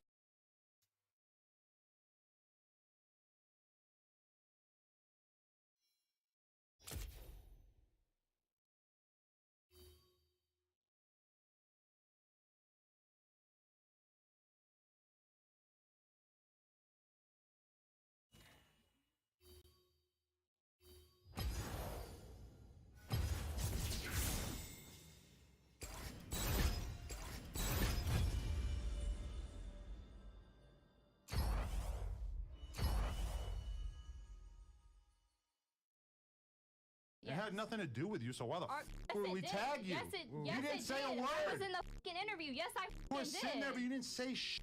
Yes, I did. It's not like they tagged her either. Yo, you fucking trip. I swear to God, yo, I'm about to hit this man with the mic. All right. There's this girl, Kiki Clout, right? You remember her from back? I do remember her. You swam in her DMs or something? No. I never like met her, but I remember she was on that interview with Violet Myers. Yeah. Aren't they beefing or something now though? I don't know if they're beefing anymore. She said that they were cool, but anyway. I don't know about Fresh that. and Fit asked me, they're like, is it cool if Kiki Cloud comes? And I said, yeah. And they're like, she has a problem with you. I'm like, I don't care. I'll argue with her. Yeah, who It is what it cares, is, yeah. you know? So Wait, she was donating to say you in the interview. Oh, during the first interview, yeah. She was donating to Money say to you, Adam. Adam, and talk all this shit That's in hilarious. the messages on the Fresh and Fit. But was it the talk to screen or whatever shit? It wasn't like reading it out loud, but it was Oh. showing it on the screen, whatever. But anyway, so then we start doing the episode with all the girls, and pretty quickly we get into the beef, and me and her have this big ass argument, and it got intense. Can we get into why she's mad at me first? Yeah, let's get into that. Yeah, we gotta start it off. I'm just trying to understand with the smoke. Start off with the smoke. Yeah, we Let's all hear this. yeah, we, you know what I'm saying? Started off All right. spicy. I got it. So, Ready to rumble. at first, back in the day when me and V first got into porn, we used to watch a podcast.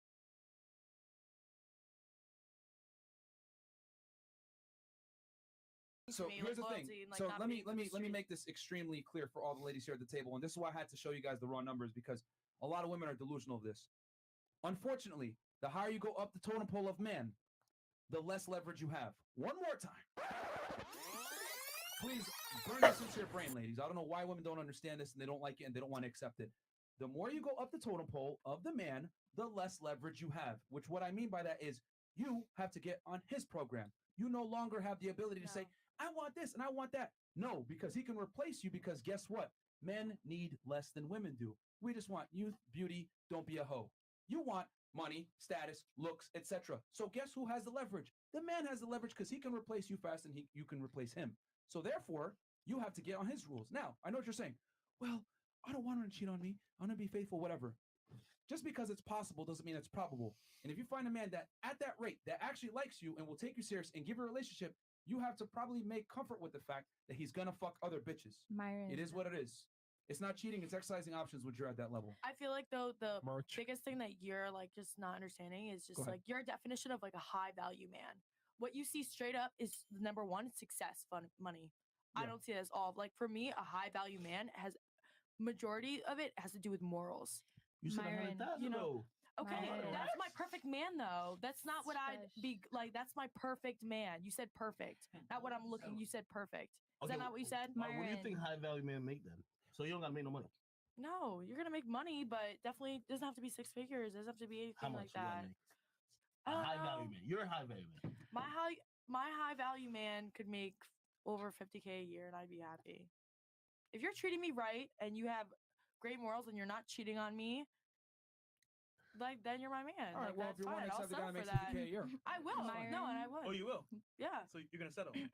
That's not settling for me. Like She literally like, just said I will die settling- before I- Okay, she but literally listen, just said I would die. But listen, settling for me is settling for a man. Like I'd rather a man that makes less money but is loyal to me than a man who, like, cheats on me and has more money.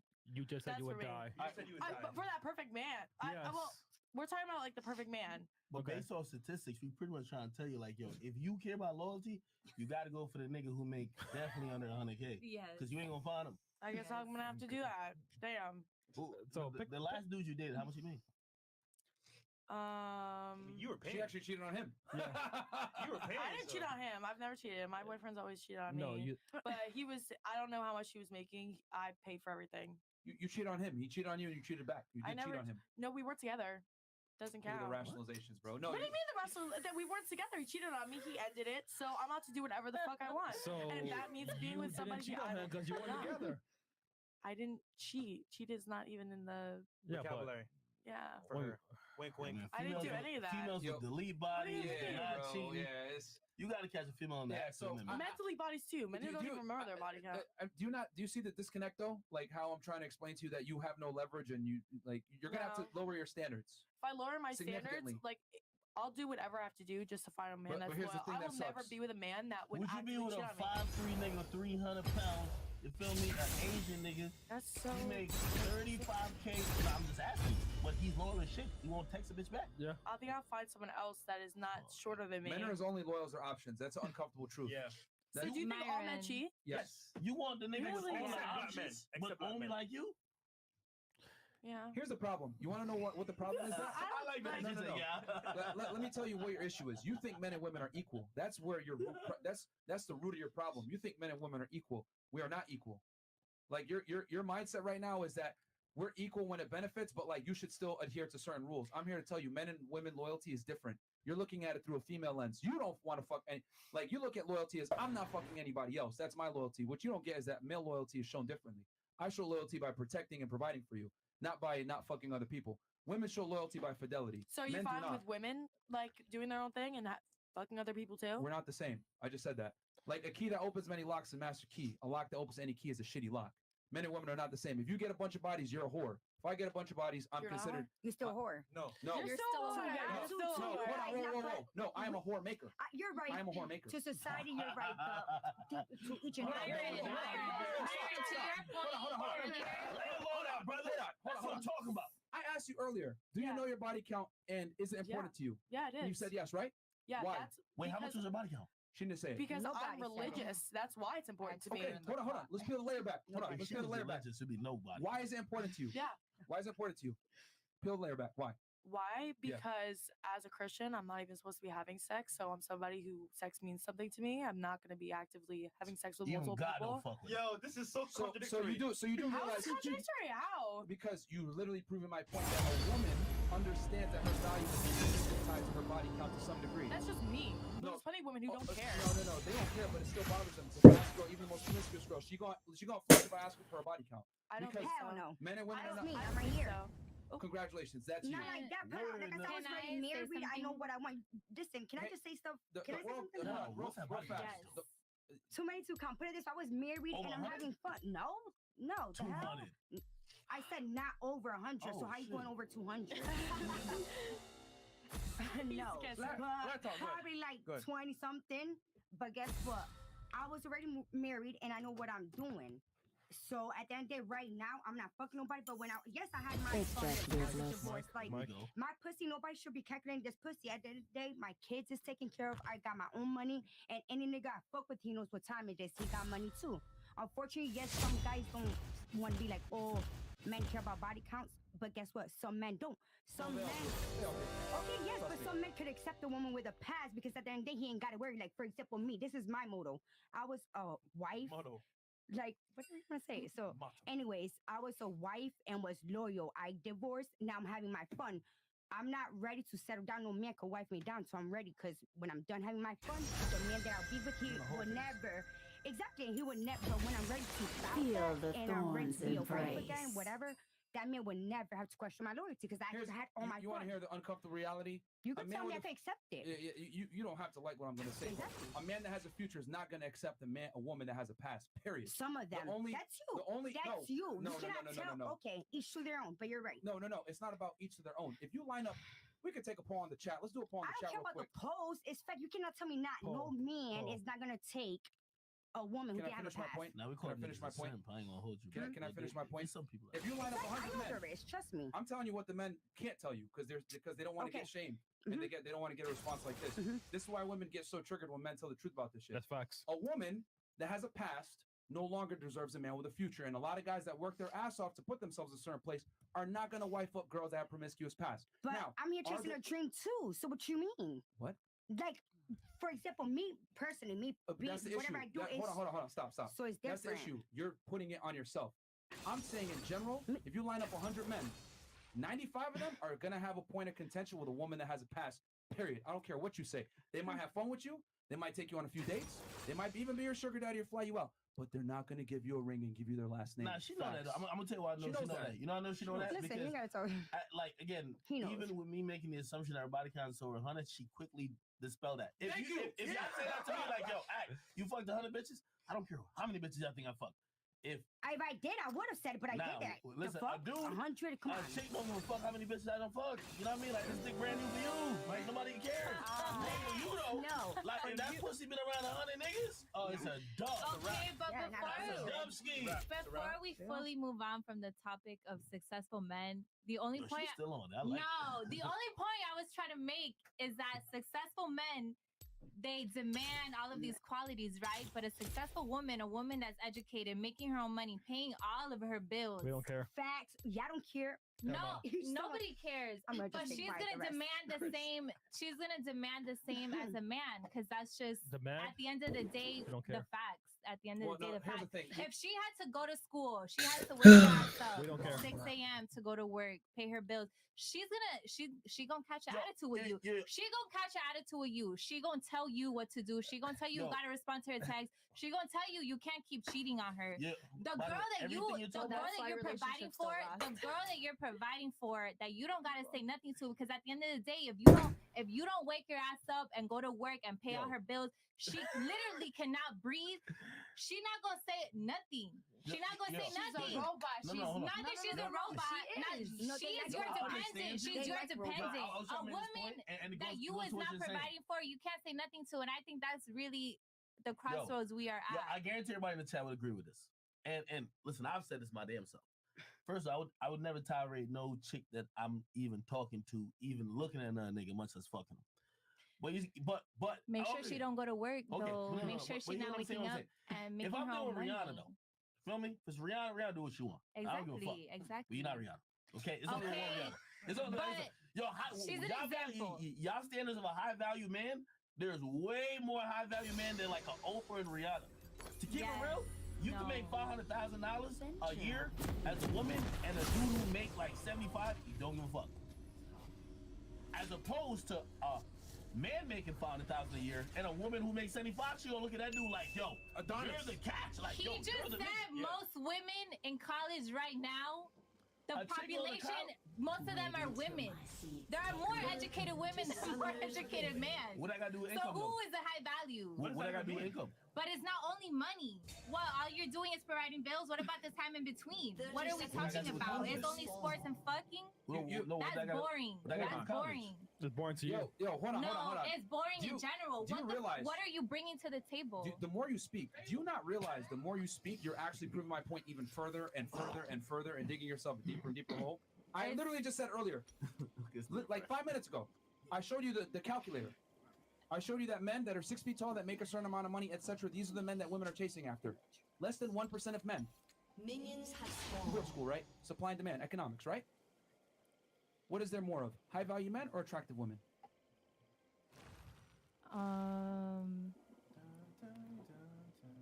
I need to think about that. High value more man attractive or It's okay. attractive Thank you. women. Someone is paying attention. Okay. There's far more attractive women than there are high value men.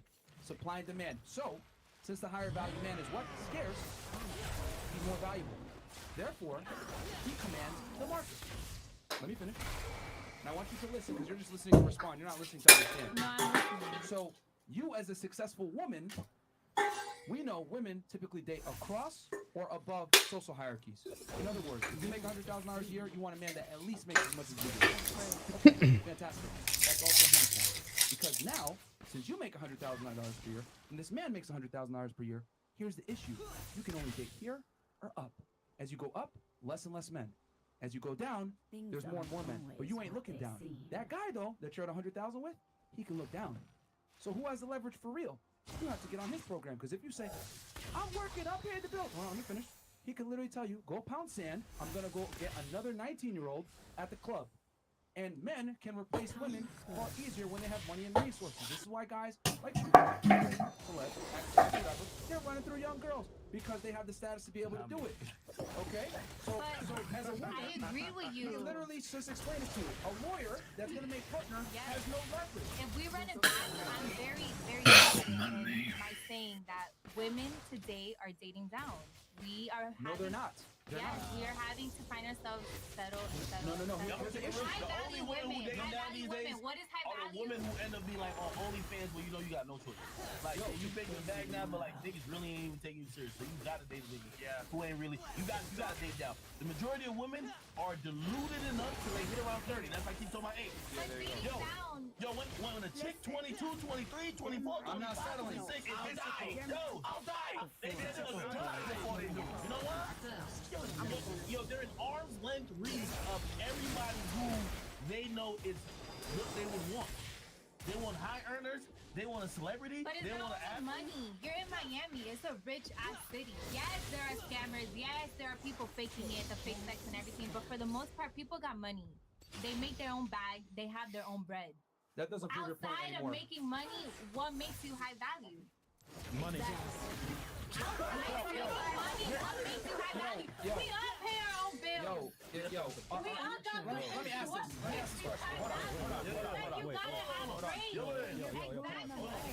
You just said it. Pussy is disposable. So at that rate, it's like they bring their value. What you mean? Like after you fuck a dude, right? What happens? He switch up. Because he chasing panties and you chasing stability. It's two different things. It's two different needs. It's two different. When you go with somebody, you chase the nigga, you chase the nigga. Okay. Stupid. Like, yo, I feel like you be debating against yourself. And this is crazy. I've never seen this before. Like, real talk, like, she'll say a point, and I think about it, and then she says something that kills her point 2 seconds later. I've never seen it before.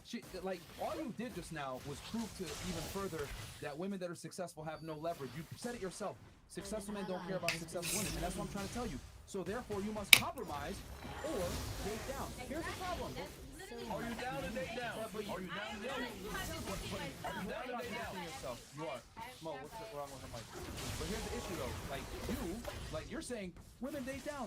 No, they don't. Because let me tell you something. I've interviewed over 1,000 girls on this podcast. You know what they say? They say what she said earlier. I'll die for one fella. I'm not settling. The only time girls date down and start to settle is what he said. When they start to get older and they realize grass ain't green on the other side and I can't get done. You sure it's about to come to an end, bro. Yeah. Like, yo, I'm telling you, the best way to really explain it, yo, chicks be really in a problem, and that's really time you got the best leverage. Like, you could really have a nigga who is high value, maybe. Not everybody, but maybe be like, yo, hey, listen. Yo, I'm not doing but a lot of times y'all play the field. Johannes? Hast du mir mal angeboten, bei dir zu wohnen, ne? Ich brauch es bald. Ich glaube, du musst dir keine Sorgen machen. Und optimal gerade auch direkt fragen, ob die noch jemanden brauchen. Ich mache auch Mädchen vom Dienst oder so.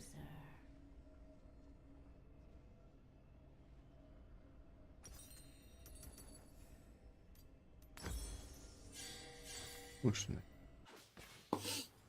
Was? Muss nicht. Wieso, ich arbeite doch gern bei der Optima. Ich habe gehört, die sind ein guter Arbeitsgeber. Alle sind zufrieden, die ich kenne und dort arbeiten. Argument. Du bist der wenigst Begeisterte und trotzdem fährst du jeden Tag mit Liebe zur Arbeit. Mit was? Liebe. Mit Liebe. Freust dich doch immer schon, wenn du auf die Auffahrt fährst, oder?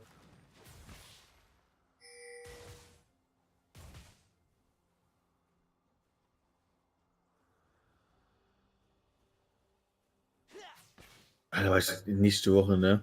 Ich habe so keine Lust. Ich kriege aber dann endlich mein Projekt, aber weißt du, was sie auch entschieden haben?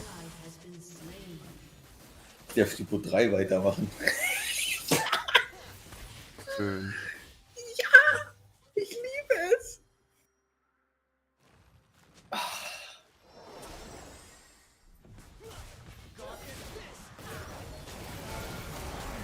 Manchmal, ey.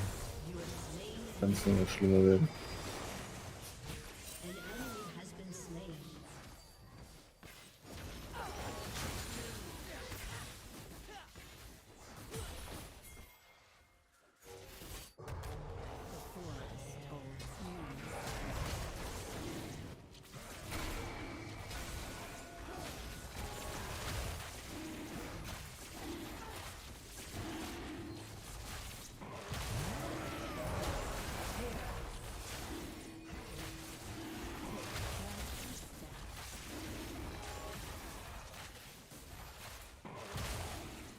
Weiter damit. Nur ein kleines Smite.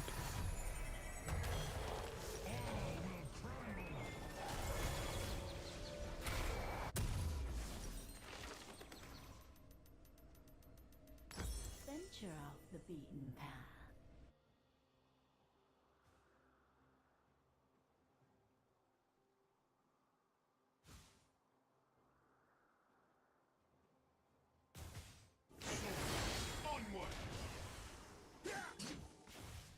Wait until my seeds take root.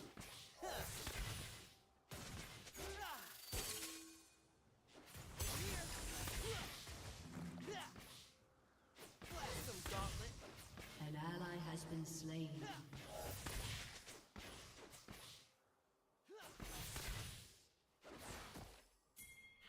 A promising garden.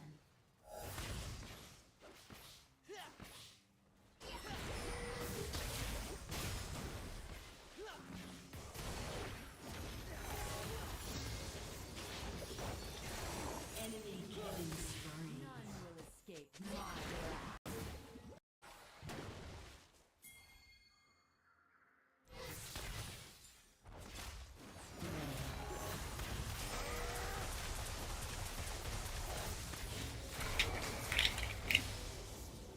So much more to see.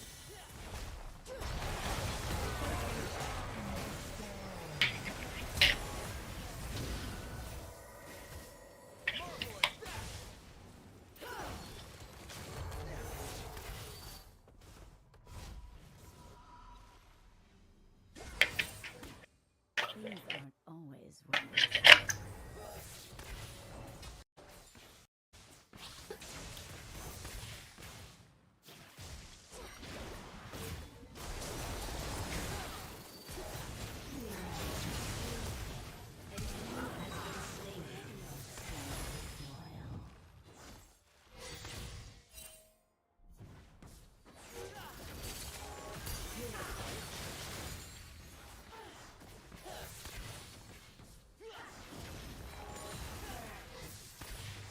Come closer.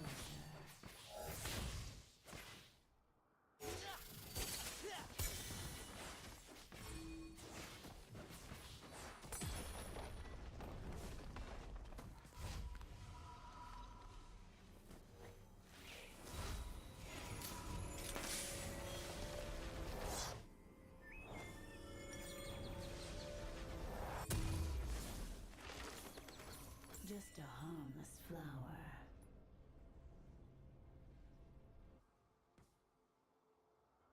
Enemy rampage. Ja, okay. Such a busy world.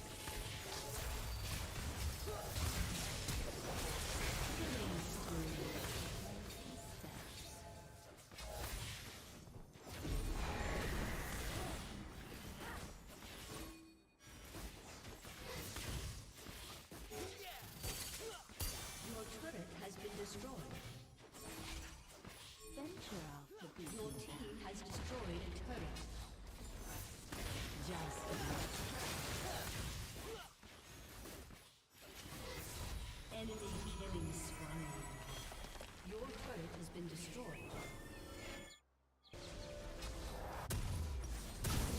Wait until my seeds take root.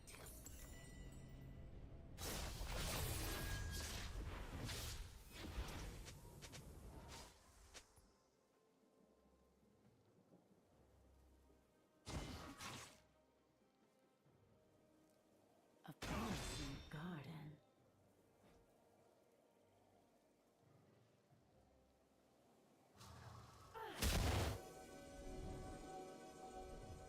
Your turret has been destroyed. So much more.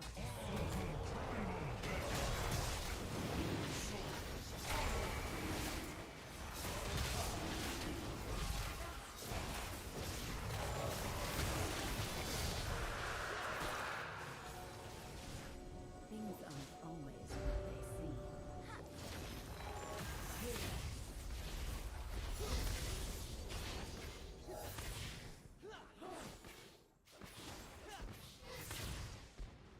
Your turret has been destroyed.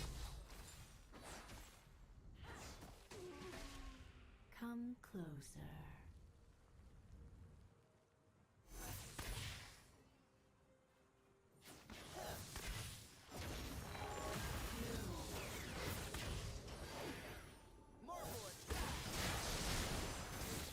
Death is in bloom.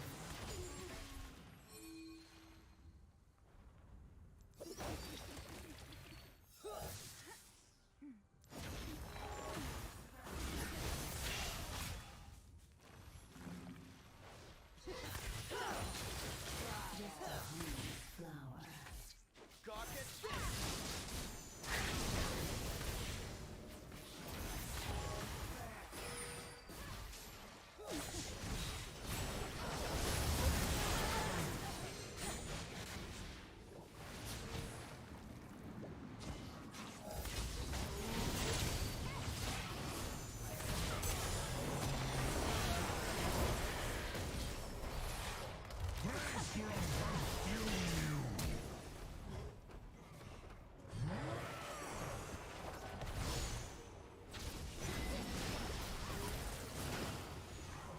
Such a busy world.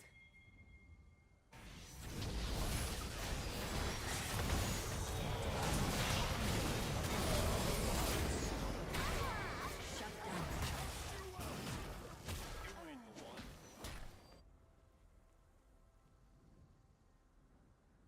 The forest told many surprises.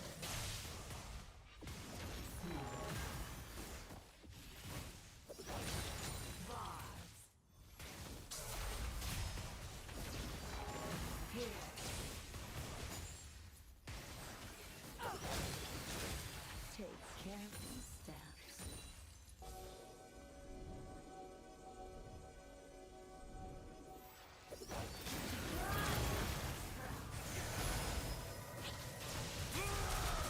You have slain an enemy. Venture out the beaten path.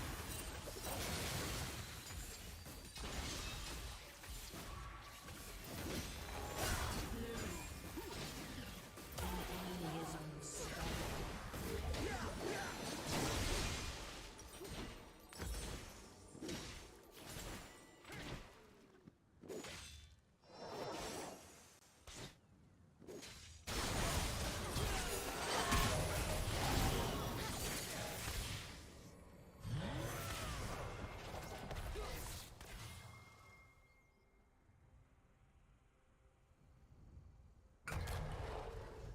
Wait until my seeds take root. Soldiers, onward!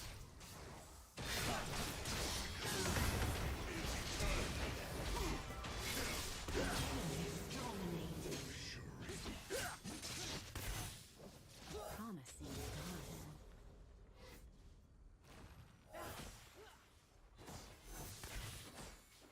An enemy is godlike.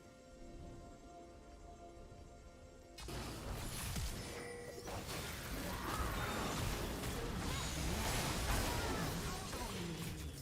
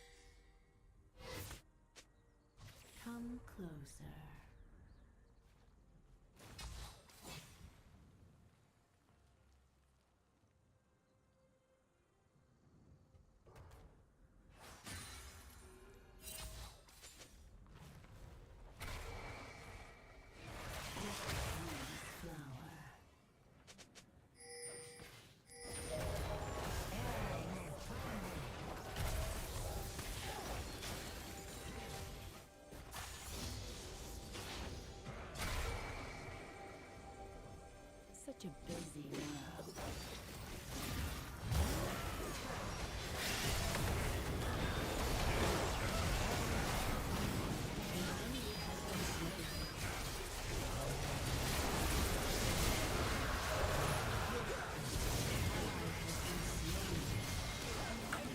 Legendary. You have slain an enemy. Your turret has been destroyed.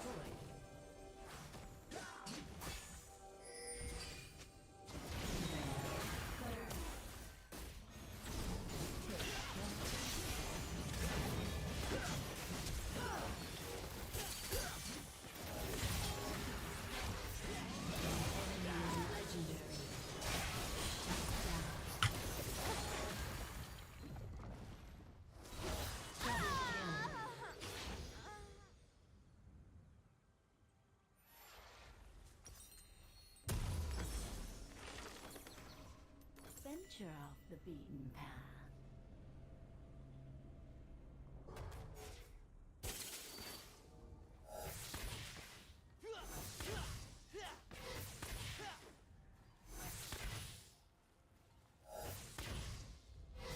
Wait until the seeds take root.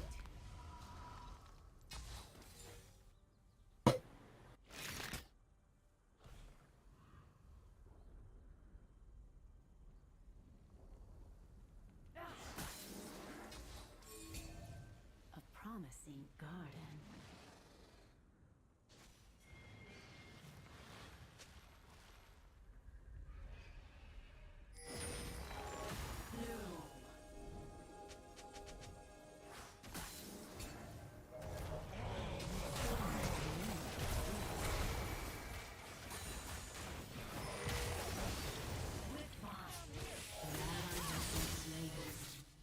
An ally has been slain. You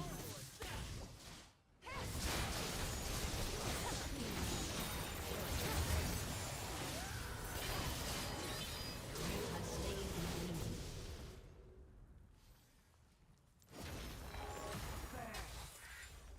An enemy has been slain. Things aren't on. Your turret has been destroyed.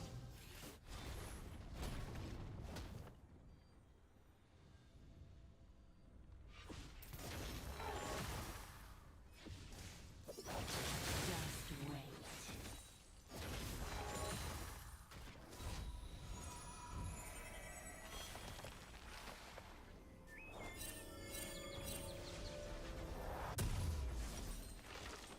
Come closer.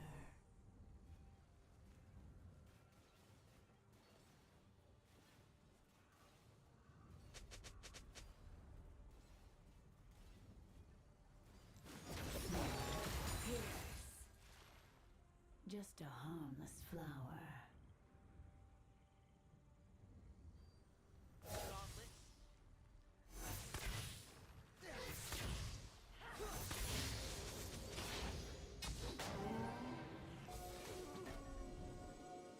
Such a busy world.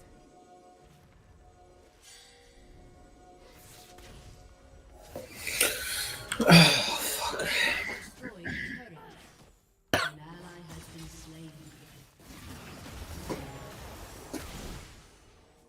The forest told tales of iron.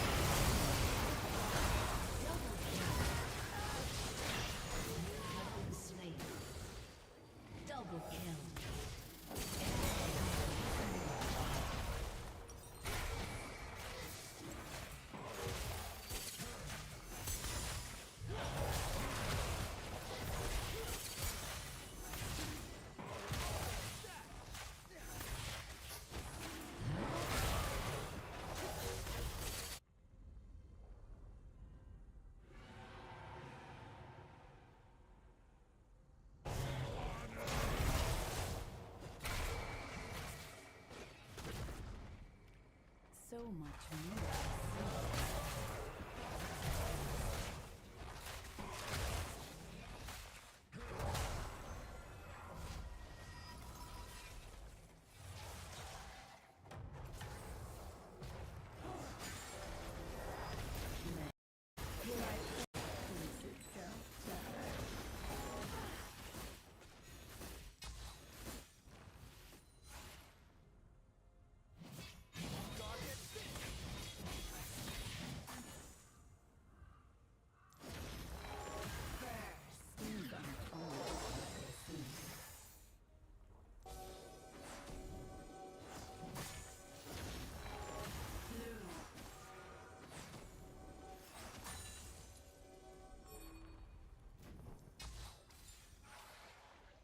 Come closer.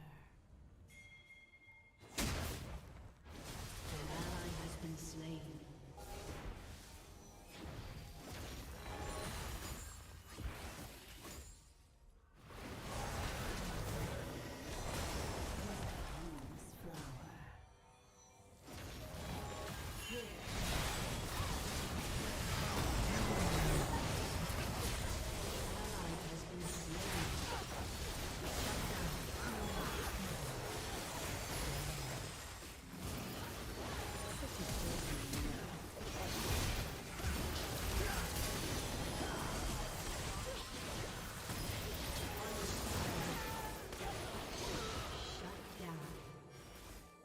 Double kill. Ace. Your turret has been destroyed.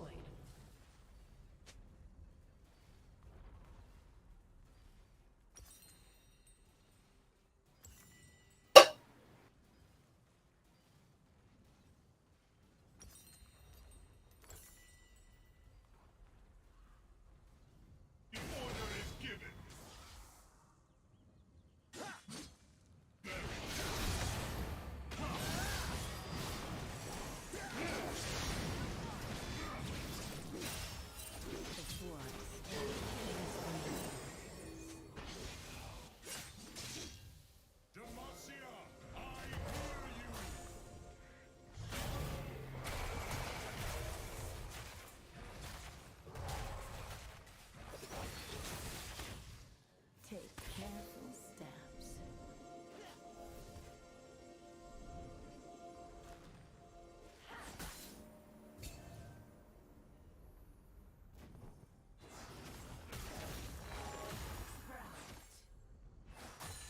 Venture off the beaten path.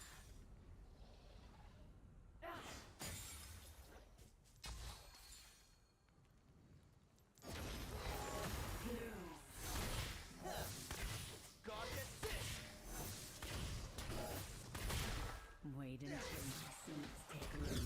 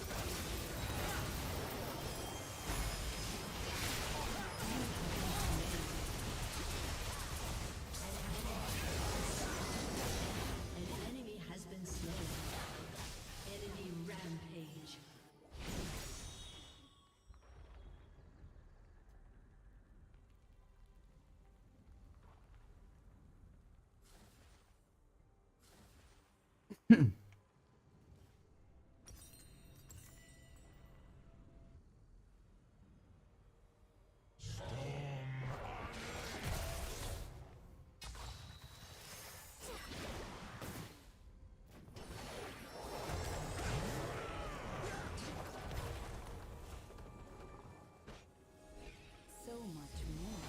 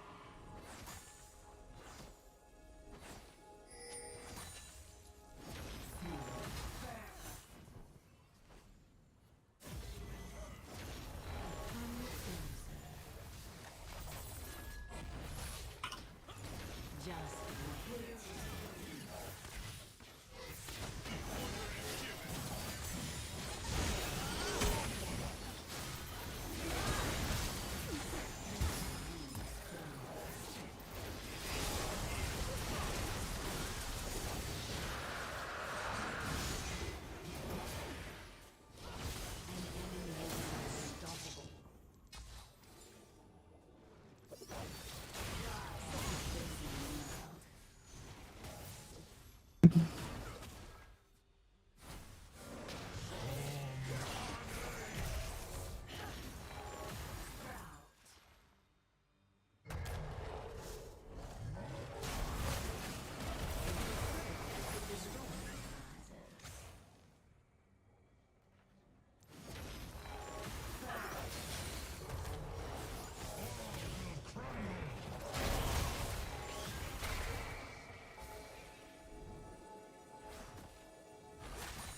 careful steps.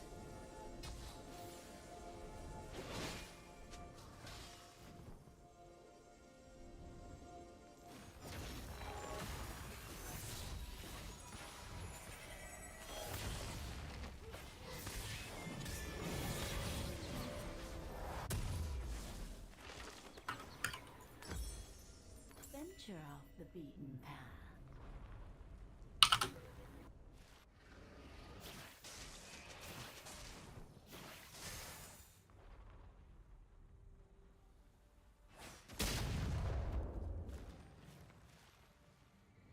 Wait until my seeds take root.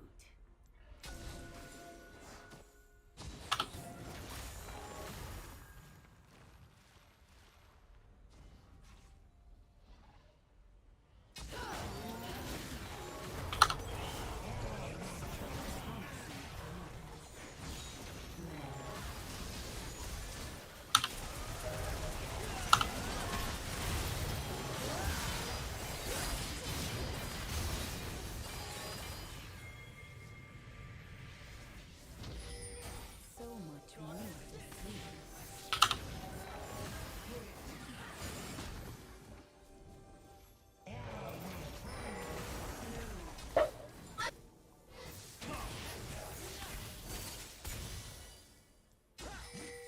Things aren't always what they seem.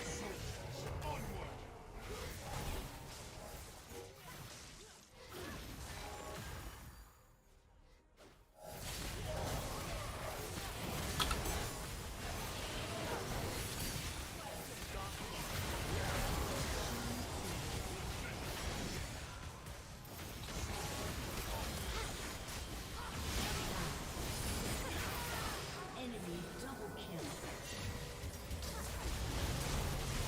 Ally has been slain.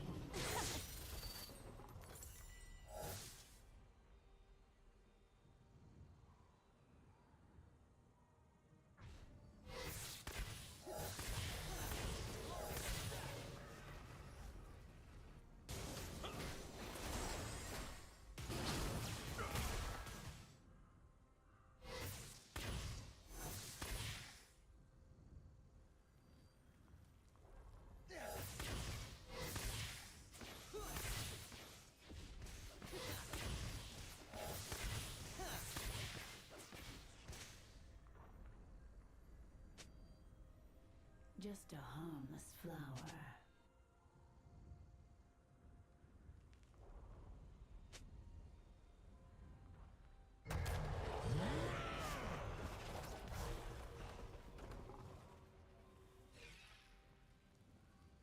Such a busy world.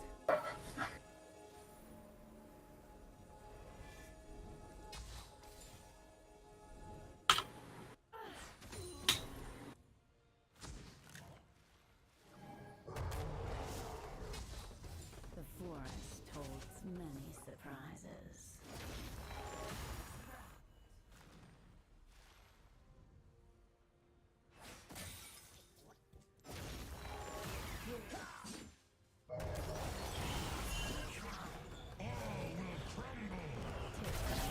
Steps.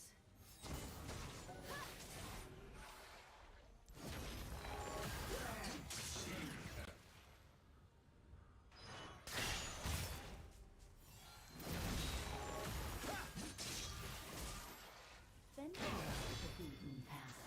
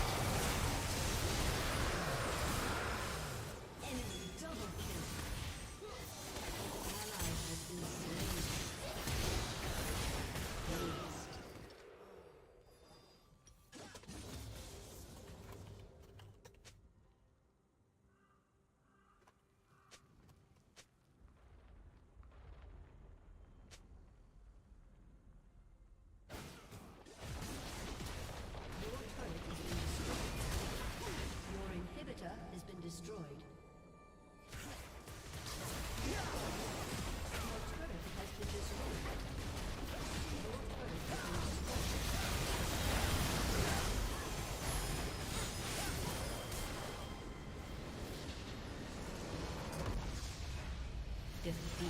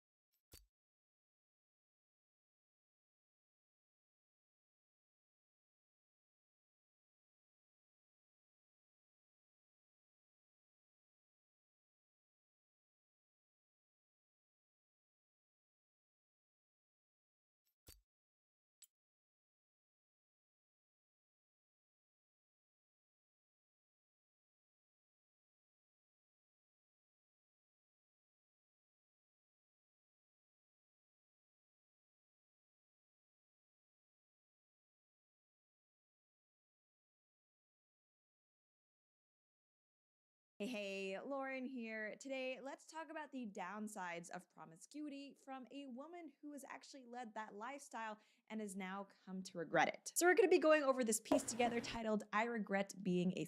And I am going to be censoring that S word in question, which does refer to a woman of perhaps looser morals, because A, I do try not to swear on this channel, and B, YouTube algorithm-wise, they don't like curse words. I'm not sure if that word counts as a curse word. We're going to be trying to play it safe. But in any case, this is a piece by Bridget Fetisi, who I have met in person and interacted with online. And I just want to say she has always been very warm and welcoming and friendly. And in this piece, she, in a very brutally honest way, talks about how when she was younger, she did sleep around because she was told it was empowering, but ultimately it just left her feeling empty. And this really is an article that left me feeling very emotional, just hearing about what she went through in her experiences.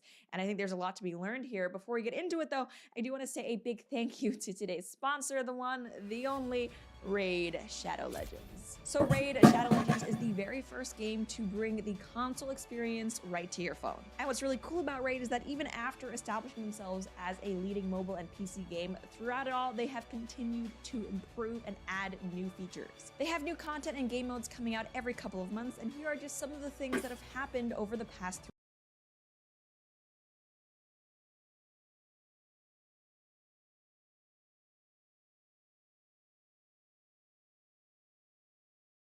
So, Philipp, ich gehe ins Bett.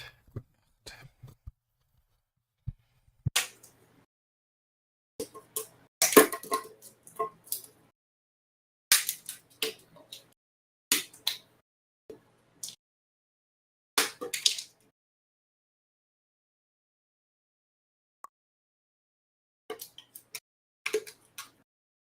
Disconnected.